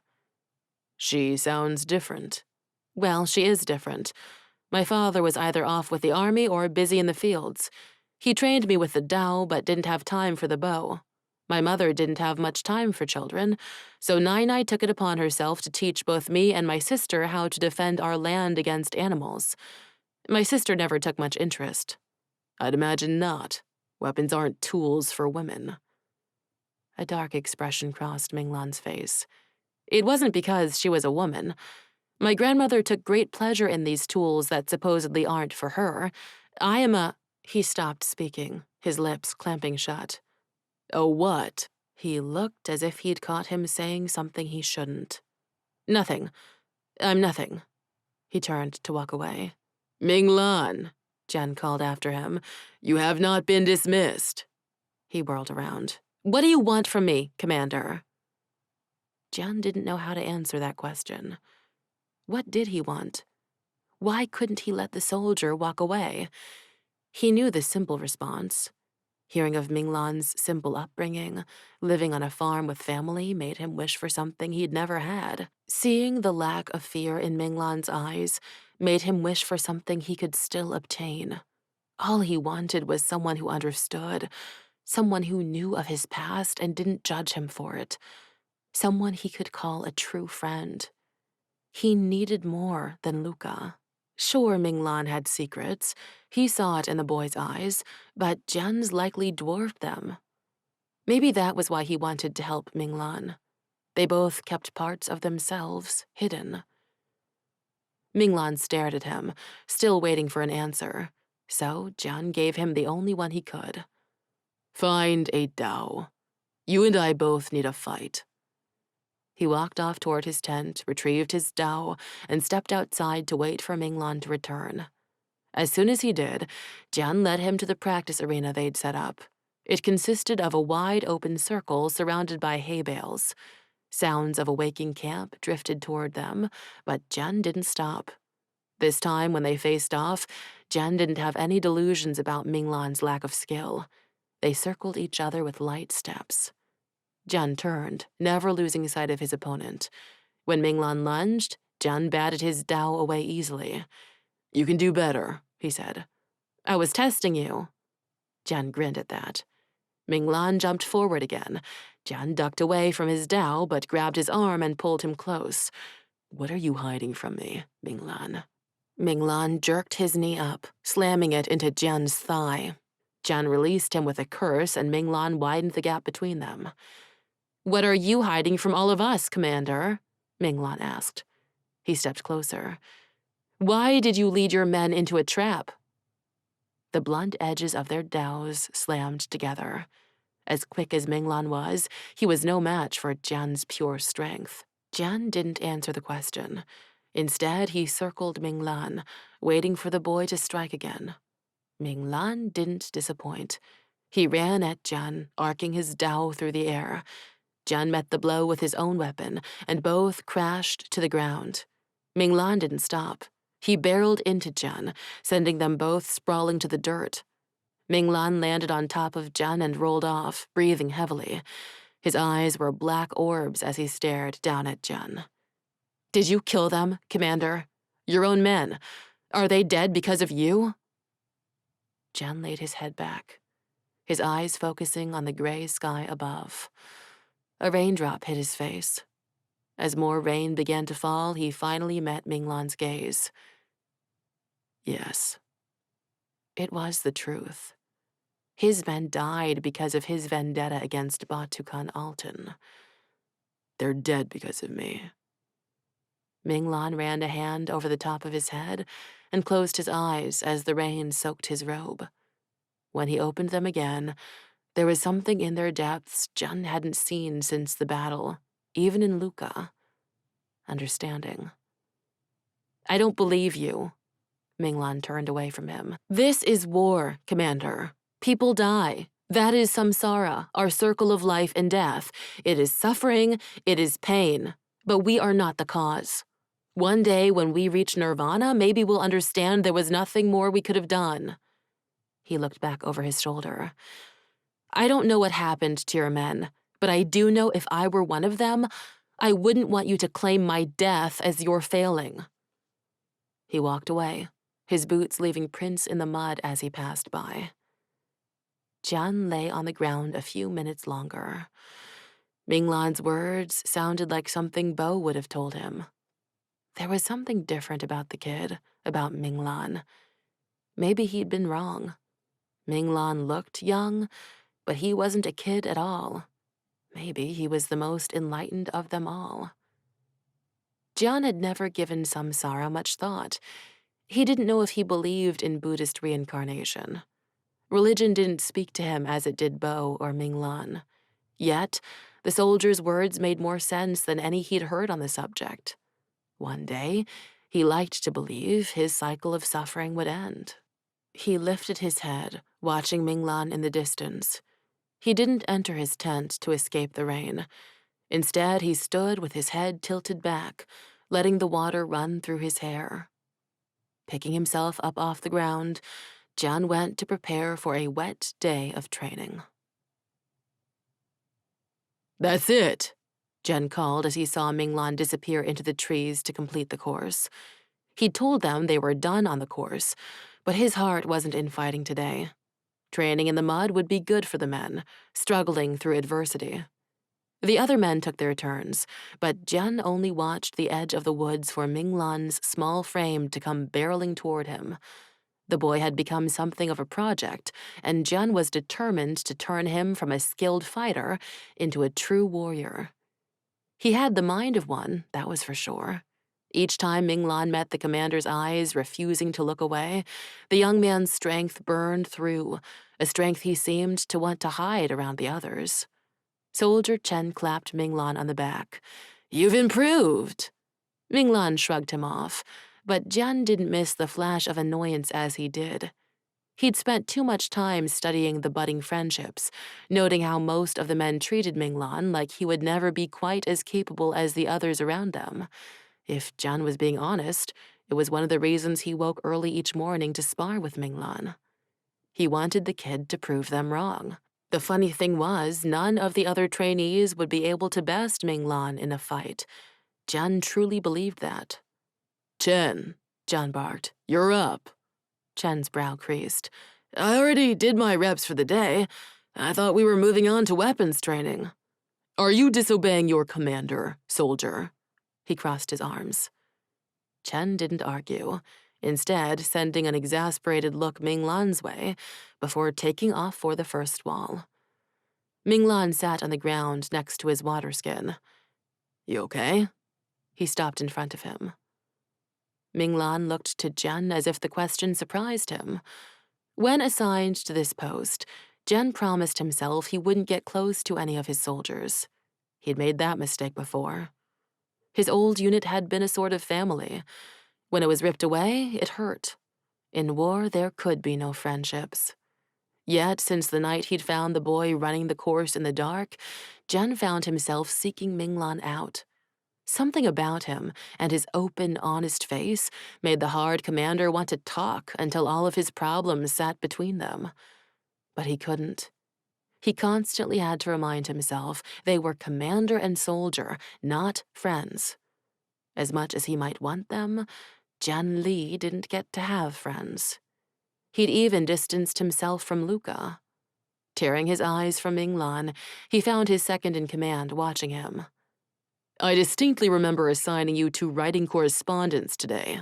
They were sending messengers, summoning any unit of the army that could be spared to convene here outside Kanyuan to prepare a march through the mountains during the summer months. To Luca's credit, he didn't back down under the harsh stare. I need to speak with you. Jian nodded, leaving Minglan where he sat as he followed Luca a safe distance from their men. What is it? Batukan Alton was seen in Kanyuan. Jian pivoted on his heel without thinking as the words overtook everything in his mind. Alton was here. He'd crossed the border. For what? What did he want this time? His men, Jian said, knowing Luca followed him, though he did not make a sound.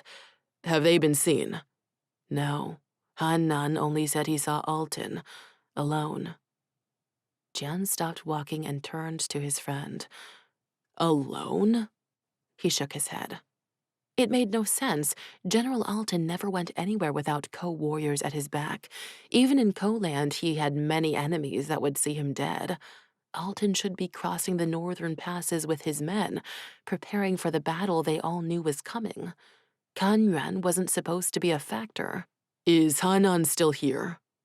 Luca gestured to Jian's tent. I told him to wait for you. Jian nodded before pushing inside to greet the mountain of a man. Han-nan stood with his head ducked so as not to hit the top of the canvas. Thick, dark hair escaped under his rusted helmet. As one of the Kanyuan town guards, the Piao insignia stood out on the lightweight armor he wore over his robes. Commander. He stuck out his hand for Jian to shake, rather than the more formal salute or bows other men afforded Jian. Jian grasped his hand. Han-nan, it's been a long time. The big man grinned, his grizzled face brightening. It wouldn't be so long if you came into town for a drink every now and then. Jian released him. Some of us have work to do. Han-nan only shook his head at that. So, Alton, is he still in town? As far as we can tell, he already came and went. My regiments have been preparing to leave the city for some time now. We're due to join you and the rest of the Piao forces here within the next 2 weeks. General Kai is using my messengers to summon the generals stationed in the Liudong Valley. Jian's mind was still on Alton. Do you know what he was doing here? We believe he was meeting someone, but haven't been able to learn their identity. Hanan, put all your resources into this. We must find out what the general was doing on this side of the border. Hanan bowed and turned on his heel to gather his men for the ride back to the village. Jian left Luca to finish running the men through their training exercises and entered his tent.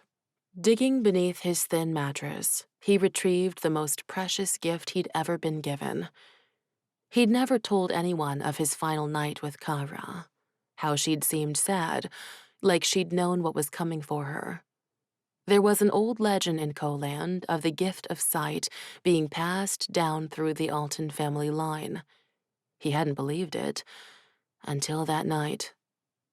His hand gripped the smooth jade as he pulled the dragon statue free. He sought it every time he wanted to feel close to Kara. To be caught with a dragon likeness could mean a death not even his brother could save him from. The fear and worship in Piao was too strong to allow anyone with a hint of the creature inside them to live. Some days he wished he was of the dragon blood, even though it meant risking discovery and death. Only then would he have any chance of being a Nagi and letting the dragon inside him save his people from what was coming. But he wasn't descended from the ancient lines, and he had no beast waiting to break free. He'd seen the bloodshed in Da Sha, and then again in the mountain pass, and it was only the beginning. His messengers would reach each general in Piao, and within weeks they'd arrive here for the march into the mountains, a march many wouldn't return from. If they lost, what would happen to the people of Piao? He felt the grooves of the dragon scales carved into the jade and closed his eyes. One day, Jian Li, you will know why I give this to you, she'd whispered as they crossed the snowy mountains in their escape. I won't be there to guide you. When the dragon comes, protect it. Protect her. Moments later, Kara was taken from him. Jian hadn't been allowed to witness her execution, but General Alton made sure he heard about it. When her brother came for her, she'd looked as if she expected it. All these years later, and he still couldn't get that image out of his mind. He'd never forgotten her words, but as time passed, they seemed like a scared girl's delusions. The dragons left Piao centuries ago. They hadn't protected the country in the Civil War or in any of their battles with border nations. Many people thought them dead and their magic gone. Yet each emperor hunted down those suspected of having dragon blood, of being descended from the last dragon keepers. They feared those with the potential power to usurp them. In the past, the dragon-inhabited keepers worked alongside the emperors until the war that saw the last of them die at the hands of their so-called allies. Dragon blood was royal, and for an emperor to have absolute power, they couldn't have any question about their right to rule being asked. A throat cleared behind him, and he turned to face Minglan. "You cannot enter your commander's tent without announcing yourself." Minglan didn't even flinch. "I did announce myself. Many times." He leaned forward to look over at Jian's shoulder. "Is that a dragon?" The boy's face lit up in excitement, and Jian quickly stuffed the jade back under his cot. "Speak of this to no one." Minglan didn't seem to have heard him. "I haven't seen a dragon statue up close. I didn't know they were allowed outside the emperor's temple." He nudged Jian out of the way. Jian should have stopped him. He shouldn't allow a soldier to know his secrets, but there was a wonder on the young man's face he couldn't wipe away. Almost as if in a trance, Minglan pulled the statue free and held it in front of him. His pupils dilated as he leaned forward, examining it closely. "This is wonderful." His hand ran the length of the dragon's back. Beautiful, strong, graceful. As if snapping back to reality, Minglan shoved the statue at Jian. "But they're gone. There's no use wishing a beast can save us. We have to save ourselves." He ran from the tent, leaving Jian to watch after him. Jian should have been worried about people learning of the dragon statue he possessed. He should have feared for his position. But Buddha help him, he trusted that soldier, and he didn't know why. Chapter 12. Hua had to get away from Commander Li. Why did he have a dragon in his tent? What did it mean? He risked his life to keep it, but why? Piao was not a harsh place to live unless one was a dragon suspect. The young emperor was kind to his people. Neighbors cared for each other. Families got by farming and raising animals. There was war, but the country still thrived. No one of the dragon blood had been executed since the new emperor took his throne. It was almost enough to make the people of Piao feel safe. Almost. But Hua hadn't felt safe since the day her sister was killed. She'd spent the months since learning her family's secrets and walking the edge of a dangerous line. And now, she lived in the middle of the Piao army, men surrounding her on all sides. If they learned she was a woman, they'd send her home in disgrace.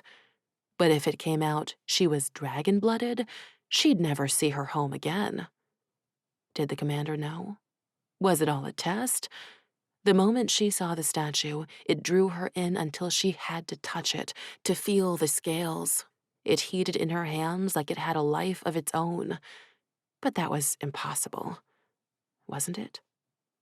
Since returning from the festival in Dasha, where an arrow should have pierced her skin, everything she'd thought she'd known didn't seem true anymore. What did impossible even mean anymore? Statues didn't emit heat. Arrows pierced skin. Ink didn't disappear into flesh. Yet it all happened. Her breath came in short gasps, and she shoved the statue away from her mind. She just wanted it to all go away, for life to return to normal. Well, normal for a girl pretending to be a man and preparing to march off to war. She needed to get back to training. Only that made sense to her. Holding a dao in her hands would calm her, make her feel as if her deception still had a purpose. Her entire body slammed into someone else, and she fell back onto her butt. Someone fell onto her, and it took her a moment to realize it was May. "I'm sorry." May scrambled off and gathered the linens she'd been carrying. Hua lifted her eyes, noticing the soldiers watching them, as if it was all great entertainment. She laughed before clapping a hand over her mouth to stop the feminine sound that came out. May matched her grin. "Come with me." She held a hand out, helping Hua to her feet. Aware of the eyes following them, Hua followed May around the back of a tent. May turned to her, all hint of a smile gone. "You looked kind of freaked out before you ran into me. I thought you could use a minute away from the prying eyes." Hua released a sigh. May didn't know how right she was. Seeing the dragon in the commander's possession shook her, but it wasn't only that. She'd been in camp for months now, months of pretending to be something she wasn't, months of not letting anyone see the girl underneath. Sucking in a deep breath, Hua closed her eyes. "Are you okay?" May put a hand on her arm. Hua opened her eyes at May's kindness. True to her word, the woman kept the secret. Not only that, she befriended Hua and helped her. "I need to ask you a question." Hua met her gaze. "Okay?" May drew the word out. "It's about the commander." She ran a hand over her braid and gnawed on her lower lip. "And my husband." Hua nodded. Blowing out a breath, May turned away. "You want to know if the rumors are true, if Commander Li is the dangerous man they claim he is." She went quiet for a long moment. "He led his unit into battle against General Alton's forces. That much is true. It was a battle they shouldn't have been in, but the commander couldn't have known it was a trap. The Co-forces overwhelmed them from on high. The men who returned spoke of blame, as if it was the commander's fault, but I've known Jian Li for many years. My husband trusted him with his life.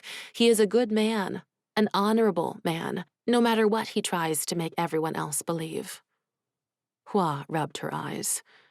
Could she tell May about the dragon statue he possessed? That he was breaking the law? No. She trusted the woman with her own secrets, but that wasn't hers to reveal. "Why, Hua?" May stepped closer and dropped her voice. "Why do you need to know?" Hua had no answer to that question. She didn't know the reason she was drawn to an angry, rough man, one who only saw her as a boy. "I have to go." Before Hua could round the tent, footsteps sounded on the other side. "I can't be caught talking to you." Panic rushed through Hua. Soldiers didn't mix with camp workers. They had no reason to talk, and others would know there was something she wasn't telling them. May gripped her hand and pulled her back toward her. Before Hua could protest, she kissed her. Hua stood frozen, her lips pressed to May's until a throat cleared behind them. They broke apart. Hua's cheeks flamed 10 shades of red when she turned to find both Commander Li and Luca staring at them. The commander's jaw clenched, but Luca's eyes danced with glee. "Minglan," Commander Li barked. "This is not how I expect my soldiers to behave. May, return to your duties." May sent Hua an apologetic look before practically running back into the center of camp. "Commander," Lucas spoke up, "you were on your way to deal with the situation. Let me handle Minglan." Commander Li glanced between them for a moment before turning on his heel and marching away. Luca crossed his arms and bit back a smile. "What is the meaning of this?" Hua blew a piece of hair out of her face and grimaced. "I didn't want to be caught talking with her in private." "But you can be caught kissing her?" "Don't laugh at me. You know it's much less of a risk. At least no one will question my manhood this way." He shook his head with a laugh. "All right, boy. Come with me. I was going to seek you out later anyway." As they passed the training area, Luca picked up a quiver full of arrows. "Grab a bow." She retrieved a bow before following him into the trees away from camp. Running to match his steps, She didn't speak until they no longer heard the sounds of men training and cooks preparing supper. "Where are you taking me?" Luca glanced back at her. "I want to see this archery skill Jian has been telling me about." "He talks about me?" "Why wouldn't he, Hua? You're small, but you're fiercer than half the larger men. You have more talent with a dao than any of the other new recruits, and I've heard you can shoot a target twice as far away." "Are you saying I'm impressive, Luca?" A grin spread across her face. "That you're glad we're getting married?" He laughed at that. "Maybe, if you weren't going around kissing beautiful women, or if I actually thought you'd end up marrying me. You're too strong-willed to allow your family to choose your future, Hua. And as my letter told you, I love another. I'd never ask you to honor the agreement. Not now." "Why not now? You agreed to it before." "I agreed to it because you needed my family's protection. I'm not so sure you do now." "Protection?" She stopped moving and stared at his back. His muscles contracted as he sighed and rubbed a hand over his face. Finally, he turned to face her. "You weren't supposed to be here, Hua. I was never supposed to have to give you the answers you seek." "Because I'm just a woman who won't understand?" She grunted in frustration and pulled an arrow free as she lifted her bow. Drawing her arm back, she fired. The arrow sailed close to Luca's head before hitting a tree behind him. "Please, tell me how I should be at home away from the danger, how I should be dreaming of the day my life is tied to yours so you can offer this protection you speak of." She knocked another arrow. "I obviously need a strong soldier to keep me safe." The second arrow hit the same spot as the first. "Hua, stop. Don't call me Hua. That is not my name. Not here. I am Hua Minglan, a soldier in His Imperial Majesty's army, just as you are. I'm standing at the edge of a military camp, Luca. The time for protection is finished. Now I need honesty.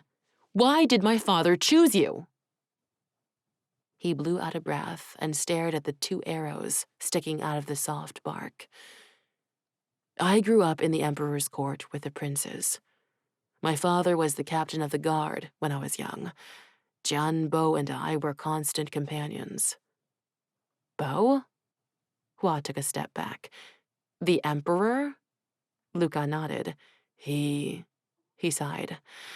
"I tell you this in confidence because my father trusts yours with his life. Our families are connected." He rubbed his face. "Commander Li is the Emperor's brother." Hua's eyes widened. "He's a prince?" Was that why he had a dragon statue? Had she walked into a prince's tent without permission? Luca shook his head. "No, he was the son of Bo's mother, but not his father. He should be nothing to the royal family, but Bo loves him. That is why he's in command here. He has the Emperor's trust." "How does this relate to you and me?" "My father always kept me close to the royal family in hopes it would protect me after my grandfather was killed by the late Emperor Wei." "Killed?" She swallowed heavily. "For having the dragon blood." It couldn't be. Hua bent at the waist to rest her hands on her knees and catch her breath. Hair fell loose from her knot and she pushed it away. My grandfather, I know." Luca's voice softened. "They were executed together." She knew the story. Her father moved the family under the new name of Minglan after the execution of her grandfather. She met Luca's eyes. He nodded. "I've known I had the blood for many years. That is why your father and mine decided to tie our families, so we could protect each other should the need arise." "Do you see the stars?" She needed to know there was someone out there like her, that she wasn't alone. "The stars?" Luca's brow scrunched. "What do you mean?" "The dragon in the sky. Does it hang above you each night?" "There's no dragon constellation." He gave her a strange look. "Hua, Having the blood doesn't make us different. It only means we're descended from the last dragon keepers. But the dragons abandoned us long ago, so we never have to worry about them living inside us. We can live normally as long as no one learns of our secret. Normal? She straightened and stumbled away from him. What was normal? The stars rearranged themselves into a dragon, and she was the only one who saw it. The image on her arm. She yanked her sleeve up and shoved her arm at Luca. Look at the mark. Her eyes traced the red lines of the dragon drawn by her grandmother. Luca grabbed her arm and turned it over. I see nothing but dirty skin. His lips drew down. I don't like how little you get to bathe here, Hua. A woman needs more.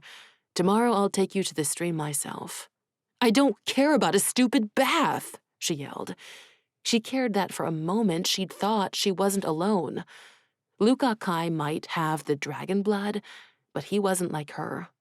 She felt it, something clawing at her skin, trying to get out. It twisted her anger, magnifying it. Red-hot ire seethed through her, and she ripped her arm away from Luca. You say you've known about this for years? Do you want to know when I found out? He didn't respond. Go on, ask me. When did you find out? His voice was cautious. Days before leaving my home to fight a war I'm not legally allowed to be in. No one prepared me. They told me I was going to marry a man I didn't know, but they didn't say why it was you. No, can't tell Hua Minglan the truth about anything. I'm telling you the truth now. It's a little late, isn't it? Her nostrils flared as she glared at him. It wasn't his fault, she knew that. Her father spent years training her for some kind of war, but it wasn't a battle with the Ko he prepared her for. He'd known one day she'd need to fight for her life, possibly against her own people. She turned to walk away from Luca when Chao's lumbering frame ran toward them. General Kai, he called. The worry on Luca's face slipped away as he became the general again. Soldier, what is it? The commander sent me to find you. General Hanan, he's... What happened? Luca snapped. His horse was found wandering the countryside, between our camp and Kanyuan. The scouts searched the surrounding hills and found his body. Killed by arrows, sir. In the back, like... He'd been trying to get away. Luca finished the sentence and started back toward camp. Hua didn't know the general they spoke of, only that he'd led the garrison in the border village, keeping the Ko from crossing into Piao by way of their gates. Smoke rose above the treetops. Chao, how long have you been searching for us? Hua looked sideways at him. Chao's eyes widened as he looked up.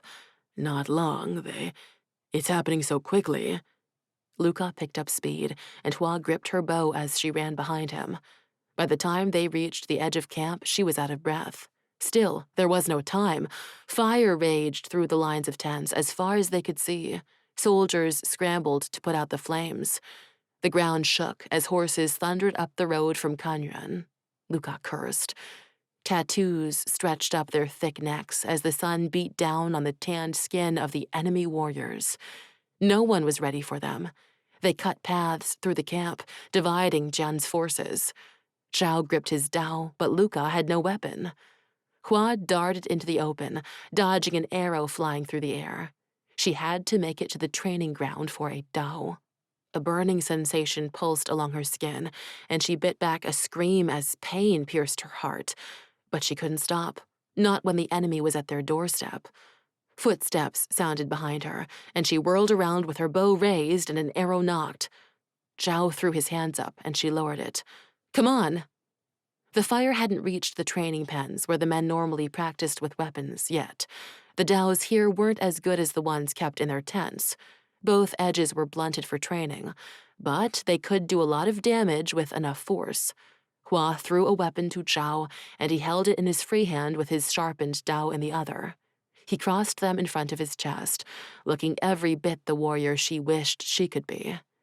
They'd lost Luca, and there seemed to be no battle plan in the camp, only a mad scramble for safety.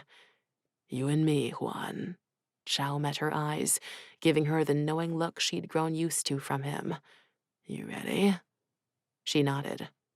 She'd come here for this, to fight, to protect Piao.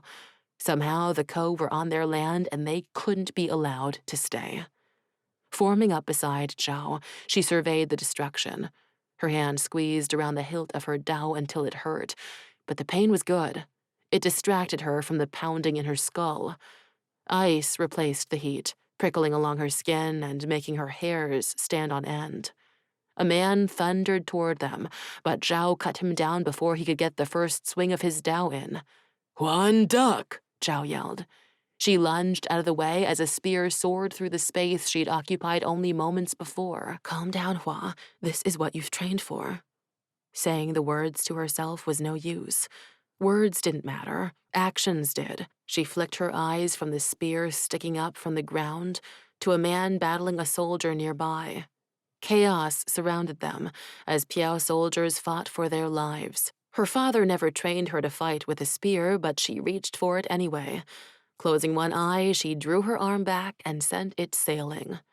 The tip lodged in the chest of a co-warrior, and he stumbled back, blood gurgling past his lips. Every step Hua took felt like a struggle, as if her feet were stuck in mud. The fight swirled around her, and she lost sight of Zhao. Stumbling forward, she searched for Chen and Yan, but her friends were either fighting in another part of camp or dead. She refused to believe they were dead. Her foot snagged on a body lying still on the ground, and she stared down into the face of healer Sasha, his mouth still open as if forming a scream. A spear protruded from his chest. Hua tore her eyes away. May. She had to find May and tell her about her father, but there was no time. A man in lacquered leather armor rode toward her, his horse's hooves thundering across the clearing, and she readied her dull blade. As he turned his dark eyes on her, all she saw was an arrow sailing through the central square of Da Sha as it shattered her heart before even reaching its final destination. She could practically hear Luna's body hit the ground as the moment froze in time, and the rest of the world ceased to matter. Hua's eyes flashed red as the horse bore down upon her. She stepped to the side and met the attacker's dao with her own, sending a loud thwack ripping through the air. The rider swung again, but Hua ducked and slapped the blunted blade against the rump of the horse, sending it running. Heima. She had to get to Heima. The last connection to her family was somewhere in that camp among the chaos and blood, her last connection to Luna. Heima would help her find May. Every part of her wanted to see the light fade from the eyes of each co-warrior she ran past. Were they there when her world stopped? Did they participate in the attack on Piao's heart, its soul? Hua's arm seared with pain, and she pushed her sleeve back as she ran, glancing down at the red dragon etched into her skin. Luca hadn't seen it, but that didn't mean it wasn't there. The stars, the dreams, it all made sense. The dragons spoke to her. They called to her, pulling forth her anger, her need for vengeance. She pushed Hua Minglan, the girl who'd been happy running through her father's fields, the one who just wanted to keep her family safe, to the back of her mind. There was no room for pretty fantasies of safety, not when the Ko were in Piao. She couldn't be the girl dressing up as a soldier and just hoping not to get caught. No, she had to become something else, something more. A woman's scream had her jerking to a halt. May. She tried to find the source of the sound, whirling to face a line of burning tents. Her eyes locked on her friend's terrified face. May knelt on the ground over a body. Her mother? Two co-warriors advanced on her. Hua sprinted toward them, leaping over felled warriors. As one of the warriors brought his dao down over May's head, Hua lunged, blocking the attack with her own weapon. She kicked her foot out, forcing the attacker back. May's cries echoed behind her, but she couldn't comfort her friend, not when faced with two men twice her size. The first one attacked, forcing Hua to meet his every swipe of the blade. She lost sight of the second as she ducked, ramming her dao up into the man's chest, using all her strength to drive it through his leather armor. An eerie silence followed, not one that results from a lack of sound. The battle raged around her still, sending cries into the night. No, what Hua no longer heard was May. She pivoted on her heel just in time to see the blade draw across her throat. Losing people never hurt any less. Hua screamed in agony as the grief tore through her already broken heart. She ran at the man, lifting her dao and slicing him across the throat before he could react. May's killer died just as she did, with his life pouring from his throat. He collapsed next to the lifeless May, the girl who'd protected Hua and been her confidant. Only hours ago, they'd had whispered conversations, and now she was gone. A horse neighed nearby, and Hua took off, wanting to save at least one friend when she couldn't save May. She'd grieve her later. Now was a time for revenge. Fire licked up the broken fence around the horse pens. Most of the beasts ran from the fight, but there was one who stood her ground as the flames grew closer. "Hey, Ma." Hua breathed out a sigh. She ran forward, the heat of the fire matching the burning beneath her skin. Hema stepped away from her. "It's okay, girl. It's me." After a moment, the horse dropped her head, allowing Hua to near. Hua gripped her charred mane and patted the side of her neck as she looked back toward the fighting. "They've come for us, Hema, and we weren't ready for them." They'd arrogantly thought they had time, that they would get to choose when and where the fight would happen. The other units hadn't even had time to join them. She glanced back down at the dragon on her arm, her grandmother's dragon. A glow emanated from beneath her skin. Hema tapped her nose against the dragon. "Can you see it, girl?" Hua met Hema's deep amber eyes. There wasn't time for any more questions, only a battle for the truth. Leading Hema to a length of fence that hadn't yet caught fire, she stepped onto the cracked wood and hauled herself onto the horse's back. Tucking the dao underneath her butt, she fingered the bow. There were only a few arrows left. She needed to make them count. Nudging Hema into a gallop, she had the sudden urge to turn her around and ride from this place, to forget her revenge and her duty to Piao. The old Hua was supposed to be at home, by her brother's side. But she wasn't that girl anymore. There was no other option but to ride into the melee. Hema ran past two warriors who'd set their sights on her and the soldier she carried. A large Ko-man had Chen pinned down near the flaming tents. Chen held no weapon, and the man standing over him raised his dao. Chen closed his eyes. Acting quickly, Hua knocked an arrow and let it sail. It struck the man in the back of his head, and he fell forward onto Chen. Chen's eyes popped open in panic. "Get up!" Hua screamed. "Come on, you big idiot!" She looked over her shoulder to where another enemy soldier ran toward Chen. Chen pushed the felled man off him and took his dao. He met Hua's eyes in thanks. Hua kicked her heels into Hema. All throughout the camp, men died, her comrades. She didn't know most of them, but their shared uniform bonded them. She doubled over as pain shot through her stomach. Something tried to claw its way out. A cry left her lips as she slid from Hema's back, landing on her side. Her shoulder slammed into the dirt, but she barely felt the impact through the pain already searing through her. Hema stood protectively over her. Hua pushed to her knees and crawled to where her bow and dao had fallen. She managed to aim the bow and ready an arrow, loosing it as a wiry man with a long, dark braid ran for her. It struck him in the stomach, but he didn't stop. Blood poured from his wound, and still he ran. She let a second arrow fly. It hit his leg. He stumbled forward, still coming after her. The third arrow pierced his eye. His jaw fell open as blood poured free, and he crumpled where he stood. Hua took a shuddering breath. What was happening to her? She'd heard the legends and seen the signs, but a part of her still didn't want to believe something writhed inside of her with the force of a beast she could not control. A dragon trying to join the fight, and she held it back with all the strength she possessed. Out of the corner of her eye, she saw Yan Sun fighting off a warrior trying to get to a dueling pair behind him. There he was. Commander Li faced off against a lean, muscled man in black leather armor. His hair was tied into a tail hanging down his back. The sharp angles of his face were striking, even with the blood spatters coating his cheeks. It wasn't a face one forgot. Luca appeared, pulling on her arm to help her up. "Hua, are you hurt?" She shook her head. The pain was real, but there was no wound. She gained her footing. "Alton," Luca cursed. Hua looked at the man fighting the commander again. General Alton? This was the man responsible for all the death, all the grief. Red blurred the edges of her vision until all she saw was his face. Luna would be alive if it wasn't for him.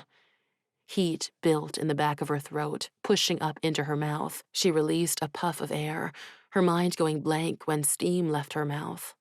Luca didn't seem to notice. He ran toward the commander, slicing his dao across the back of Yan's attacker on his way. An arrow tore through the air, ripping into Luca's side. He cried out and dropped his dao. More warriors closed in on them. Chen joined Hua as she ran for Yan. Zhao fought his way through to them. Suddenly it was them in a sea of warriors. Hua saw the plan develop as a nearby co-warrior raised his bow.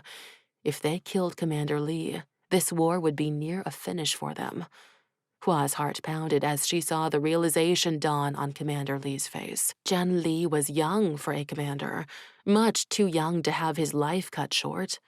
He was too good, too noble despite what others said. She thought of the jade dragon in his tent. It was probably gone now, but it gave her insight into the man. He had pain in his past. Luca's words came back to her.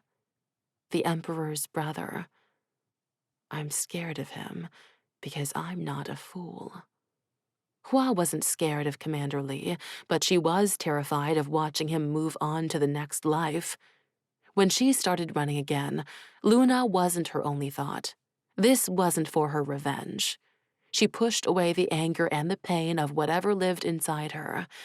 An arrow left the safety of a bowstring behind, carving an arc through the air. Hua barreled into the commander, knocking him away from Alton. She braced for the arrow to rip through her, blocking out all sound. I'm sorry, Luna. She couldn't get her revenge. But the pain never came. The sounds of the fight crashed around her, and she realized she was still on top of the man she'd saved. Minglan. The commander's eyes widened. She rolled off him and twisted around, retrieving Commander Li's discarded weapon. How did you do that? General Alton tilted his head to the side. Do what? She lunged for him, hoping to take advantage of his momentary distraction. He grinned as he jumped away from her. You don't even know the arrow hit you. Well, curious man or not, I'll enjoy killing you before getting back to Jian. His smug smile hit every single one of her nerves, drawing out the anger she'd suppressed.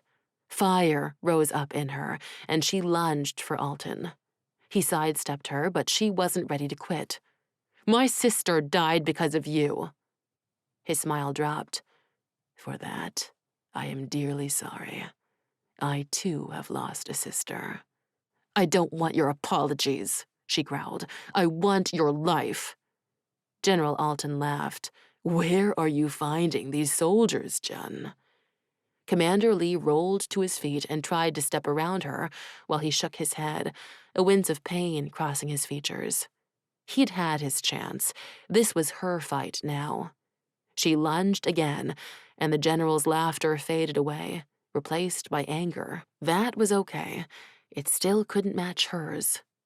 Minglan, get out of the way, Jian yelled as he tried to push her away from Alton. Not a chance. The being inside her amplified every feeling, turning it into pain and fire, calling for blood and destruction. It matched her own desires. She locked into her battle with General Alton, all the while keeping an image of Luna in her mind. Every lesson her father taught her over the years was now muscle memory. Each move came without thought, each reaction without consideration. I want you to see my true face before you die. Hua narrowed her eyes as she reached behind her and pulled the tie in her hair free. It fell around her face. You see, I've never been told I look like her, like my sister, but there is a family resemblance. Hua Minglan, do not forget that name. I am no ordinary warrior. I've been training to fight since I was just a girl. Are you ready to die, General? He lunged at her with a roar, but she ducked his dao and sliced hers into his side. He froze, staring down at the small wound. Pressing a hand to his side, he stumbled back. This was her chance to finish it, her chance to end this war. But the pain inside her intensified until blackness overtook her vision. The dao slid free of her weakening fingers as her muscles convulsed, like they were trying to rearrange themselves. The bones in her back cracked, and she fell to her knees. She heard the call to retreat moments before her face hit the dirt, and she sank into herself, trapped in her own mind. Chapter 13. Alton! Jian screamed. He wanted to go after him, to finish what they'd started, but the famed general only grinned as he grabbed a torch from one of his men. The Ko closed in around them. Commander. Zhao's strained voice cut through the smoke-filled air. Minglan's barely breathing. Jian tore his gaze from the man he'd spent years trying to find and settled them on Minglan's unmoving form. The soldier saved his life, but it wasn't the arrow that downed him. Her? Not this time. Jian didn't understand any of it, but in that moment his mind flashed back to another battle and a girl no arrow could hurt. Like my sister. Hua Minglan, remember that name. I am no ordinary warrior. I've been training to fight since I was just a girl. Was it possible? Hua Minglan was the girl he'd saved at the Dragon Festival. He couldn't reconcile that girl with the soldier he'd trained. Alton's men forced Jian to his feet. This was it. The end. He hadn't been able to save his men. Minglan was probably dead. Luca wouldn't have long without treatment. Hands clamped on Zhao's arms, forcing him away from Minglan. He struggled, but there were too many of them. Alton looked down on Minglan. Shame such bravery had to be rewarded with death. He shook his head. I could have used a soldier like this. He nudged Minglan with the toe of his boot. Don't touch her. Jian struggled against the men restraining him. Minglan was the toughest soldier he'd ever taught. Her womanhood didn't change that. She couldn't be gone. This war needed her, her courage, her loyalty. It was too good for this world. Alton stepped toward Jian, tilting to the side as he tried to stay upright. Did you know we burned her? Kara. She was dead already, of course, but we couldn't let her spirit move on to the next life, not after her betrayal. Bastard, Jian grunted. Kara had been good in a way few people were. She didn't deserve to die by her brother's hand, just like Minglan. Ah, that's where you're wrong, Jian. The bastard is you. And you, my old friend, will burn the same way she did. Only you will feel every lick of the flames. I have men with me who'd like to tear you limb from limb, but we're short on time. We have to go prepare the defenses of our new border town. He grinned. Kanyuan will suit our purposes nicely. The people will never welcome you. Average people grow tired of war more quickly than those who make it their life, Jian. They don't want us to continue attacking their farms and battering at the gates. In fact, once that soldier Hannan was out of the way, they threw open their gates for us. Liar! Yes, but not about this. He leaned closer. I will control all of Piao one day. But you won't be around to see it. You won't witness your brother bowing at my feet. Your sister would be ashamed of you. Yes, I suspect she would. And that's why she's dead. He bent to press a finger to Minglan's neck before stepping back and motioning to his men. Put them in the tent. He pointed behind him. Not the girl. His eyes settled on Minglan. She's dead already. Jian stopped struggling as the words sank into him. The one soldier who hadn't feared him, the one who'd looked him in the eye. She was gone. Alton laughed. You didn't know this was no ordinary soldier, did you? He shook his head. I'm disappointed in you, Jian. Your instincts have failed you once again. Goodbye, old friend. May we meet under better circumstances in the next life. They dragged Luca in first, leaving a trail of blood in the dirt. Zhao, Chen, and Yan put up more of a fight. Jian knew it was useless. He kept his gaze on Minglan and her serene face. Did the deceptions matter when they'd soon both be dead? Inside the tent, the Ko shoved him to the ground beside Luca. He leaned toward his greatest friend, noticing the paleness of his face. Hold on, Luca. Please, just hold on. It's no use, Jen. His voice shook. There's no saving us now. Heat enveloped them, as flames engulfed the canvas overhead. The 5 men huddled together, waiting for the pain the fire would bring. Was this what Kara meant? Dragons were fire and blood. Had she seen his death in the flames? Smoke suffocated the air, choking all breath from their lungs. Luca removed his hand from where it pressed against his wound, letting the blood run free. No! Jen choked out the word, lunging to put pressure on his friend's side. Let me die, Jen, Luca wheezed. It's the end, for all of us.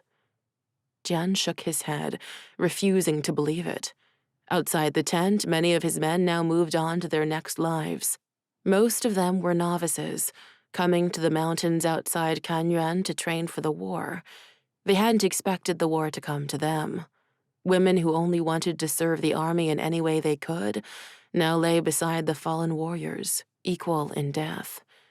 The experienced leaders in other parts of Piao would hear of this and know Jian failed. His brother trusted him, and he wasn't good enough.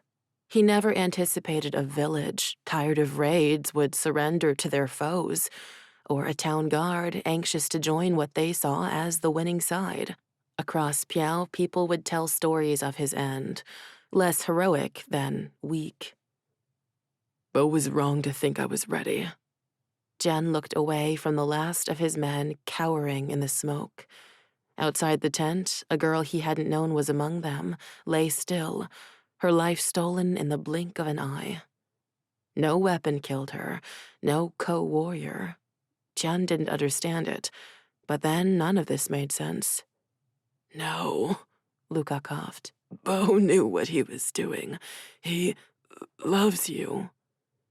And that love was going to destroy him. An emperor wasn't supposed to get attached. A harem was just a tool to provide the emperor with many heirs. Princes and princesses weren't raised to love each other. Bo was different. Jian never questioned his brother's love. He loves you too. The ghost of a smile spread across Luca's sweat-soaked face. I want to see him one last time. Me too, Luca. Me too. Luca's eyes slid closed, and Jian didn't try to rouse him. If they were all going to die, he wanted his friend to go easy. He lifted his hand off the wound. Most people never get to have a friend like you, Luca Kai. A bead of sweat dripped into Jian's eye, and he wiped it away as he looked around at the other men. Each breath came harder than the one before, but Jian wanted to remember the last moments of this life, so he kept his eyes open. His mind grew cloudy, and he thought he'd imagined it. A Tao appeared through the flames, slicing a line down the canvas. Then she appeared, How could he have missed it? Minglan was fierce in a way none of his male soldiers were. His hazy thoughts didn't let relief come over him. He only noticed the fire in her gaze matching the flames trying to kill them. "Go," he tried to say. "Save yourself." If Alton was still out there, she had to run, to tell others what happened here. But she didn't seem to hear him as she cut the slit wider and dropped her dao. The sleeves of her robe had been singed away, revealing toned arms and black ink slithering along her skin in the form of a dragon. "Commander!" It took him a moment to realize she was shouting at him. "We have to go!"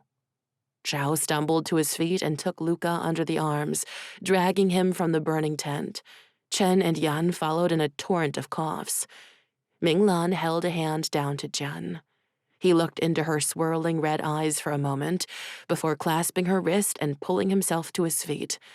On weak legs, he stumbled from the flames, seconds before the tent collapsed. "Minglan," Jian barked once he found his voice. The end of her robes flamed. Jian tried to stamp them out, but she pushed him away. "Hand me the dao." Zhao picked it up and threw it to her. She gripped her robes and the flames kissed her hand. She didn't so much as flinch when she sliced the bottom of her robe away, leaving her only in a short tunic and pants, not suitable attire for anyone in Piao, man or woman.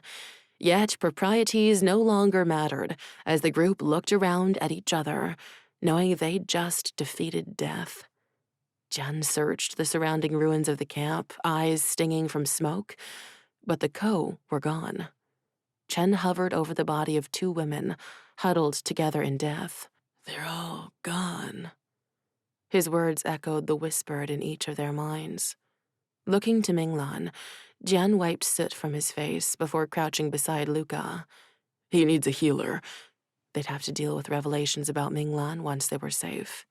Minglan joined him. "Give me your shirt." "What?" "Your shirt, now." Jian shrugged it over his head and handed it to her. "I'm guessing your name isn't Juan." She used the dao to cut the shirt down the middle. "We need to wrap this around him until we can find someone to help." Jian helped her tip Luca onto his side so they could wrap the cloth around his middle. Luca groaned, letting them know he was still alive. Neither of them mentioned healer Sasha, who had been one of the many to die in the attack. "One of the Emperor's brothers has an estate a few hours from here." Jian sighed. Going to Prince Dechuan for help wouldn't be his first choice if he had any other. He was the oldest son of the old empress, and, as she claimed, the rightful emperor. "He will want to know the Ko took a village so close to his lands. We can send messengers to my generals from there." Generals who were coming here with their men and possibly walking right into Alton's trap. Minglan nodded as she stood. She made a sound with her tongue, and a horse appeared. "Hema will carry him. We need to leave." Jian should have been surprised her horse stayed around the chaos and came when called, but it was the least of Minglan's curiosities. None of the men asked why she was suddenly the one giving orders. They'd seen her walk through flames to save them. What Jian didn't know was what it all meant. Why was she here? How had an arrow failed to pierce her skin? As if reading his mind, Minglan answered a question he hadn't asked. "There will be time for answers, Commander. Luca needs us right now."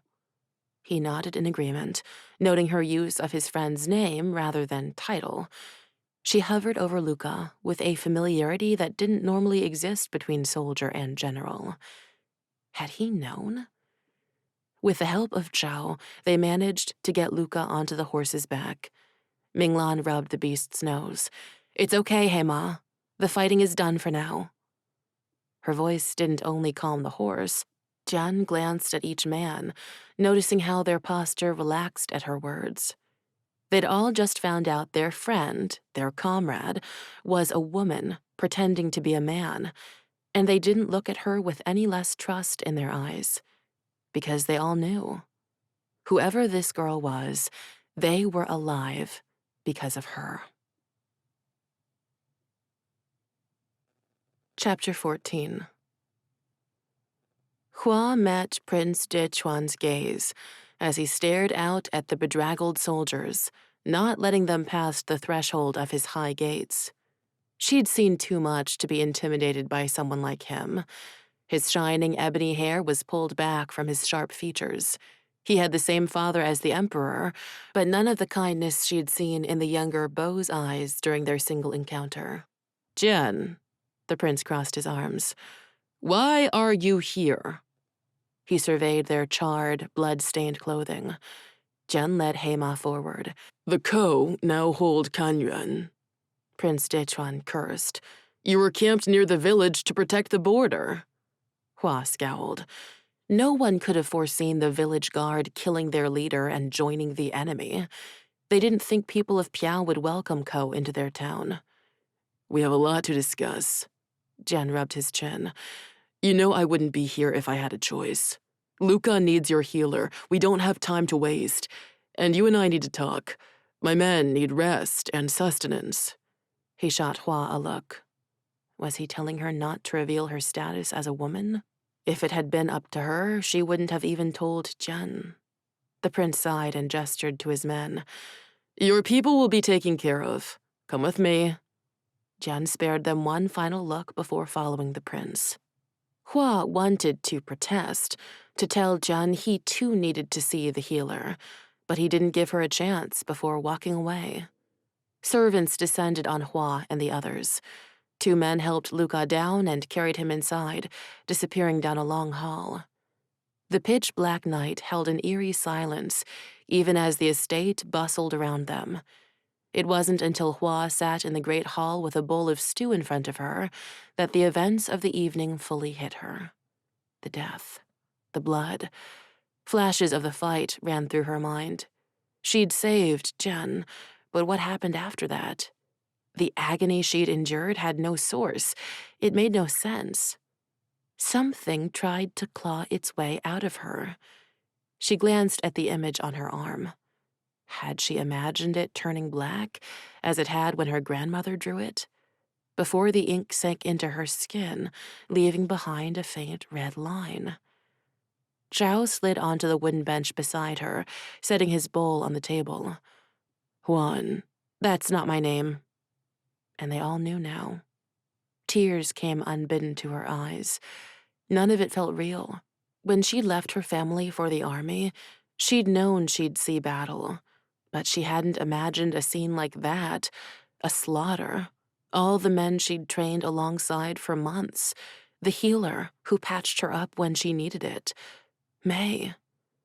She blinked away the tears as she thought of her friend's smiling face, or the way she'd loved to drive the men crazy by showing Hua favor.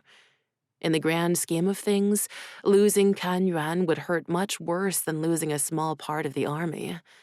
But to her, it ripped her open. She rested her elbows on the table and buried her face in her hands. Chen sat across from her. Don't cry, whatever your name is." She lifted her face. "Whatever my name is?" He shrugged. "I won't call you by your last name, not after all we've just been through, and Huan obviously was a lie." "Hua," she choked back a sob. "My name is Hua. I'm the second daughter of General Hua Minglan of the Piao Civil Wars. My sister died in the attack on Dasha." Zhao put a hand on her shoulder. "Is that why you came? Why you pretended to be a man?" She nodded. "Luna, she deserved better. She was one of the Emperor's consorts. That was supposed to give her the life she deserved. I want to defeat the enemy who took that from her." Yan and Chen nodded as if they understood, as if they too had lost people to the Ko. Zhao met her gaze. "The Emperor released me from prison to fight his war, to win my freedom. But that isn't why I agreed. I grew up in a border town east of Kanyuan. Our industry was goats, so the mountains suited us. Until raiders came across the mountain pass from Koland. My entire village was destroyed. The few of us who survived sought work in Dasha. I became a guardsman, but I never forgot the attack." Hua reached for the tough man's hand, sliding her palm against his calloused skin. 3 serving girls appeared, looking as if they'd been roused from their beds. "Rooms in the guards' quarters have been made up for you." The one who spoke wrinkled her nose. "Wash bins are there for you to use. When you are ready, someone will show you the way." "A bath and a bed?" Chen stood. "If only it would wipe away memories of this night."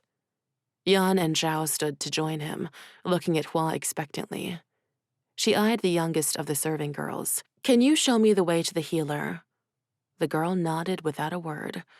Despite the exhaustion weighing her down, Hua waved goodbye to her friends and followed the girl down a dark hall, lit only by small torches along the stone walls. Her feet echoed against the tiled floor, in time with her heart echoing in the empty chasm inside her. The girl left Hua outside a heavy wooden door. She knocked, but no one came. So she knocked again. Finally, a young woman opened the door. Her wide smile gave Hua confidence. "Can I help you?" she asked. "I was hoping to see my friend. He came in with the soldiers an hour or so ago." She nodded. Yes, come in, dear. I'm the prince's healer." Her accent marked her as a foreigner. "You're not from Piao?" She was past the point of caring if that sounded rude in her tired state. The woman only nodded. "I grew up in Koland, but don't hold that against me. I was more their prisoner than anything else." She kept talking, but Hua's eyes settled on Luca, and she didn't hear anything else. His naked torso shone bright with sweat, but no more blood ran from his wound. Hua rushed forward to examine her friend. If he died, he was a true friend, and she'd had so few of those in her life, other than her sister. He protected her and kept her secrets. She couldn't lose him too. Not after May. "Luca," Hua whispered. The healer sat on a cot along the far wall, her red robes hanging over her legs. "He hasn't woken yet. I stopped the bleeding and sewed the wound shut. Now it's up to him." "Do you mind if I stay here with him?" "No. He'll need a friendly face when he wakes." She was quiet for a moment. Hua leaned forward, dropping her voice so the woman couldn't hear her. "You need to wake up, Luca. I can't do this without you. It's supposed to be you and me. You were right, we were never going to love each other the way man and wife should. But maybe there's another way. Maybe we were meant to find each other, to protect each other." Her hand found Luca's and she squeezed, wishing she could feel him squeeze back. The only sound in the room was his ragged breath. As long as Hua heard that, she knew he was still alive. She didn't know how much time passed. Minutes or hours. Morning would come soon, and they'd have to figure out what to do. The healer stood and crossed the room to feel Luca's flushed skin. "We need to get some tonic into him." She went to a table littered with vials and began opening them and mixing them in a stone bowl before pouring hot water from a kettle into it. She let it cool for a few moments. "We need to sit him up." Together they managed to prop Luca up. Hua crawled behind him to hold him in position. The healer gripped his jaw and forced his mouth open as she tilted the bowl against it. Her fingers massaged his throat, making him swallow. Luca coughed and sputtered, but still didn't wake. "That's enough." The healer set the bowl aside and returned to her position across the small room. Hua didn't move out from behind Luca. Instead, she let his body relax against her. The healer's scrutinizing eyes watched Hua, burning into her. Finally, Hua met her gaze in challenge. The healer smiled. "I never in my life thought I'd get to meet you, Hua Minglan." Hua froze. "How do you know my name?" "I know much more about you." She got up and approached once more. Hua shrank away from her, but the woman reached for her arm as if she could see the image that was invisible to everyone else. "You were attacked this very night, were you not?" Hua nodded. "I can feel it writhing within you."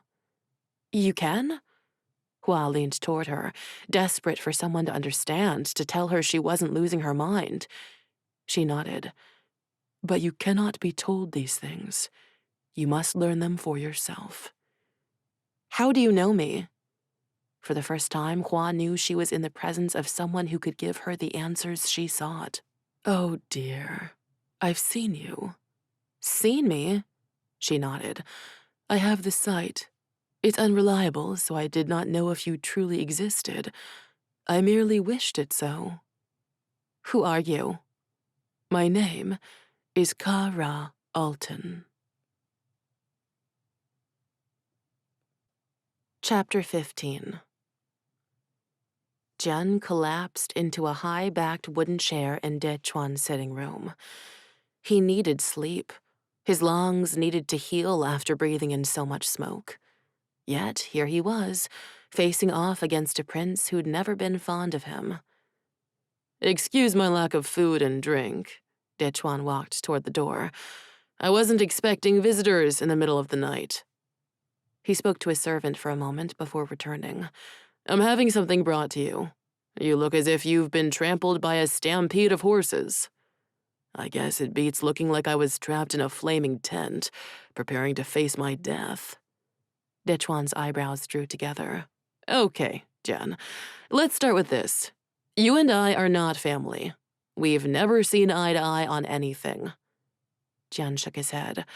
My loyalty to Bo is why you despise me. You can admit it. Contrary to what you believe, I too am loyal to my brother. Even more so, I'm loyal to Piao. You said we've lost Kanyuan. There has obviously been a battle. We need to put our animosity aside for the good of our country. You're right, Jian sighed. I'm sorry. It's been one of the longest nights of my life. Only 2 nights came close. When he lost Kara, it broke his heart. Leading his men to their deaths in the mountains broke his spirit. But this, the attack on his camp, it broke his hope. And a man without hope was nothing. To his surprise, De Chuan stepped forward and placed a hand on his shoulder.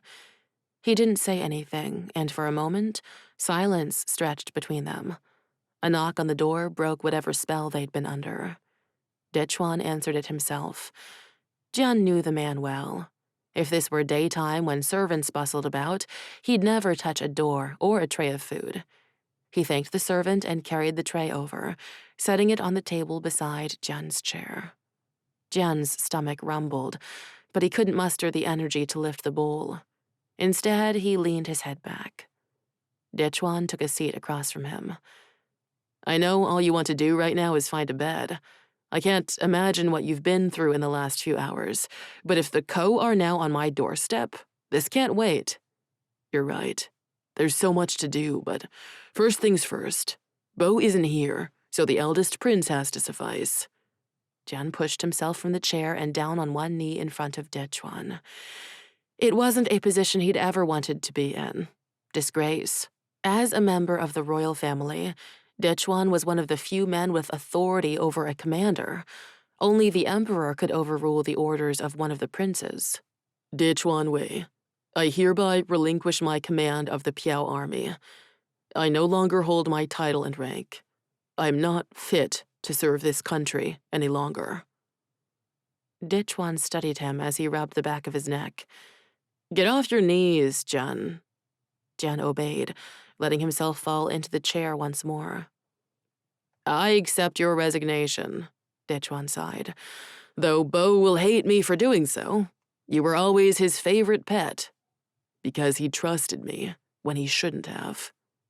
Jian, have you ever acted against Bo's wishes? Of course not. Have you ever willingly led men to their deaths? No. De Chuan eyed him.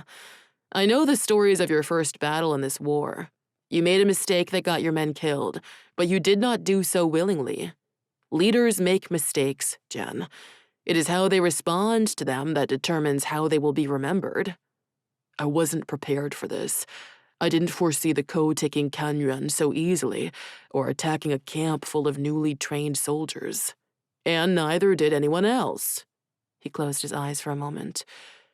Tell me everything. Jian didn't hold back. He told De Chuan everything he knew about Kanyuan and General Alton's presence there before the attack. He spoke of finding Hanan's body and knowing what it could mean. Then the attack. Every gruesome detail spilled forth until Jian held nothing more inside of him save for the secrets belonging to someone else. He said nothing of a girl unable to be pierced by an arrow or burned by flames. Dichuan tapped his chin.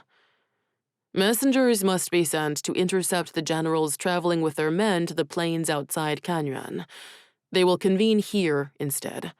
My brother will select a new commander, but until we can get word from him, General Yang will take command. I'll send someone I trust to Dasha. We must begin preparing to retake Kanyuan. He stood. As for you, Jian Li, you will serve this army until we recover the border village. You must stay here until the rest of the army arrives. Once our task is complete, once we attack and fully enter this war, I don't want to see you again. Return to Dasha, to the Emperor's side, or find some far-off hovel to hide in. I never agreed with the decision to give you command, and it looks like I was right. Jian didn't have the energy to argue. Dichuan was right. He'd given up his command and could no longer serve once Kanyuan was saved. What about Luca? He needs to heal. Luca will not share in your disgrace. Do not fret, Jian. My healer is taking good care of him. She is quite talented. I thought the healer at this estate was Master Jing Sheng. No, that poor old man caught a sickness and died. Not long after, my men captured a woman at the border, and she had the healing touch. Your healer is a prisoner? Not anymore.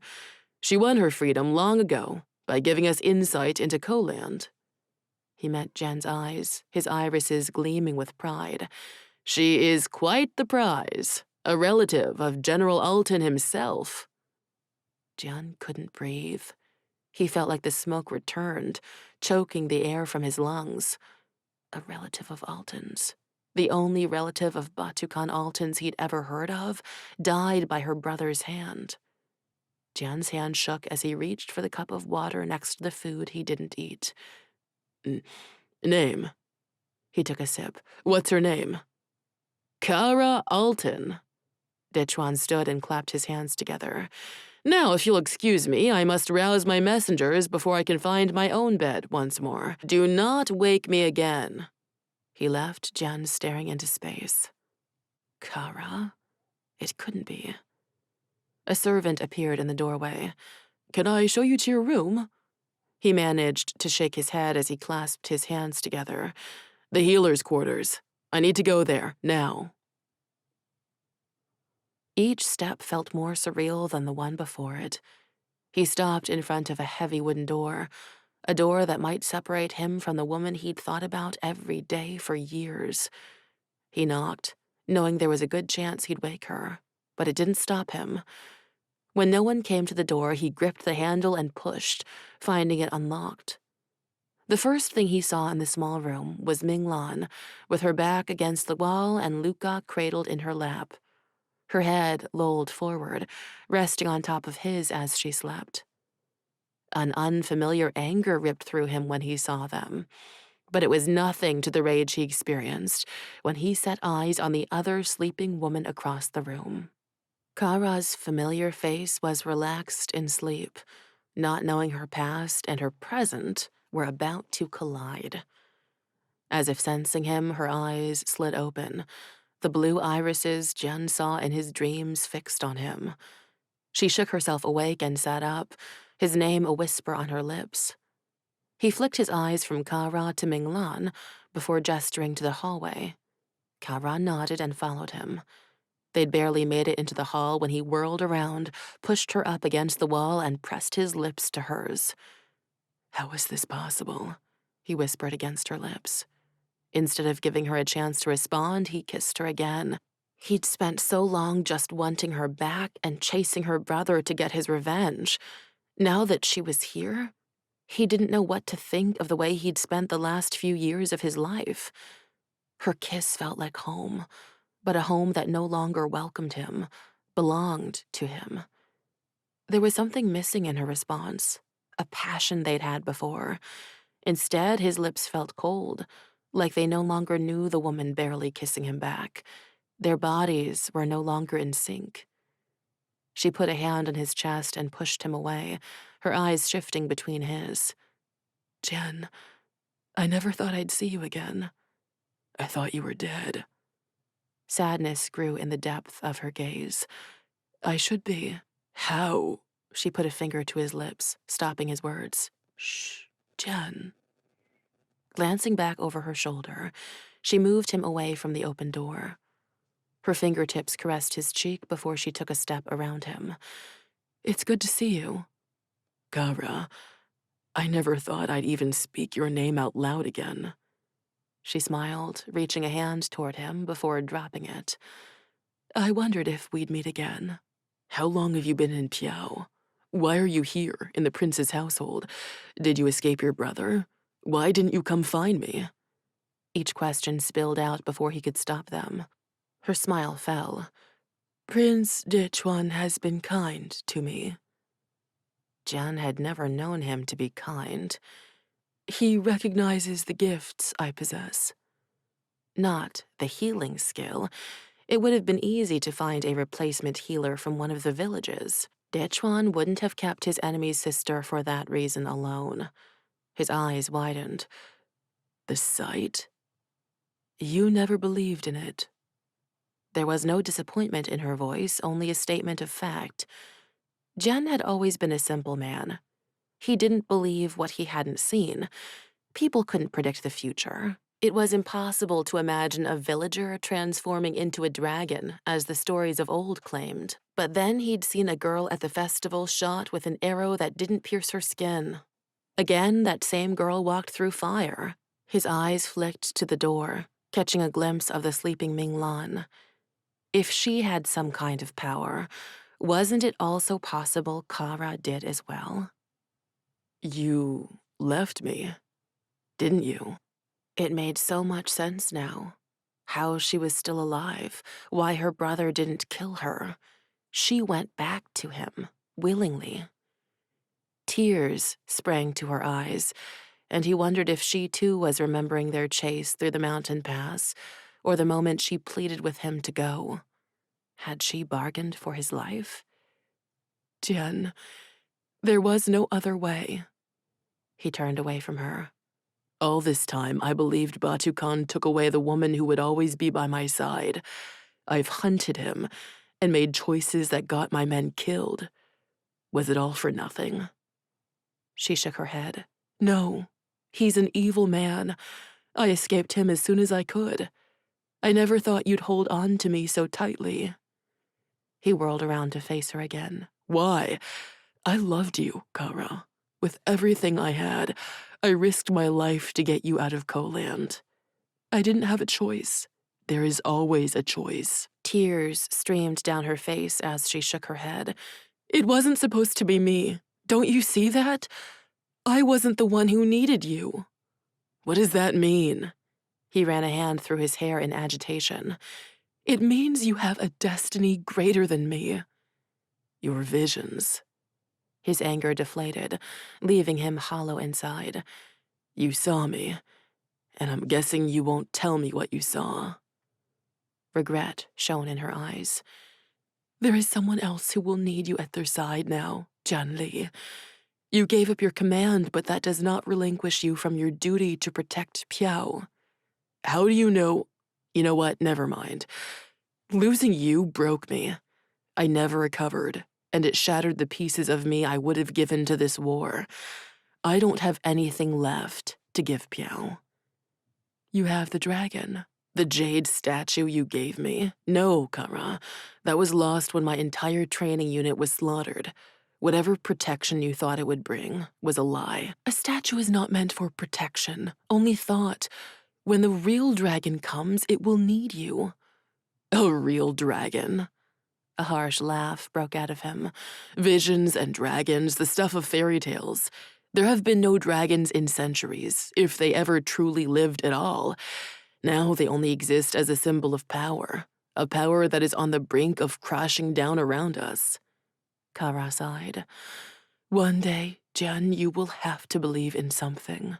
The future of Piao may depend on it. I promise you, I will only believe in dragons if I see one transform with my own eyes. Her lips drew down as she pulled him into a hug. I am happy to see you, old friend. Old friends. Is that all we were to each other? He breathed in her jasmine scent. It is all the future allows for us. She pulled away and placed her palm on his chest over his heart. I did not break this. One corner of her mouth curved up. Because it will belong to someone far greater than I, and she might just save us all. Who? I already told you. She winked. The dragon. Without another word, she turned and went back into her room. Jian stood in the doorway, contemplating her words as he watched his sleeping friends. There would be no fairy tale dragon coming to their rescue. Kara was wrong. He studied her as she bent over a table scattered with bottles of herbs, looking like she belonged. The life of a healer fit the quiet girl he'd known. He was a young man when he'd fallen in love with her, a young man who thought he needed to save her from the evil in her life. But she'd saved herself. Some of the cracks in his soul he'd carried around since losing her stitched back together. He loved that woman, but he felt no sorrow at the words she'd said to him. Old friends felt like a good description of them. At least then, his disgrace wouldn't touch her, too. Chapter 16. Hua waited until the commander left before opening her eyes. Early morning light filtered in through the small window looking out on the courtyard. A heavy weight rested on her, and she looked down at Luca, realizing she'd stayed with him the entire night. If her father saw her, he'd be ashamed at how close she was to him, injured or not. He wouldn't understand how she felt about him, not in a romantic sense, but more as the person who could understand what it was like to live with a giant secret. His color is better this morning. Kara's voice shocked Hua out of her own thoughts. Would she mention her conversation with Jian in the hall? Both thought Hua had been asleep, but she'd heard their whispered words. Who was this woman? And what was she to the enigmatic commander, the man Hua couldn't seem to figure out? She hadn't spoken with Jian about the revelations of the night before. Not only was Hua's femininity revealed, but she walked through flames to get to her fellow soldiers, and there was not a burn on her. The ends of her hair were singed, but her skin remained unmarred. She ran a finger over the red lines of the dragon on her arm. Kara's eyes followed the movement of Hua's finger. Ah, the Nagi. What? Hua lifted her gaze to meet Kara's. That is what the symbol represents. You can see it? Kara smiled and walked closer to lift Hua's arm for a better look. There are legends in Koland about the Nagi. They're dragons who can take an earthly form. I'm not a dragon. Hua pulled her arm away. I'm a girl, a warrior. I'm only in this fight to avenge my sister's death. Kara smiled. And I'm only here because I was a prisoner. We all have the truths we tell the world, and the ones we know deep in our souls. She patted Hua's shoulder. But you're right. You, dear, are nothing more than Hua Minglan, a girl who joined this war for many more reasons than simple revenge. The Nagi are more complicated. She wanted to tell her about the arrows and the fire, but she couldn't trust a woman she just met. Kara may have answers, but was Hua ready for those answers? You're the sister of General Alton. Hua thought back to the conversation she'd overheard. Kara showed no surprise that she knew. I am. He's the reason my sister is dead. She bowed her head. I will carry each death he causes as a weight on my soul. I love my brother, but I am here because I cannot allow him to destroy another country. Another country? Koland was a land of tribes. We traded with each other and roamed the countryside freely. My brother, he formed alliances between the tribes, destroying those who did not join. Eventually, the tribes became one. We settled in villages, ceasing our nomadic way of life. That is why we now wage war with Piao. It is a settler's dream, but we were never meant to be settlers." Sadness coated her words, and Hua realized she still loved her brother. Could she blame her? If this was Rue or Luna, would she ever stop caring for them? "You and the commander," Kara smiled. "That is not my story to tell. Jian Li is a noble man. He will face much criticism and abandonment. I hope you will continue to believe in him." Hua glanced down at Luca. He'd had such faith in Jian, even before Hua saw the good inside him. "I will always believe in him." Kara blinked away the sadness in her eyes so quickly, Hua wondered if she'd imagined it. She shifted Luca and slid out from behind him. "I must find a bath and some breakfast." Her stomach rumbled in agreement. Kara pushed Luca's hair back out of his face. "I will take care of our friend here." Hua didn't realize how tired she was until she made it into the hall. She'd slept only a few hours since the battle, and the smell of it still clung to her clothes. With directions from a guard, she found the room she'd been given. The wooden tub had been filled with water the night before, and it now sat cold. Still, nothing had ever looked so good.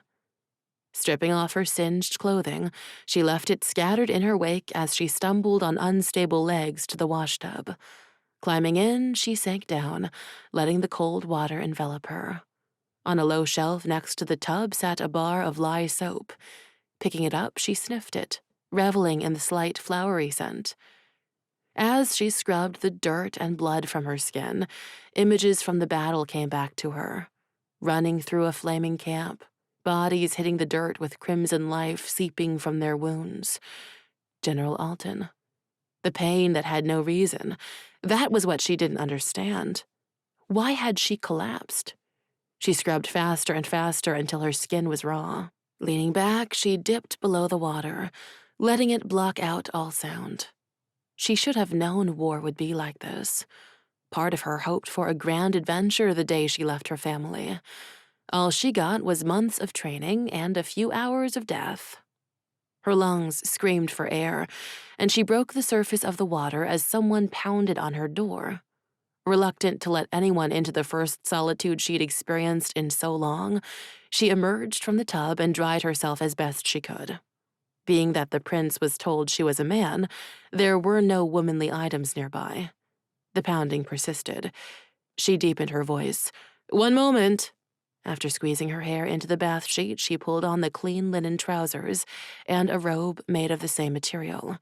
Its ill quality scratched her skin, but she guessed it was the best unwelcome guests could hope for. She didn't bother to belt it, leaving it hanging off her frame like a sack. Her damp hair hung around her pale face. There was no looking glass in the room, but she was sure dark circles would tell any observer of her exhaustion. With a sigh, she pulled open the heavy door. Chen and Yan stood on the threshold, with grins stretched across their faces. "You look rested." She pushed the hair out of her eyes. "Some of us sleep after the exhilaration of a battle."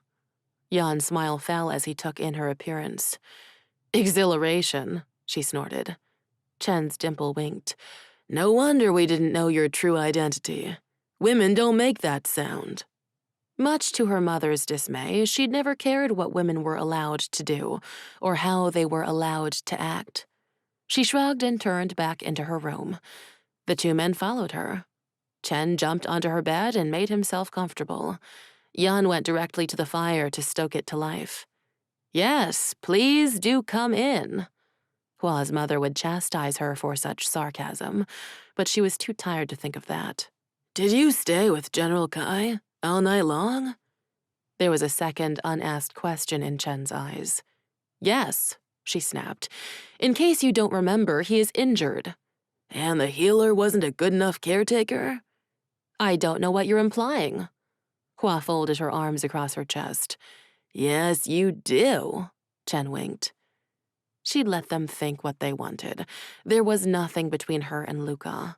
But if she explained how they were truly connected, it would reveal Luca's knowledge of her deception. "Don't you two have better things to do than bother me?" Not having another option in the cramped room, she sat on the end of the bed.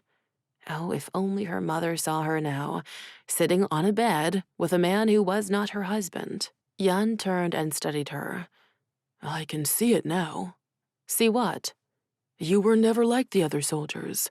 Only a woman would fearlessly go up against the commander. That brought a sad smile to her lips, as she remembered her decision to match each glare with one of her own, to not allow him to speak with disrespect she didn't deserve. Those days were done now. They had to be. They're not going to let me continue on with the army. As soon as she said it, she knew it was true. The men's silence was all the answer she got, but it was enough. This was it, the end of her adventure. As soon as Commander Li finished his business with the prince and recovered his strength, he'd send her home to her family. A family shamed by her actions. Would they ever look at her the same way? Would she ever see her friends again? Chen, Yan, Xiao, Luca, even Commander Li. He was probably the hardest person to leave. She wanted to fight for him, to make him proud. How disappointed he must be in her now. Xiao appeared in the doorway, a scowl on his face. Chen, Yan, what are you doing bothering the Lady Hua? She needs rest, and you fools need walloped with the dull side of a Dao. Chen rolled his eyes, but he jumped from the bed anyway. Yan smiled at her. He's right. Sleep, dearest Hua. He gripped Chen's arm and forced him from the room. Hua scooted farther onto the bed and leaned back against the hard pillows. Don't call me lady, she mumbled. Zhao shook his head. It is what you are. It's not everything I am. No, I suspect not. He bowed his head. Rest, warrior Hua. Soon we will have to discover a way to conceal your identity once more. Her head jerked up. What? You wish to continue fighting, do you not? More than anything, they need to pay for the lives they took. He nodded in approval. Then we will make it so. He said it so simply, but nothing had ever been more complicated. Zhao left, closing her door in the process. Finally, some peace. She burrowed beneath the furs, and the moment she closed her eyes, the world faded away, replaced by one of fire. At first, she thought she dreamed of the battle, but the training camp never materialized around her. Instead, she looked down on a burning village, one she'd seen in her dreams before. A thought entered her mind, but it did not belong to her. Destroy the enemies. Protect my people. It was a sentiment she agreed with, but seeing the flames reaching high into the sky struck fear into her heart. Wings sprouted from her back, giant muscled appendages. She leaped into the air with a giant flap, and her body twisted as she dove toward the wreckage below. The ground shook when she landed in the middle of the screaming chaos. Eyes lifted to her in fear. She turned to survey the damage, finding one man pulling people from the wreckage. His eyes locked under hers as he marched toward her, Dao in one hand and halberd in the other. The winged beast moved of its own accord, but Hua, trapped inside it, felt frozen in place. Because Jian Li, the man she'd have fought to the death for, now looked at her with nothing but contempt. Hua woke with a start, Jian's harsh eyes seared into her mind. Her skin felt alive, as if something crawled beneath the surface, sending heat through her every cell. And now she knew what that something was. Kara gave her a name, Nagi. Dragons who can inhabit a human with dragon blood. She couldn't deny it any longer, but that didn't mean it was any easier to accept. What now? Kicking off the furs, she got to her feet and paced the length of the room. Moonlight poured in through the window. Had she slept most of the day, trapped in her nightmares? A tray of food sat on the small table near the bed. Someone had been in here. Eyeing the bowl of broth and bread skeptically, she approached it.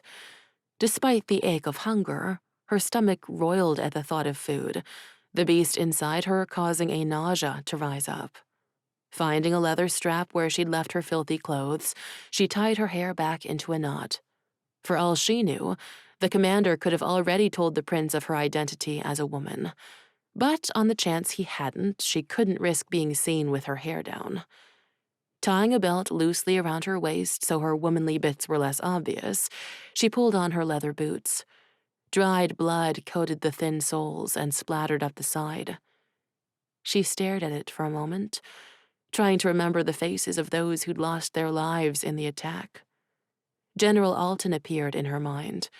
She'd never forget the mirth in his eyes as he slaughtered young soldiers.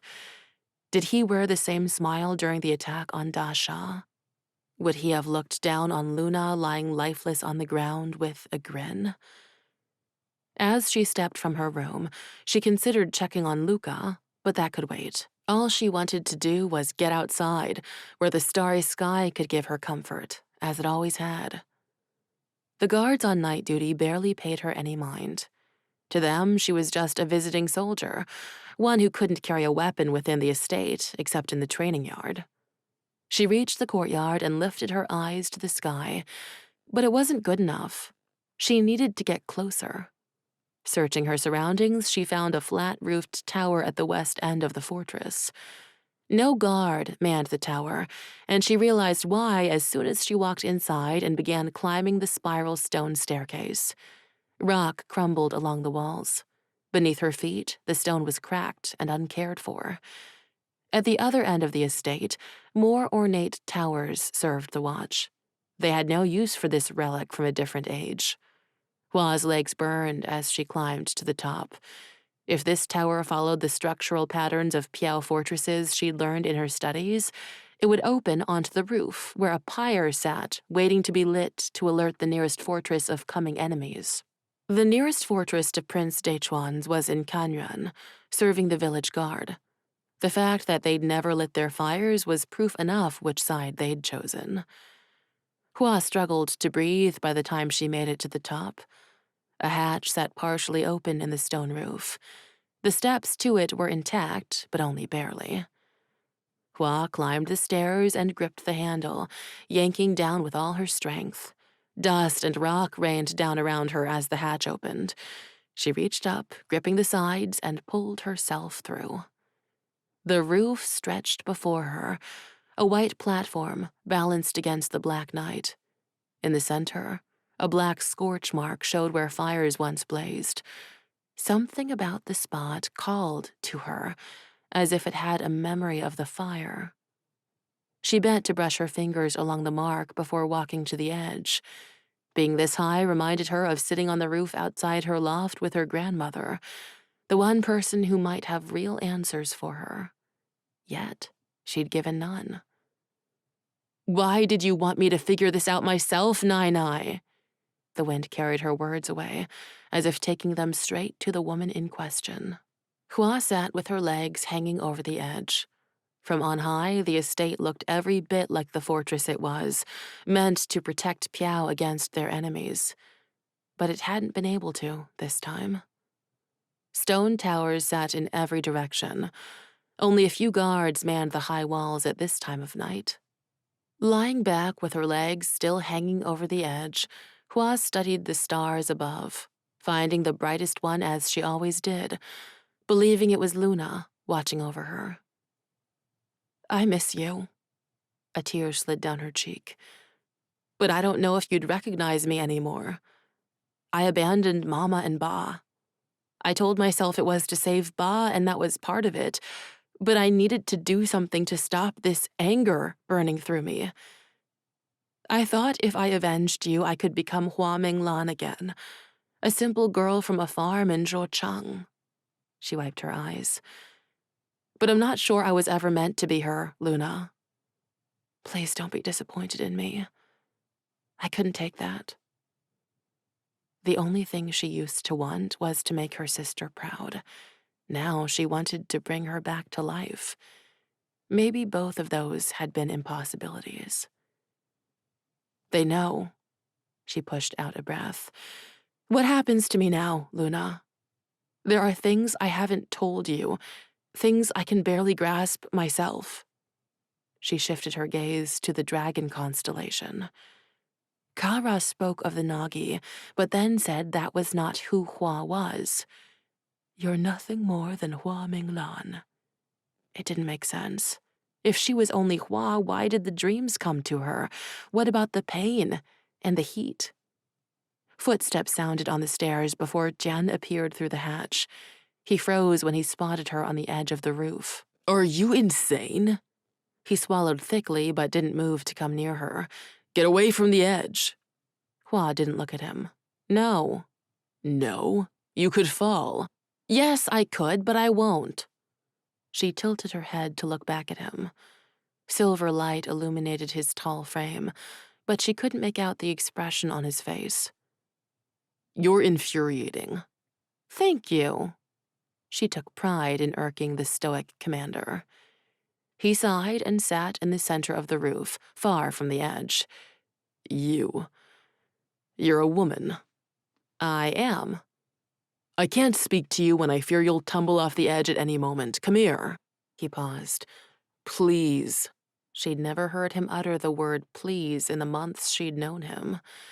Taking pity on the man, she scooted back and turned to face him, expecting some look of disappointment or scorn.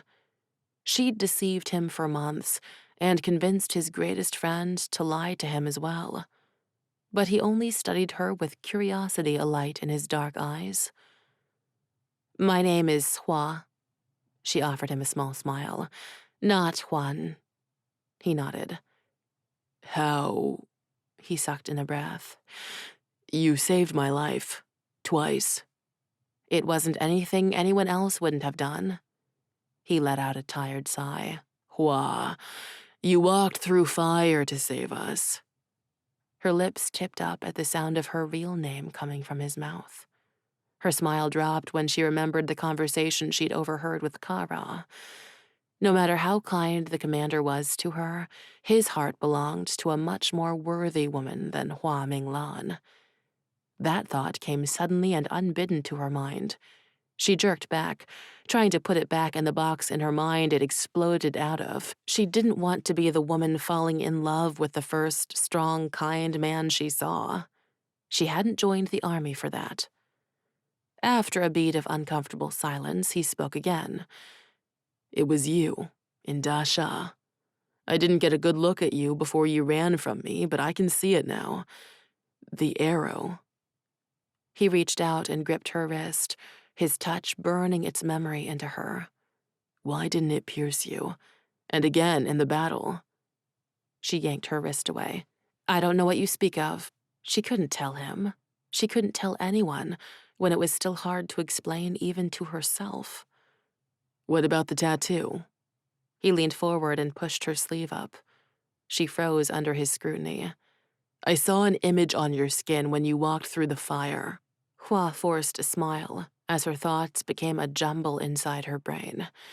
He was so close to the truths that could get her killed. Jian was the brother to the emperor. Bo Shuwei may not have hunted down suspected dragon-blooded citizens yet, but, like his ancestors before him, there would come a time, and he'd most likely use his brother to do it, the man he entrusted with the command of his army.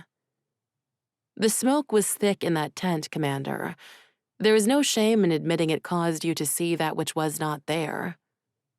He shook his head, denial in his eyes, but the words out of his mouth shocked her. I am your commander no longer.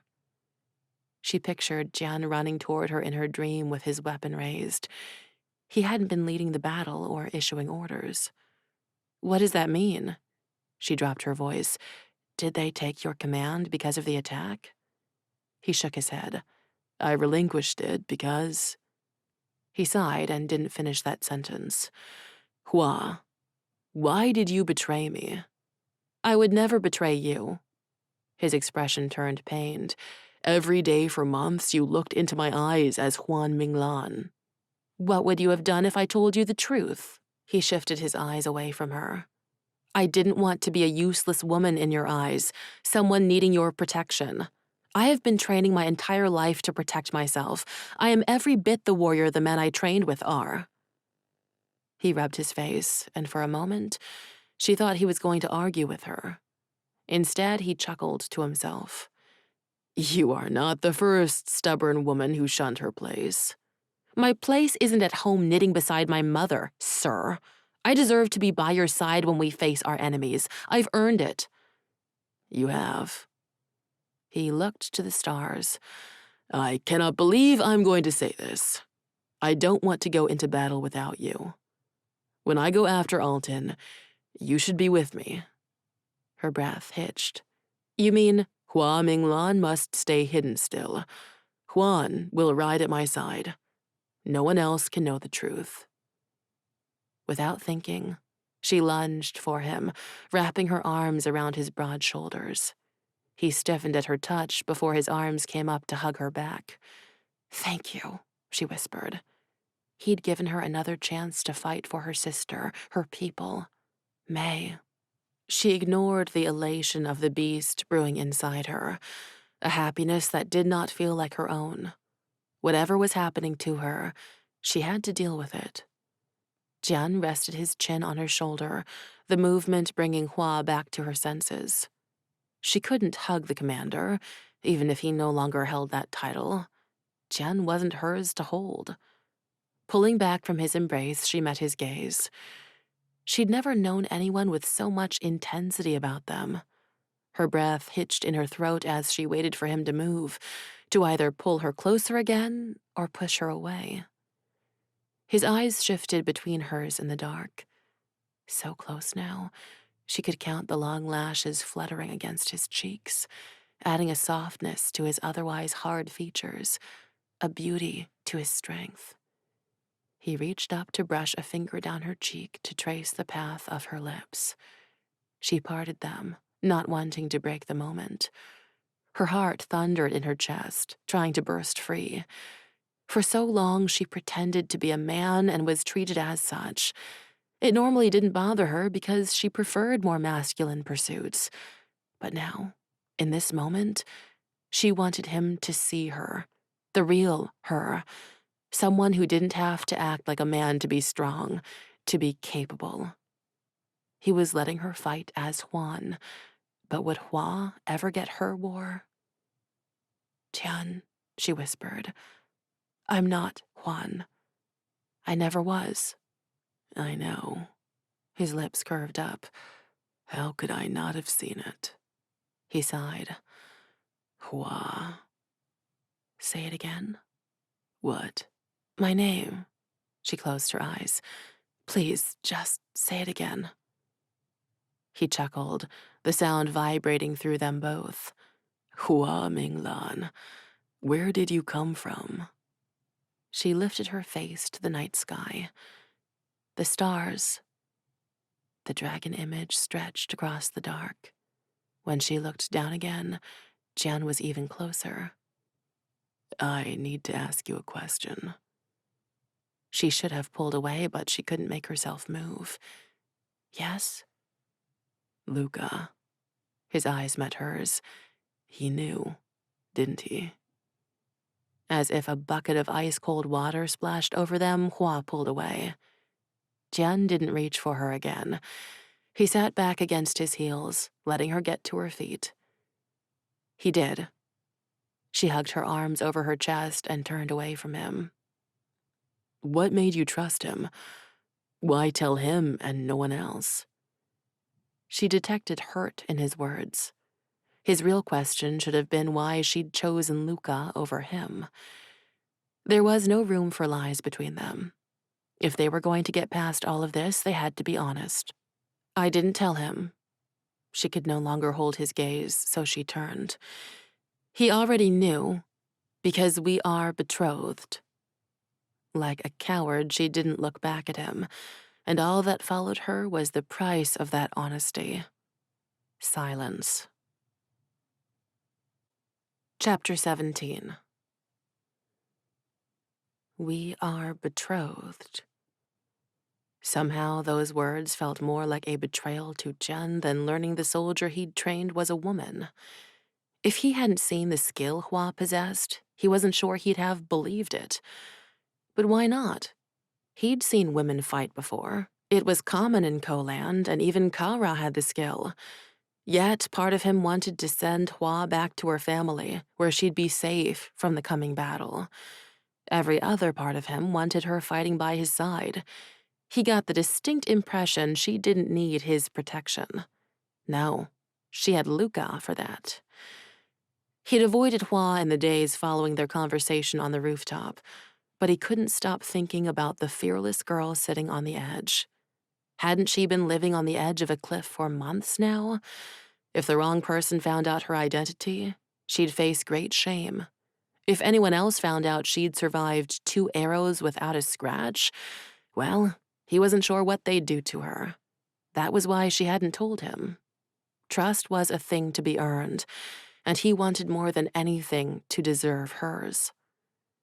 He sat in Kara's room where 3 men rested on cots. 2 of the guards were injured in training. The third, Luca, still hadn't woken. Each morning, Jian woke, hoping it would be the day he spoke to his friend again. Bo should be there with them. It had always been the 3 of them against the world, but Bo was the emperor now. No matter how much he cared for Luca, he couldn't come. Did he know of the betrothal? He would have to. Luca and Hua's fathers would send a sealed letter to the emperor to mark the arrangement in the records. My friend. Jian sat next to the bed, his large body resting awkwardly on the tiny wooden chair. What a mess we've found ourselves in. In truth, it was a relief to relinquish his command. He'd never wanted it. Commander Yang would lead them to victory in Kanyuan, if he ever arrived. Prince Dechuan's scouts reported only yesterday that the Ko army had retreated into the mountains, leaving only a small force in the city. Jian rubbed a hand across his face. He'd never have thought he'd need to rely on the bitter prince, a prince who didn't send his own men to join the army despite his proximity to the border. He knew what the dangers were. Kara sat talking with one of the guards, her laughter drifting over the room like peals of the sweetest music. He watched her smile and speak with big gestures as she got more and more excited about whatever her words revealed. That was the woman he'd known. She was a light in a world full of darkness. It was hard not to hold on to her, to what they once had. But she was right. He wasn't in love with her. Not anymore. He'd changed in the years since his mission into Koland, and he'd only taint her with his darkness. If he was being honest with himself, he never expected to survive this war. But the war was almost over for him. After reclaiming Kanyuan, he wouldn't be allowed to lead his comrades in fighting for their home even if he wanted to. He'd given up his command before it could be taken from him. Movement caught the corner of his gaze, and he looked down at Luca as his eyes fluttered open.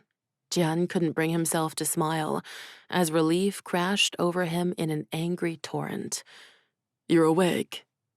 Luca tried to say something, but the words ended in a cough. Jian leaned closer to catch what he wanted to say.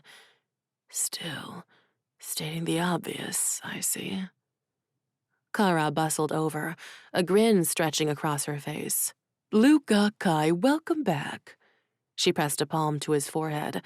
Your fever is gone. It's good to see some color in that handsome face of yours. He flushed. Who? Where? Jian put a hand on his arm. We're at Prince Dechuan's fortress. He gestured to Kara. Meet Kara Alton. Luca's eyes widened and he started coughing again. Kara tipped a cup against his lips. Luca sputtered. That's not water, he grimaced. Yellow wine. Kara set the cup aside. It will relax your throat and hopefully end the coughing. You have slept for nearly a week, General. There are bound to be some difficulties. A week? His eyes darted around the room. But how did we get here? Alton, the battle. We were going to die, Jian. Jian didn't want to reveal anything in front of Kara. Hua's peculiarities weren't his to speak of. Kara sat on the end of his cot and patted his leg as if she'd known him for years. The girl saved you. The girl? Luca looked from Jian to Kara. Jian sighed and dropped his voice so the other soldiers couldn't hear. He wasn't sure how Kara knew of Hua's heroics, but that didn't matter at the moment. Hua, you knew. Jian nodded. I'm sorry I didn't tell you. I was protecting your betrothed. I know that too. Luca sighed. An arrangement our fathers made. Kara, do you think we could have a moment? Kara hopped off the bed. Just when all of this was getting good. She shook her head with a laugh and went to tend to one of the other soldiers. Luca met Jian's eyes. So, Kara, she's alive? His shoulders dropped. I didn't know. When I first saw her again, I thought she was a ghost, but her return from the dead is a story for another day. There's a battle coming. Where? Kanyuan. After the attack on our camp, the Ko took the village. We must recover it. Kanyuan was the gateway into the mountains. While they controlled it, the Ko had great access to Piao. Luca's eyes hardened. I will be there when you lead the attack, even if I have to crawl. I won't be leading the attack. Luca opened his mouth to speak, but Jian cut him off. I never wanted command. You know that. I only wanted to serve my brother, to protect him. And you can do that better as the commander. No, Jian snapped. All eyes in the room turned to him, so he lowered his voice. I failed him. I will not do that again. If I had the energy to argue with you, Jian, I would fight until you realized just how stupid you sound. But I don't. So instead, I must ask you this.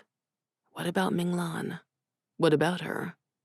I know she deceived you and broke the laws of Piao, but she is a warrior just as much as you or I. She's worked hard, and she wants to, Luca, fight alongside us. Isn't it her right as a citizen of Piao? Luca, the Ko are more barbaric than us, and yet they recognize a woman's right to— Stop, Jian laughed. His friend thought he'd send Minglan home, but he had no intention. Is the great Jian Li laughing? A grin spread Luca's lips. No, Jian cleared his throat. Absolutely not. I heard it, Kara called across the room. Almost reminded me of the Jian I knew years ago.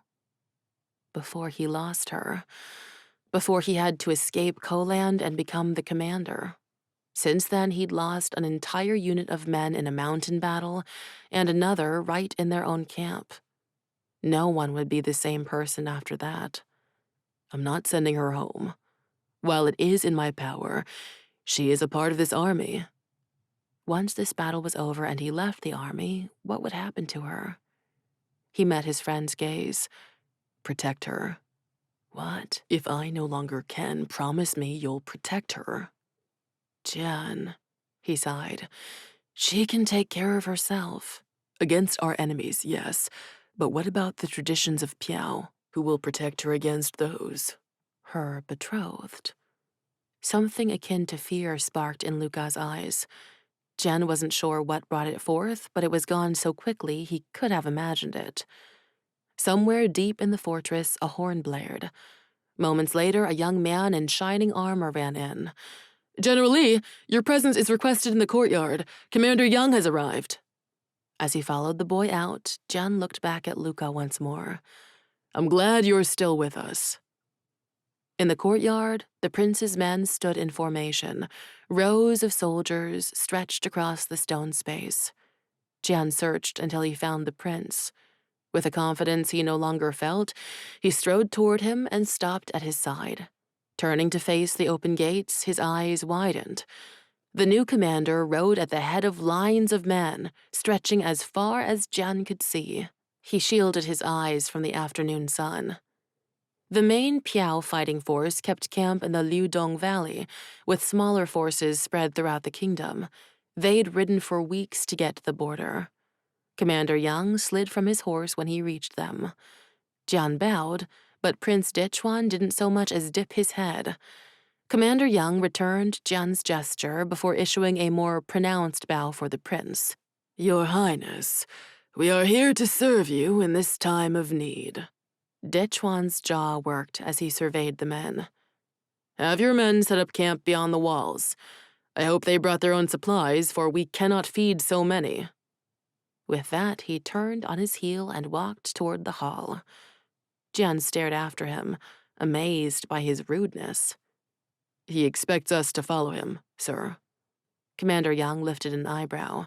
Then he should have requested it. My men have ridden through rain and tired nights to get here. Their well-being is my greatest concern. He looked sideways at Jian. They should still be your men, Commander. I am the commander no longer. Yes, the messengers did say that. He inclined his head. I am sorry for your loss. Jian got the impression he didn't mean his title, but the men under his command who were no longer with them. He looked upon his sea of glinting armor. I am sorry for all of us. A lot more of them will die by the time this is finished. You've been a soldier much longer than me. War is your business. He sighed. I grow weary of this business, Jian. He fixed his eyes on Jian. A business where we are blamed for things beyond our control. Do you feel them? The men you've lost? Do they weigh on your soul? Every moment. Then you have not failed. Losing, being beaten, is not a sign of weakness unless you decide not to get up again. If you stop fighting for what you believe in, well, then you will truly be a failure. He handed the reins of his horse off to a servant and put a hand on Jian's shoulder. Come, let's go speak with the impatient prince who knows nothing of the true cost of war. Jian followed the commander inside. Commander Yang may not agree with Jian giving up his role, but as Jian watched Yang walk through the fortress with determination, seeing people scramble out of his way, he knew it was for the best. A commander must make the tough choices. Jian freed himself from the yoke of rules and order. Now he could fight. He could find Batukan Altan and make him pay. Dechuan sat in his study, drumming his fingers on the oak table. Other generals took their places around the table. They'd arrived only yesterday with their own men, having received the messengers from Dechuan when they were already traveling to convene with the other units outside Kanyuan. General Yu scowled as his gaze connected with Jian's. Next to him, Generals Tian and Zi Cheng wore matching frowns. It was no secret they resented Jian since Bo named him commander. Not a day went by when Jian didn't wonder if they were right, if he only received the position because of his relationship to the emperor. A few unfamiliar men joined them, generals unknown to Jian. The door opened and Minglan's young face appeared. Her eyes widened when she took in the assembled men. Jian was so focused on her he hadn't seen the man practically hanging off her shoulder. She grunted under the weight of Luca. None of the generals jumped up to help except Jian. He crossed the distance between them. You shouldn't be here, General Kai. He used their formal titles in front of the rest of the military leadership. I'm okay. Luca winced as Minglan stumbled forward. I didn't want to bring him. Her eyes met Jian's. But he insisted, and she shrugged. Right. Luca was her betrothed, so she wanted to help him regardless of what was best for him. Jian swallowed his biting words and slid Luca's arm over his own shoulders. I have him from here, soldier. You can go resume your training duties. Hurt flashed in her eyes at his quick dismissal, but she gave him a short bow and left. Jian led Luca to the chair he'd vacated and helped his friend take a seat before sitting beside him. Commander Yang surveyed the men around the table. There will be others joining us, but I'm afraid we cannot wait for them. He nodded to Jian. Jian leaned forward. 7 days ago, the training camp outside Kanyuan was attacked. We said as much in our messages to each of you. Hanan Sema, the captain of the village guard, was killed, and the citizens of Kanyuan allowed the Ko army to enter their city. It now belongs to them. Angry muttering broke out among the generals. Kanyuan will never belong to them. General Yu pounded a fist on the table. How could our commander let this happen? While you chose to busy yourself training novices, our greatest border defense was overrun. Other generals nodded in agreement. It wasn't anything Jian hadn't thought about himself before. He'd failed them. He shouldn't have taken the training on himself. But he'd seen the new soldiers as the future of the military, as their only chance in the battles to come. And now they were all dead. Well, not all of them. He glanced at the door Minglan had disappeared through. The other men continued to argue around him, their words rolling through his mind in a jumble. Unable to take it any longer, he slapped a palm on the table. The crack reverberated around the room.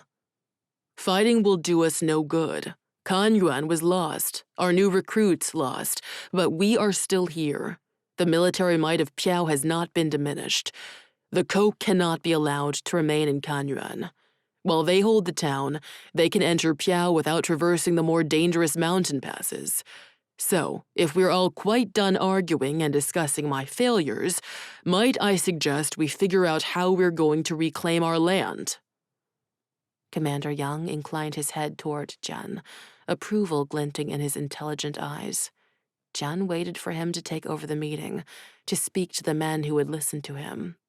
But he remained silent. This was what Bo envisioned when he named Jian the commander, him planning strategy and watching the harsh Piao generals fall at his feet. He probably hadn't foreseen the failed battles or the distrust of his men. But Jian wasn't the commander anymore. He was simply a soldier who knew the area around Kanyuan, a man who wanted to force the Ko back across the border. We have an opportunity that won't last for long. We've waited here at Prince Dechuan's fortress, but we cannot afford more delay. His Highness scouts have been watching the village and speaking with a source inside. The Ko left a small unit of men to guard the town, but the bulk of the army has returned to reinforce the mountain pass. We will not wait. Gentlemen.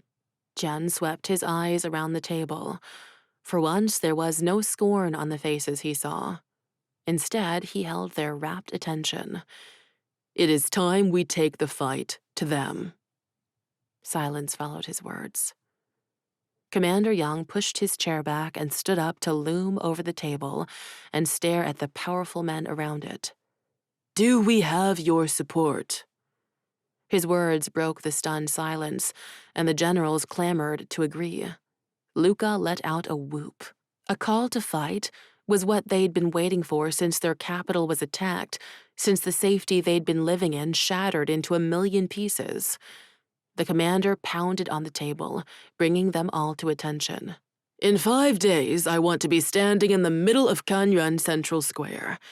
Jian Li, tell me how that is going to happen. Jian thought by giving up his command, he relinquished the responsibility that went with it. But if this was going to be his final battle as a warrior of Piao, he'd make sure he wouldn't fail again. Chapter 18. Hua shifted from foot to foot and swung her dao over her head as she advanced on Chen. I don't know how I didn't see it, he grinned. You aren't like any man I've ever fought because you're a woman. He cackled like it was the funniest thing in the world. Yan joined his laughter. Sometimes Hua wondered if those two were the same person in different bodies. She sidestepped Chen's advance. You're swinging too wild. Use more control. I don't need your advice.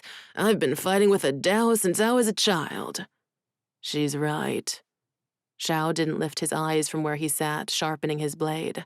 Zhao was the only one of her friends who didn't look at her differently now that they knew the truth. Chen and Yan treated her almost like a child. Jian could barely look at her. But Zhao continued on with his stoic respect. He jumped to his feet and knocked Chen out of the way. Hua grinned as he faced her. Zhao was always the bigger challenge. He fought with the skill of a lifelong soldier, having been trained as one. His face showed no expression as he steadied his dao. Attack me, he ordered. With pleasure. Hua lunged, the blunt edge of her dao crashing against his. You won't hurt me. Use the sharp edge. She shrugged. If he insisted. Her smile dropped as he blocked her attack and advanced with one of his own. She ducked his blade and whirled around, bringing her dao down in a wide arc. Together they performed the dance they'd trained for, one they'd honed over the months at a camp that now ran with blood. If Hua's father could see her now, if he knew how his training saved her life, maybe his pride would overcome his shame. Sweat dripped into her eyes as the early summer heat bore down on them. With nothing else to do, they'd been sparring with each other for days as the generals locked themselves away in strategy meetings. Commander Yang arrived 3 days ago, and still the soldiers didn't know how long they'd be here. Hua finally felt like herself again, like the girl who'd arrived on the plains outside Kanyuan with a mission. She hadn't felt the darkness slithering underneath her skin since she dreamed of fire, but she knew the beast wasn't gone. Zhao grunted as she drove her body into his, knocking him to the side. It was like moving a stone pillar. Pain snaked up her shoulder, but she didn't have time to dwell on it because he stepped toward her. Ducking another swipe of his dao, she kicked her leg out, catching the back of Zhao's knee with her foot and yanking. Surprise flashed across his face as he went down, taking Hua with him. She landed on his chest and pushed herself up, angling her dao at his throat. Her lips curved up. Any critiques for me, Zhao? Chen bit his fist and laughed. Big bad Zhao taken down by a woman. Hua brushed off his comment. The only way to silence people like him was by winning fights such as this. A man only had to be average to gain the respect of his peers, but a woman, well, she had to succeed beyond anyone's expectations. Climbing off Zhao, she held her hand down to him. He clasped it and let her help him up before turning a scowl on Chen. If you think Hua Minglan is merely a woman, then you're more of a fool than we already thought. He settled his eyes on Hua. I don't care if you're a woman. I'd rather have you fighting at my side than the rest of these idiots. She smiled. It wasn't often the big man spoke his mind. Someone clapped nearby, and Hua froze. Commander Yang watched them with a smile on his face. Had he heard Chen and Zhao speaking? The commander approached Hua, ignoring the others. That was an impressive fight. His eyes flicked to Zhao. It's not often I see someone your size defeat such a mountainous foe. When Hua didn't speak, Zhao stepped in. He was the best of us in training. The commander looked at each of them in turn, his lips turning down. You're the survivors from the attack on the training base. Yes, sir. Chen stepped forward. But we're only alive because of Huan. He gestured to Hua. Hua looked at the man who hadn't had many kind things to say to her, a new appreciation in her eyes. It wasn't only me. She met the commander's curious gaze just like she used to force herself not to look away from Jian. It was a way to keep her own power. She chose not to be intimidated. He nodded. We will need soldiers such as you in the days to come. He nodded to each of them before striding away. Hua released a breath. He's not as much of an ass as the old commander, Yan said. Hua bristled at the description of Jian. He'd been brutish and serious, but never mean. When he looked at her, there was nothing cruel in his gaze. Minglan, someone called from across the courtyard. She turned to find Luca waving her over. He'd recovered most of his strength since his injury, but still tired easily and had bandages across his abdomen that Kara had to change daily. Hua waved goodbye to the rest of the men and joined Luca. Do you need spoon-fed, General? He gave her an indulgent smile. I'm not an invalid. You were. She grinned. Luca was easy to smile around. Even after his brush with death, he had a lightness about him. She used her smiles to force images from the battle out of her mind. They hadn't spoken of the secrets revealed between them before the attack, but they both knew they now had to rely on each other, to protect each other. The commander is preparing to make a speech from atop the walls. Do you know what he's going to say? Luca grinned. We are finally going after them. What? The Ko. We'll no longer wait until they attack us. It's our turn for victory. A mixture of fear and excitement bubbled up in Hua. Another battle was coming. She still had flashes of the last one in her mind. But that had been more of a slaughter than a proper battle. This time, they'd damage the Ko, and they'd save Kan Yuan in the process. She leaned in close. There's a rumor the people of Kan Yuan chose the Ko, that they allowed them access to the city. Luca sighed. Those villagers have suffered more than anyone in Piao. Ko-land has been attacking their farms and their walls for years. They only want an end to the fighting. But we're bringing another fight to them. If they don't want to be saved, why are we risking it? Kan Yuan is too valuable a location for us to let it go. It is the easiest access point into Piao, and we can't afford for it to remain in enemy hands. He nudged her forward. Come on. Luca walked slowly, gingerly, as they joined the rest of the soldiers waiting for the speech. Once the commander gave the orders, his words would travel among the soldiers camped outside the walls. By morning, they'd all know their next move. Commander Yang walked down the steps of the complex, stopping near the wall connecting the gatehouse to the towers. He looked out on the assembled generals and the few soldiers living within the walls. Rest up, men! For tomorrow night we attack. A roar rose from the crowd. Hua sucked in a breath. The commander spoke for a few more minutes, but Hua barely heard any of it, as the feeling she'd tried so hard to rid herself of writhed inside. A beast preparing for war. I have to go. He's not finished, Luca called after her. Hua didn't stop. She ran from the courtyard, stumbling down the open-air halls. Her shoulder slammed into the wall as heat pulsed beneath her skin. Pain shot through her as she pushed open a door and fell into the healer's quarters. Kara shot to her feet in surprise and rushed toward her. Hua, what's wrong? What's happening? Hua asked in a choked voice. Kara put a hand on her back and helped her to a nearby cot. You feel it? What do I feel? Hua's head thrashed from side to side. It's like it's trying to get out. I don't understand. She lifted her arm and found the image of the dragon, but it wasn't just a red mark on her skin. It looked as it had in battle, as it had when her grandmother first drew the design. Black ink swirled in the intricate pattern. What does this mean? You said I'm not a Nagi. Why do I have their mark on me? Kara shut the door and returned to the bedside. She lifted Hua's arm and examined the image. When I told you the Nagi are creatures of story, I did not tell you everything. I have seen things I don't want to believe in, but you have appeared as proof of the truth in my visions, she sighed. This road will not be an easy one, Hua Minglan. Hua clenched her teeth against a stab of pain. What road? That of the Nagi. But you said... The Nagi were said to be dragons who could take human form to live in this world. But that is not the whole story. They were unable to fully live in this world, so the dragons found hosts, people they lived within. You are not Nagi, Hua, but the beast inside you is. Nagi only appear when Piao needs their protection.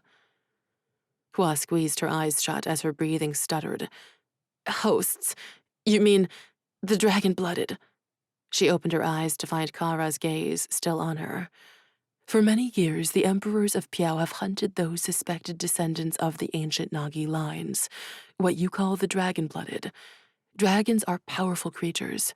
In the legends, they ruled over all life. Power, protection, luck. The Nagi's very existence challenges an emperor's mandate from heaven. How do you know all of this? You're not even one of us. Hua scrambled from the bed as a bolt of pain shot through her. You're one of them, a Ko, an Alton. Why should I believe anything you tell me? None of this is possible. None of it is real. She clenched her fists at her sides, digging her nails into her palms to prove this was real. If she could feel the pain, it was like this was really happening.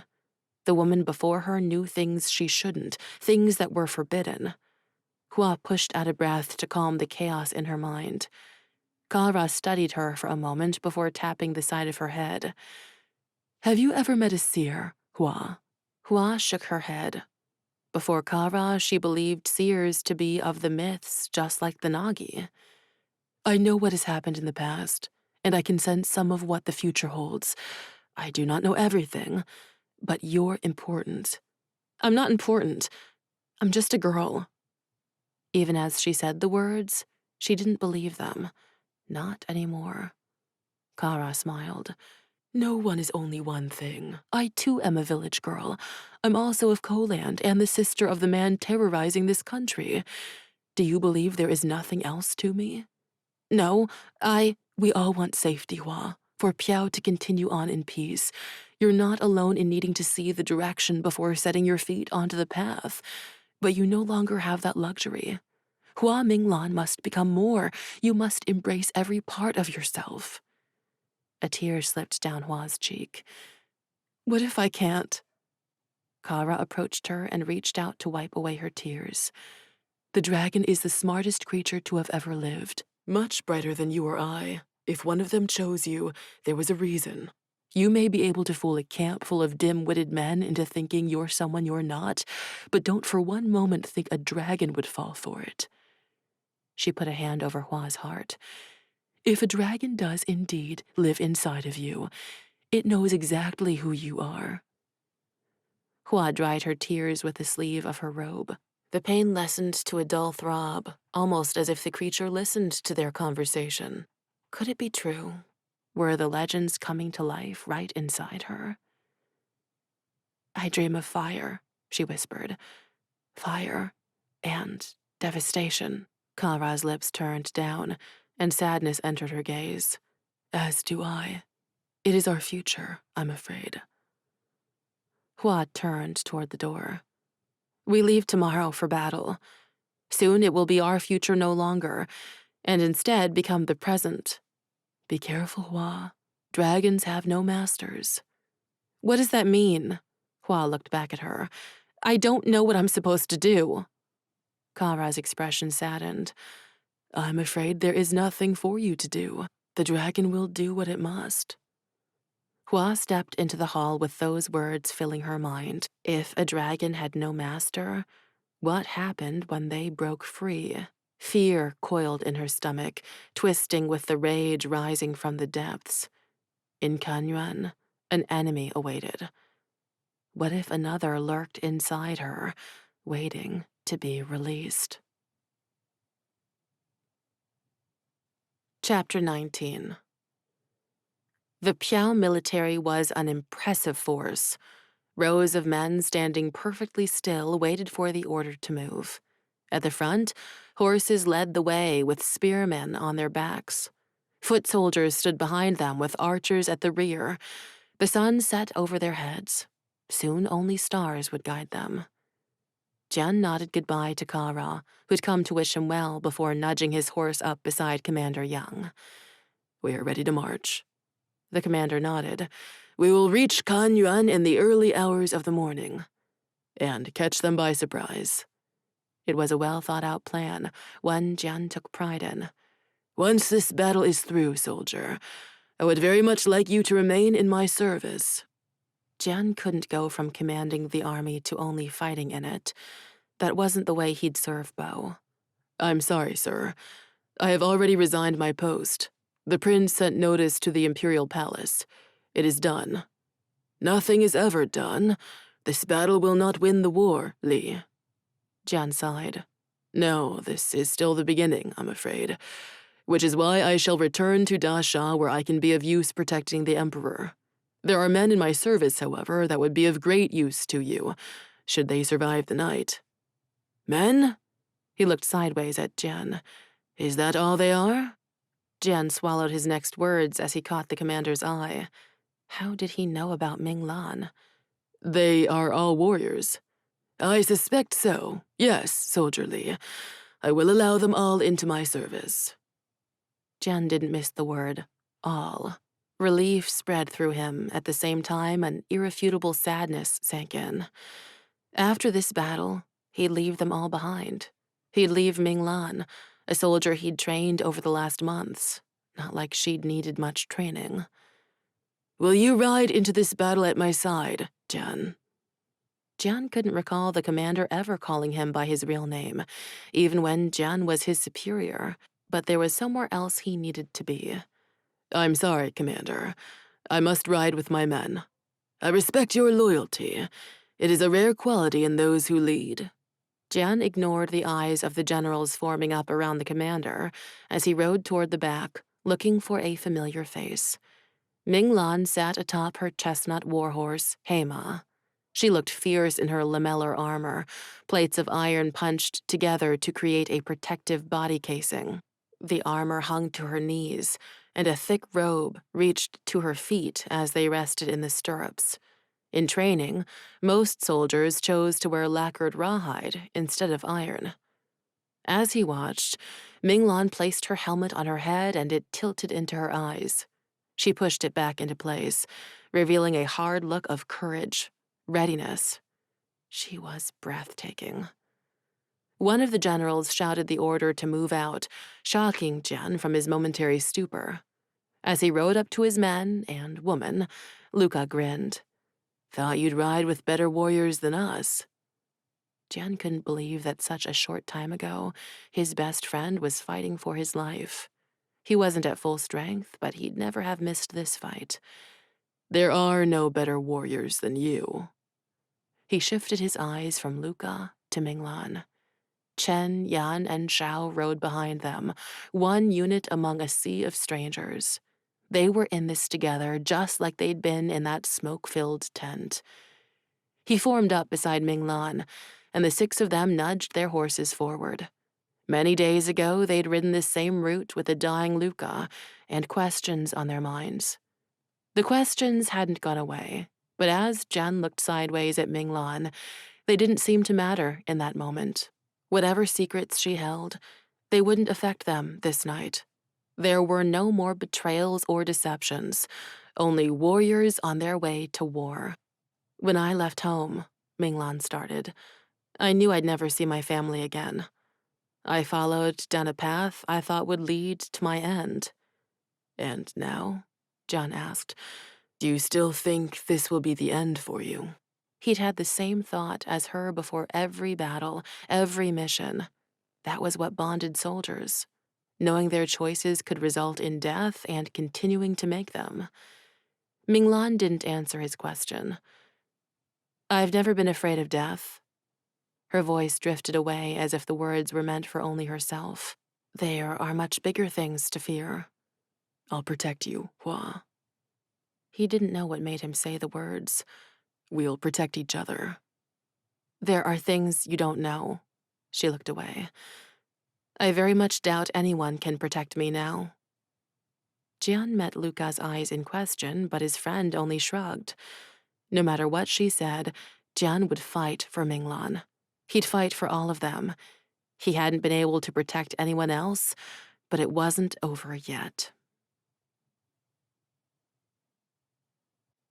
Chapter 20. The closer Hua rode to Kanyuan, the harder it became to ignore the tension in her body. It took every ounce of will to control her limbs, to fight off the beast trying to take over. What would happen when it came time to fight? If she couldn't use her speed and agility, she wouldn't last long. She lifted her eyes to the sky, searching for Luna in the heavens. It was gone. The dragon and the stars, her companion every night for so many months, no longer shone above her. She squeezed her eyes shut and opened them again, but nothing. A cart rumbled past her, pulled by two massive black steeds. No, not a cart. A battering ram on wooden wheels. This was what it came to, destroying the gates of one of their own villages. What's going to happen once we get inside? Minglan asked. Jian turned his head toward her. Our hope is the villagers stay in their homes, and let us handle the Ko stationed in the village. We must get to the mountain gate before the rest of the Ko army arrives. So our entire plan rests on the villagers welcoming our army back? The same villagers who handed their town over to the Ko? Out of fear, Minglan, not loyalty. Those people do not want the enemy in their streets any more than we do. Kanyuan is not our foe.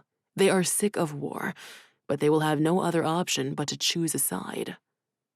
With darkness as their cloak, the Piao forces waited in the fields outside the Kanyuan gates. Not a word was spoken as they held their collective breath.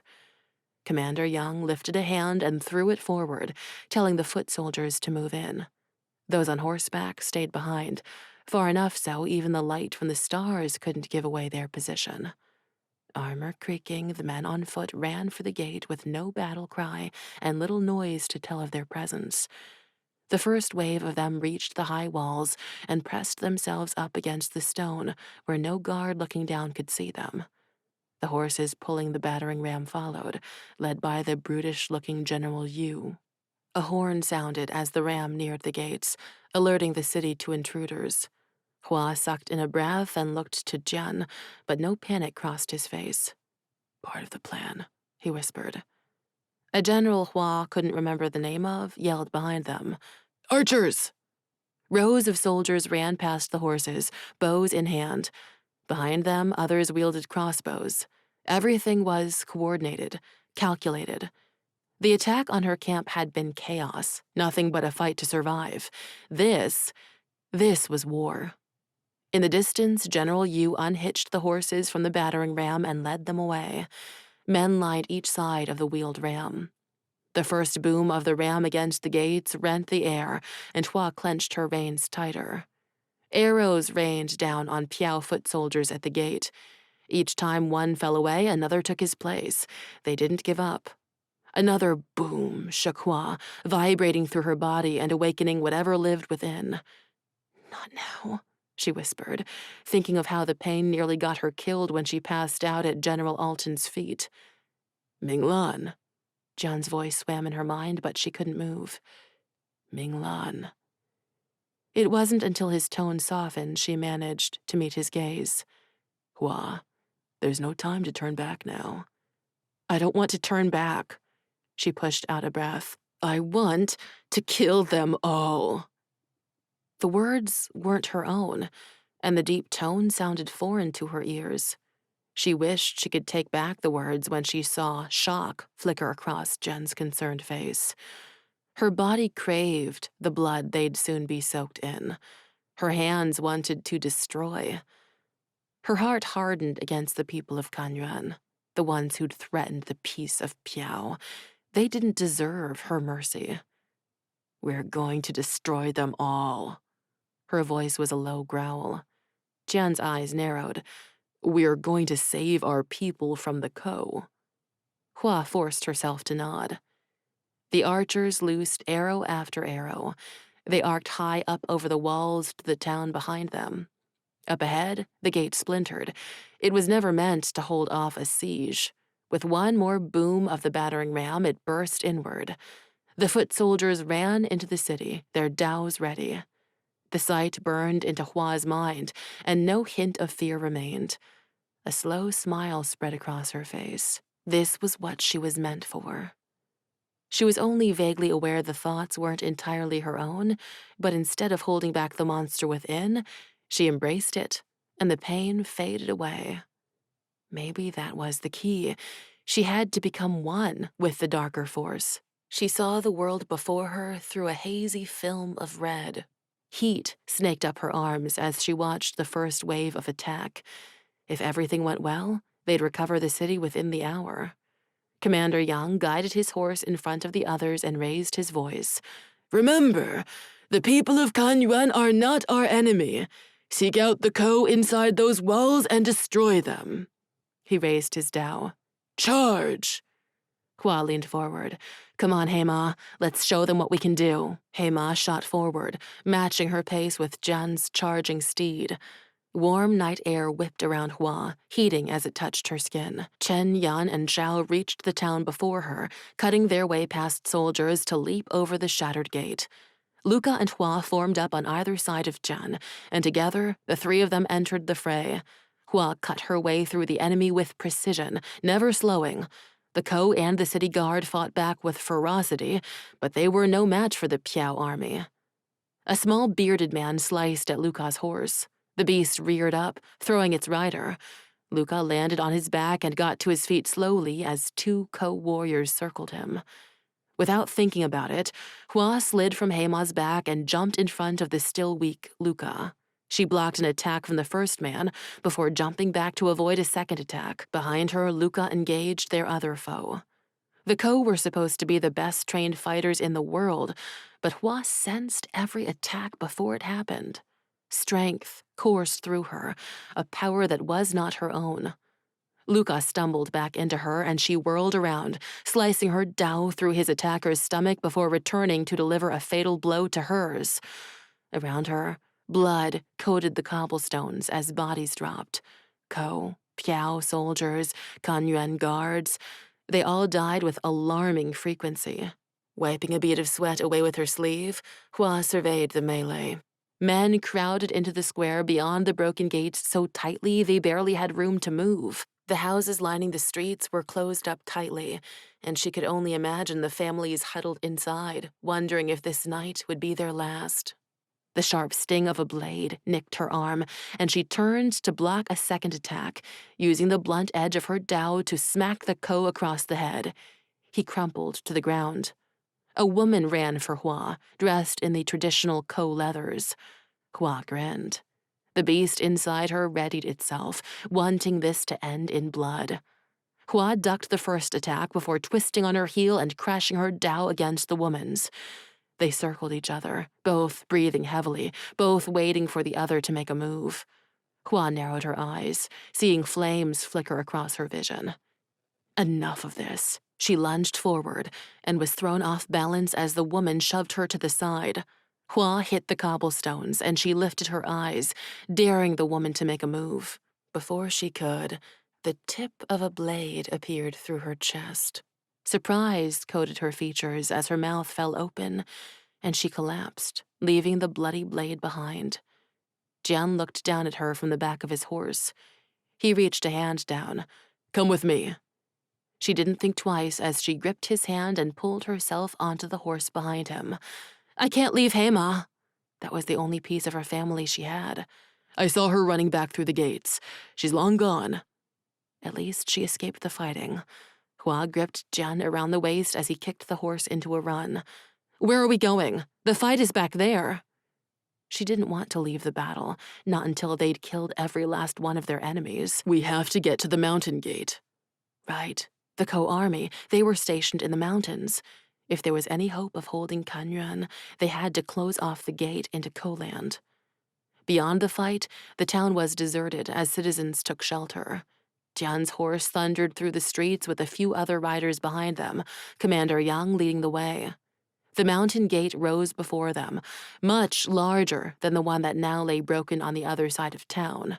Steel reinforced the wood, a protectant against a battering ram. They'd been keeping the Ko out of the border town for many years. Hua couldn't contain her anger at the people of Kanyuan for letting them in now. Blood would forever taint their streets, an unavoidable consequence of their actions. Commander Yang and his men entered the deserted guard tower. Jian slid down from his horse. "The guards must have been called to the fight." There was an eerie quiet in this part of town, when only moments ago she'd been surrounded by chaos and screaming. She wanted to go back, to fight, to shed the blood of her enemies. She jumped down from the horse and stepped inside the guard tower, where Commander Yang and Jian turned a giant wheel. The gates groaned and quaked as they shut. A definitive thud boomed when the two gates met in the middle. Jian wiped his face. A horn sounded outside the gates, and he ran past Hua with the commander on his heels. They climbed the steps to the top of the wall. Hua followed behind them, freezing when she saw what lay on the other side. A horde of warriors roared and crashed halberds against shields. "The Ko army." Jian's eyes widened. At the front stood a man, unrecognizable from this distance, but Huan knew it was General Alton. An arrow whirred past her head and she ducked out of the way. One of Commander Young's men screamed as a crossbow bolt pierced his stomach and he fell from the top of the wall. "Get to cover!" Commander Yang ordered. Jian reached for Hua, but she stepped away from him, unable to take her eyes from Alton. Anger burned along her skin, and she couldn't move. Her will sank back into the recesses of her mind, giving way to something larger, darker, more powerful. An arrow sailed for her, but it did not pierce her skin. Instead, it clattered to the top of the wall beneath her feet. A roar escaped her mouth as her eyes settled on the enemies below. She looked back over her shoulder to where rows of houses stood, houses belonging to traders of Piao. They'd opened their gates to the Ko. They deserved to die. A crossbow bolt grazed her arm as it flew by, drawing a bead of blood. The sight of it sent a jolt through Hua as pain spread through her body. Her face contorted as muscles stretched and bones cracked. "Hua!" Jian screamed. "We have to go!" She turned to him and cocked her head. An arrow sailed for him, but she stepped in its path. It didn't hurt her. When she spoke again, her voice was not her own. Hua had her fight. Now it is finally my turn. A cruel smile curled her lips. Jian tried to pull her after him, but she yanked her arm out of his grasp. Get to safety. The man wasn't her enemy, and if he stayed any longer, he'd die. She couldn't recall his name, as her mind already turned back to the task at hand.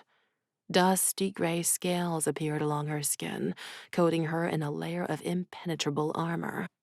The Nagi had finally returned to Piao, and it would defeat all who would destroy the peace. With fire and with blood. Chapter 21. Jian screamed as an arrow ripped into his arm. He refused to leave Hua, but he couldn't believe his eyes. The girl he'd come to know and care about screamed in agony as scales poked through her skin. Her body contorted, revealing two large wings? Another arrow narrowly missed him, and he stumbled down the steps. Steel-tipped arrows fell to the ground around him as he made a break for the guard tower, where Commander Yang and a few others avoided the storm of arrows and crossbow bolts. "Where's Minglan?" Commander Yang asked as soon as Jian caught his breath. All Jian could do was stare at him, as his mind tried to comprehend the answer. Where was Hua? What happened to her? A roar ripped through the air, causing the soldiers to jump back from the door and press themselves against the stone walls. Jian sat on the floor and used a dagger to cut cloth from his robe underneath his armor. He wrapped his fingers around the shaft of the arrow piercing his arm and pulled it free. Blood poured from the wound until he managed to tie the cloth around it. Red soaked through the makeshift bandage, but there was nothing to be done for it. "Commander!" One of his men yelled as he resumed his position at the door. Commander Yang joined him, and a string of curses left his mouth. "Is that—" His voice held a note of awe. Jian scooted on his knees to where they stood. A winged beast jumped into the air, flying high above the town. "A dragon. It's been hundreds of years since they protected us." Hua. Was it her? If he hadn't seen it for himself, he'd never believed it. Kara's words came back to him. She'd seen this. She'd told him his destiny was to protect the dragon. He'd just never imagined something like this. Hua, he whispered. Bold, courageous Hua. Was she still in there, or had the beast stolen her mind? They watched as the dragon circled back, its massive wings spread wide. Co-warriors shot arrows at the beast, but the dragon dodged them easily. "What's it doing?" Commander Yang asked. They didn't have to wait long for an answer. A stream of fire erupted from its mouth, blasting into a row of homes nearby. Jian's eyes widened. "It's going to destroy the village. We need to get the people out of their homes." Jian ran from the guard tower. No more arrows flew, but another horn sounded. Were the Ko retreating into the mountains? Stone burst apart with the impact of the fire, and Jian ignored the stabbing pain in his arm as he ran. He burst into the nearest home where a woman cowered with her 2 young children. "You need to leave, now!" He reached for the nearest kid and picked him up before running back outside. "Get to the front of the town and through the gates." Jian didn't know if the fight was still going on, but these people were safer there than being targeted by a dragon. He handed the woman her child and ran into the next home. Family after family ran into the night as the dragon burned their homes. A giant flap of wings sounded overhead, and Jen peered up into the smooth underbelly of the beast. As if sensing him, the dragon looked down and opened its mouth. Orange flames built in the back of its throat before breaking free. Jian didn't have time to run, but the flames didn't touch him.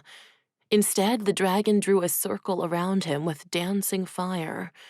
Screams filled the night as ordinary people caught fire, flailing wildly before collapsing to the ground. The smell of burning meat mixed with the smoke choked the air.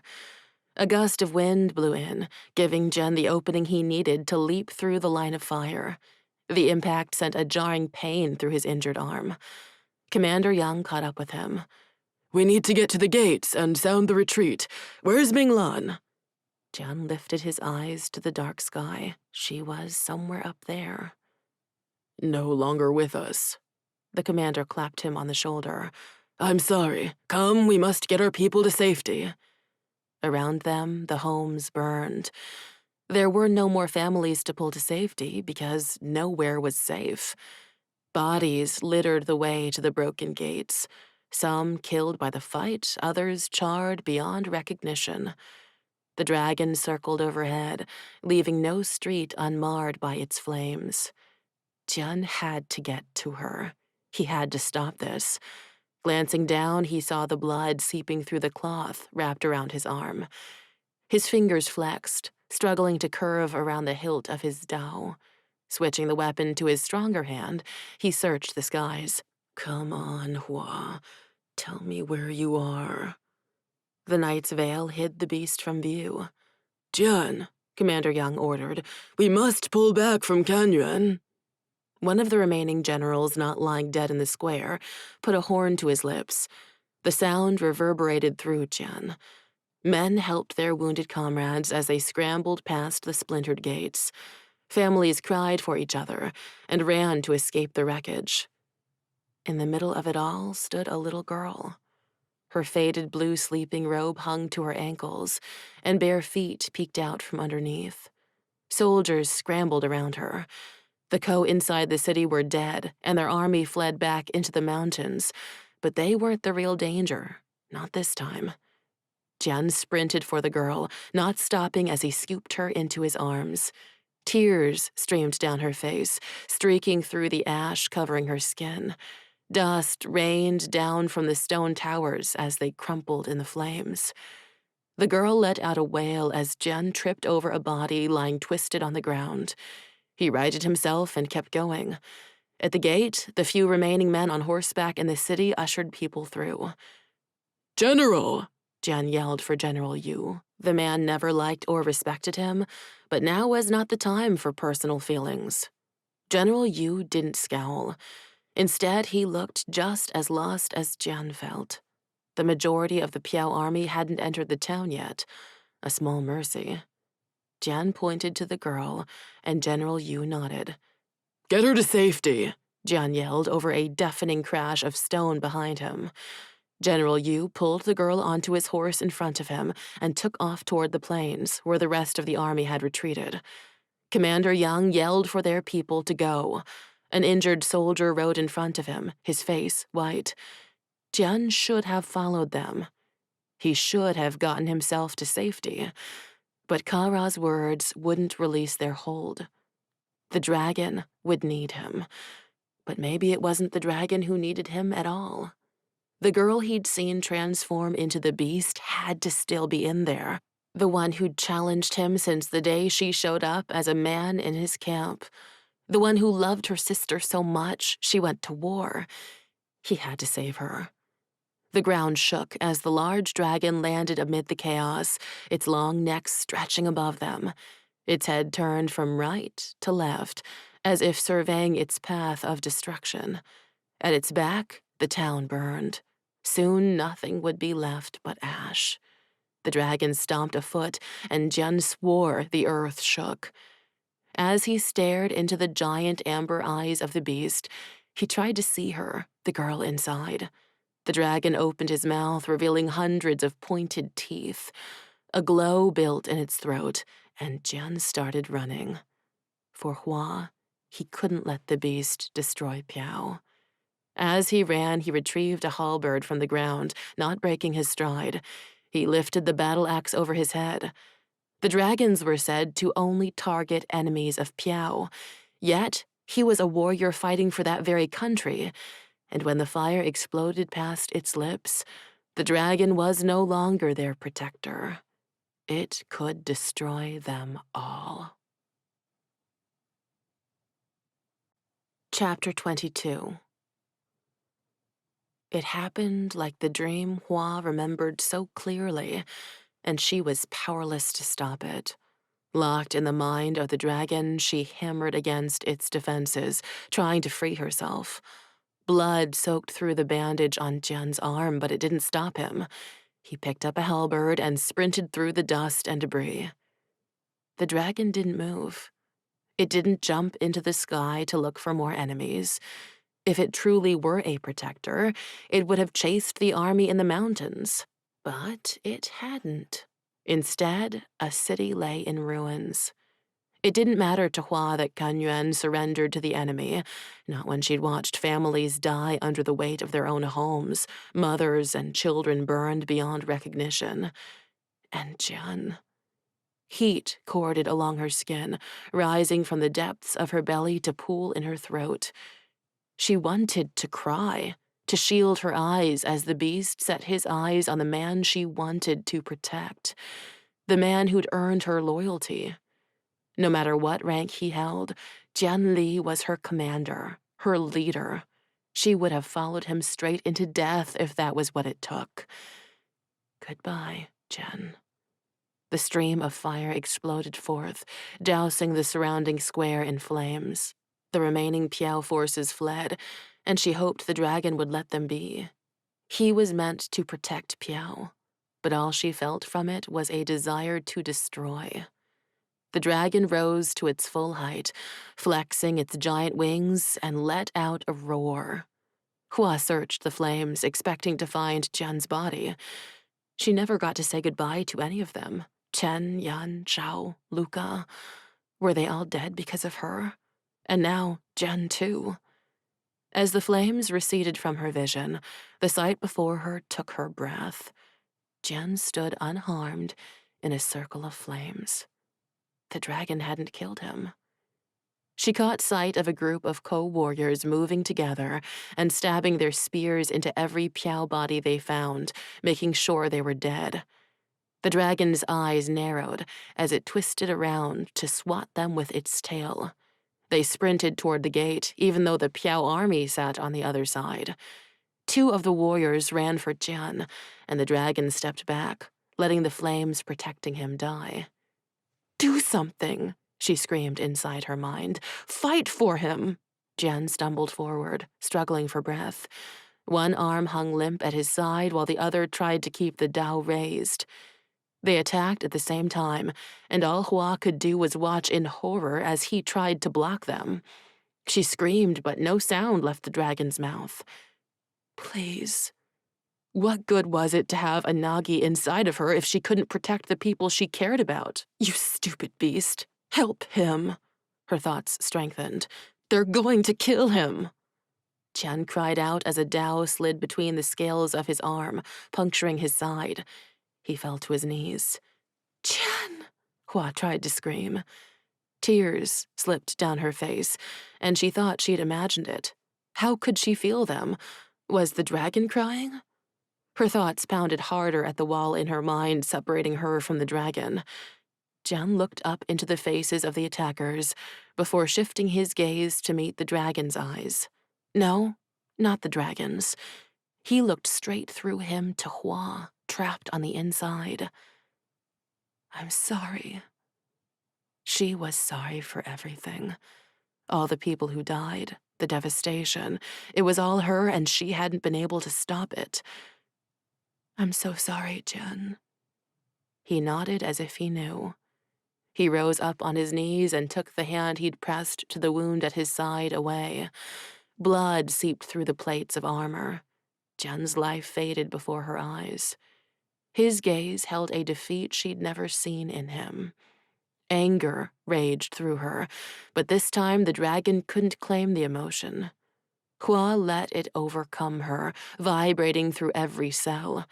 The dragon reared up on its legs, and a roar shook the night. Fire slid along its tongue, setting Hua's every nerve ending aflame. She let herself assume the dragon's shape. Instead of one controlling the other, they existed together. She shook her head, and the co-warriors screamed as they caught fire and ran toward the town gates. They didn't make it before they fell, their bodies twitching as their skin melted from their bones. Smoke swirled in the air from every building, every person who'd burned alive. It twisted up toward the heavens, as if to tell the stars what happened this night, as if to tell Luna. But she wasn't up there watching over Hua. The brightest star Hua searched for every night didn't protect her. Luna was in her next life with no memory of the former, and the only person left to watch out for Hua was herself. A wind pushed the smoke toward the plains rolling down from the mountains. Hua sucked in a breath as her chest heaved. Then she saw him.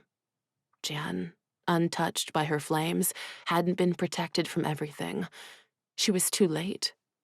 He lay on his side with his crimson blood seeping out and pooling in the cracks between stones in the once bustling border town. His chest rose and fell with shallow breath, and his eyes fluttered open, latching onto hers. Was he challenging her? Telling her it was okay to let him go? How did he know she was still in there? He didn't stare as one would at a beast that destroyed an entire town. His eyes softened and his lips moved. She didn't hear his words, but his eyes drifted shut. No, she pleaded with the dragon sharing her body. The dragon's face dampened with her tears.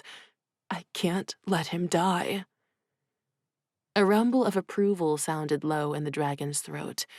It reached out one foot, wrapping its long claws around Jian's limp body before jumping into the air with jarring force. One quick circle of the town showed Hua what she'd allowed the beast to do, what she'd done. There was no coming back from this. The beast slowly took control again, and she faded to the back of its mind, content to forget herself and the images that would haunt her for the rest of her life. The dragon soared over the retreating Piao forces, skimming the skies above the fortress they'd left hours ago. By the time it slowed, the sun rose on the horizon, highlighting the dragon against the pink skies. Hua drifted further and further away, only to come back to herself when they landed with great force in the middle of a cornfield. The dragon laid Jian on the ground as the pain seared through Hua once more. Her entire body shook at the wings receding into her smooth, scale-free back. The cool morning air struck her naked skin, cooling the remaining heat as she stumbled back, her legs wobbling beneath her.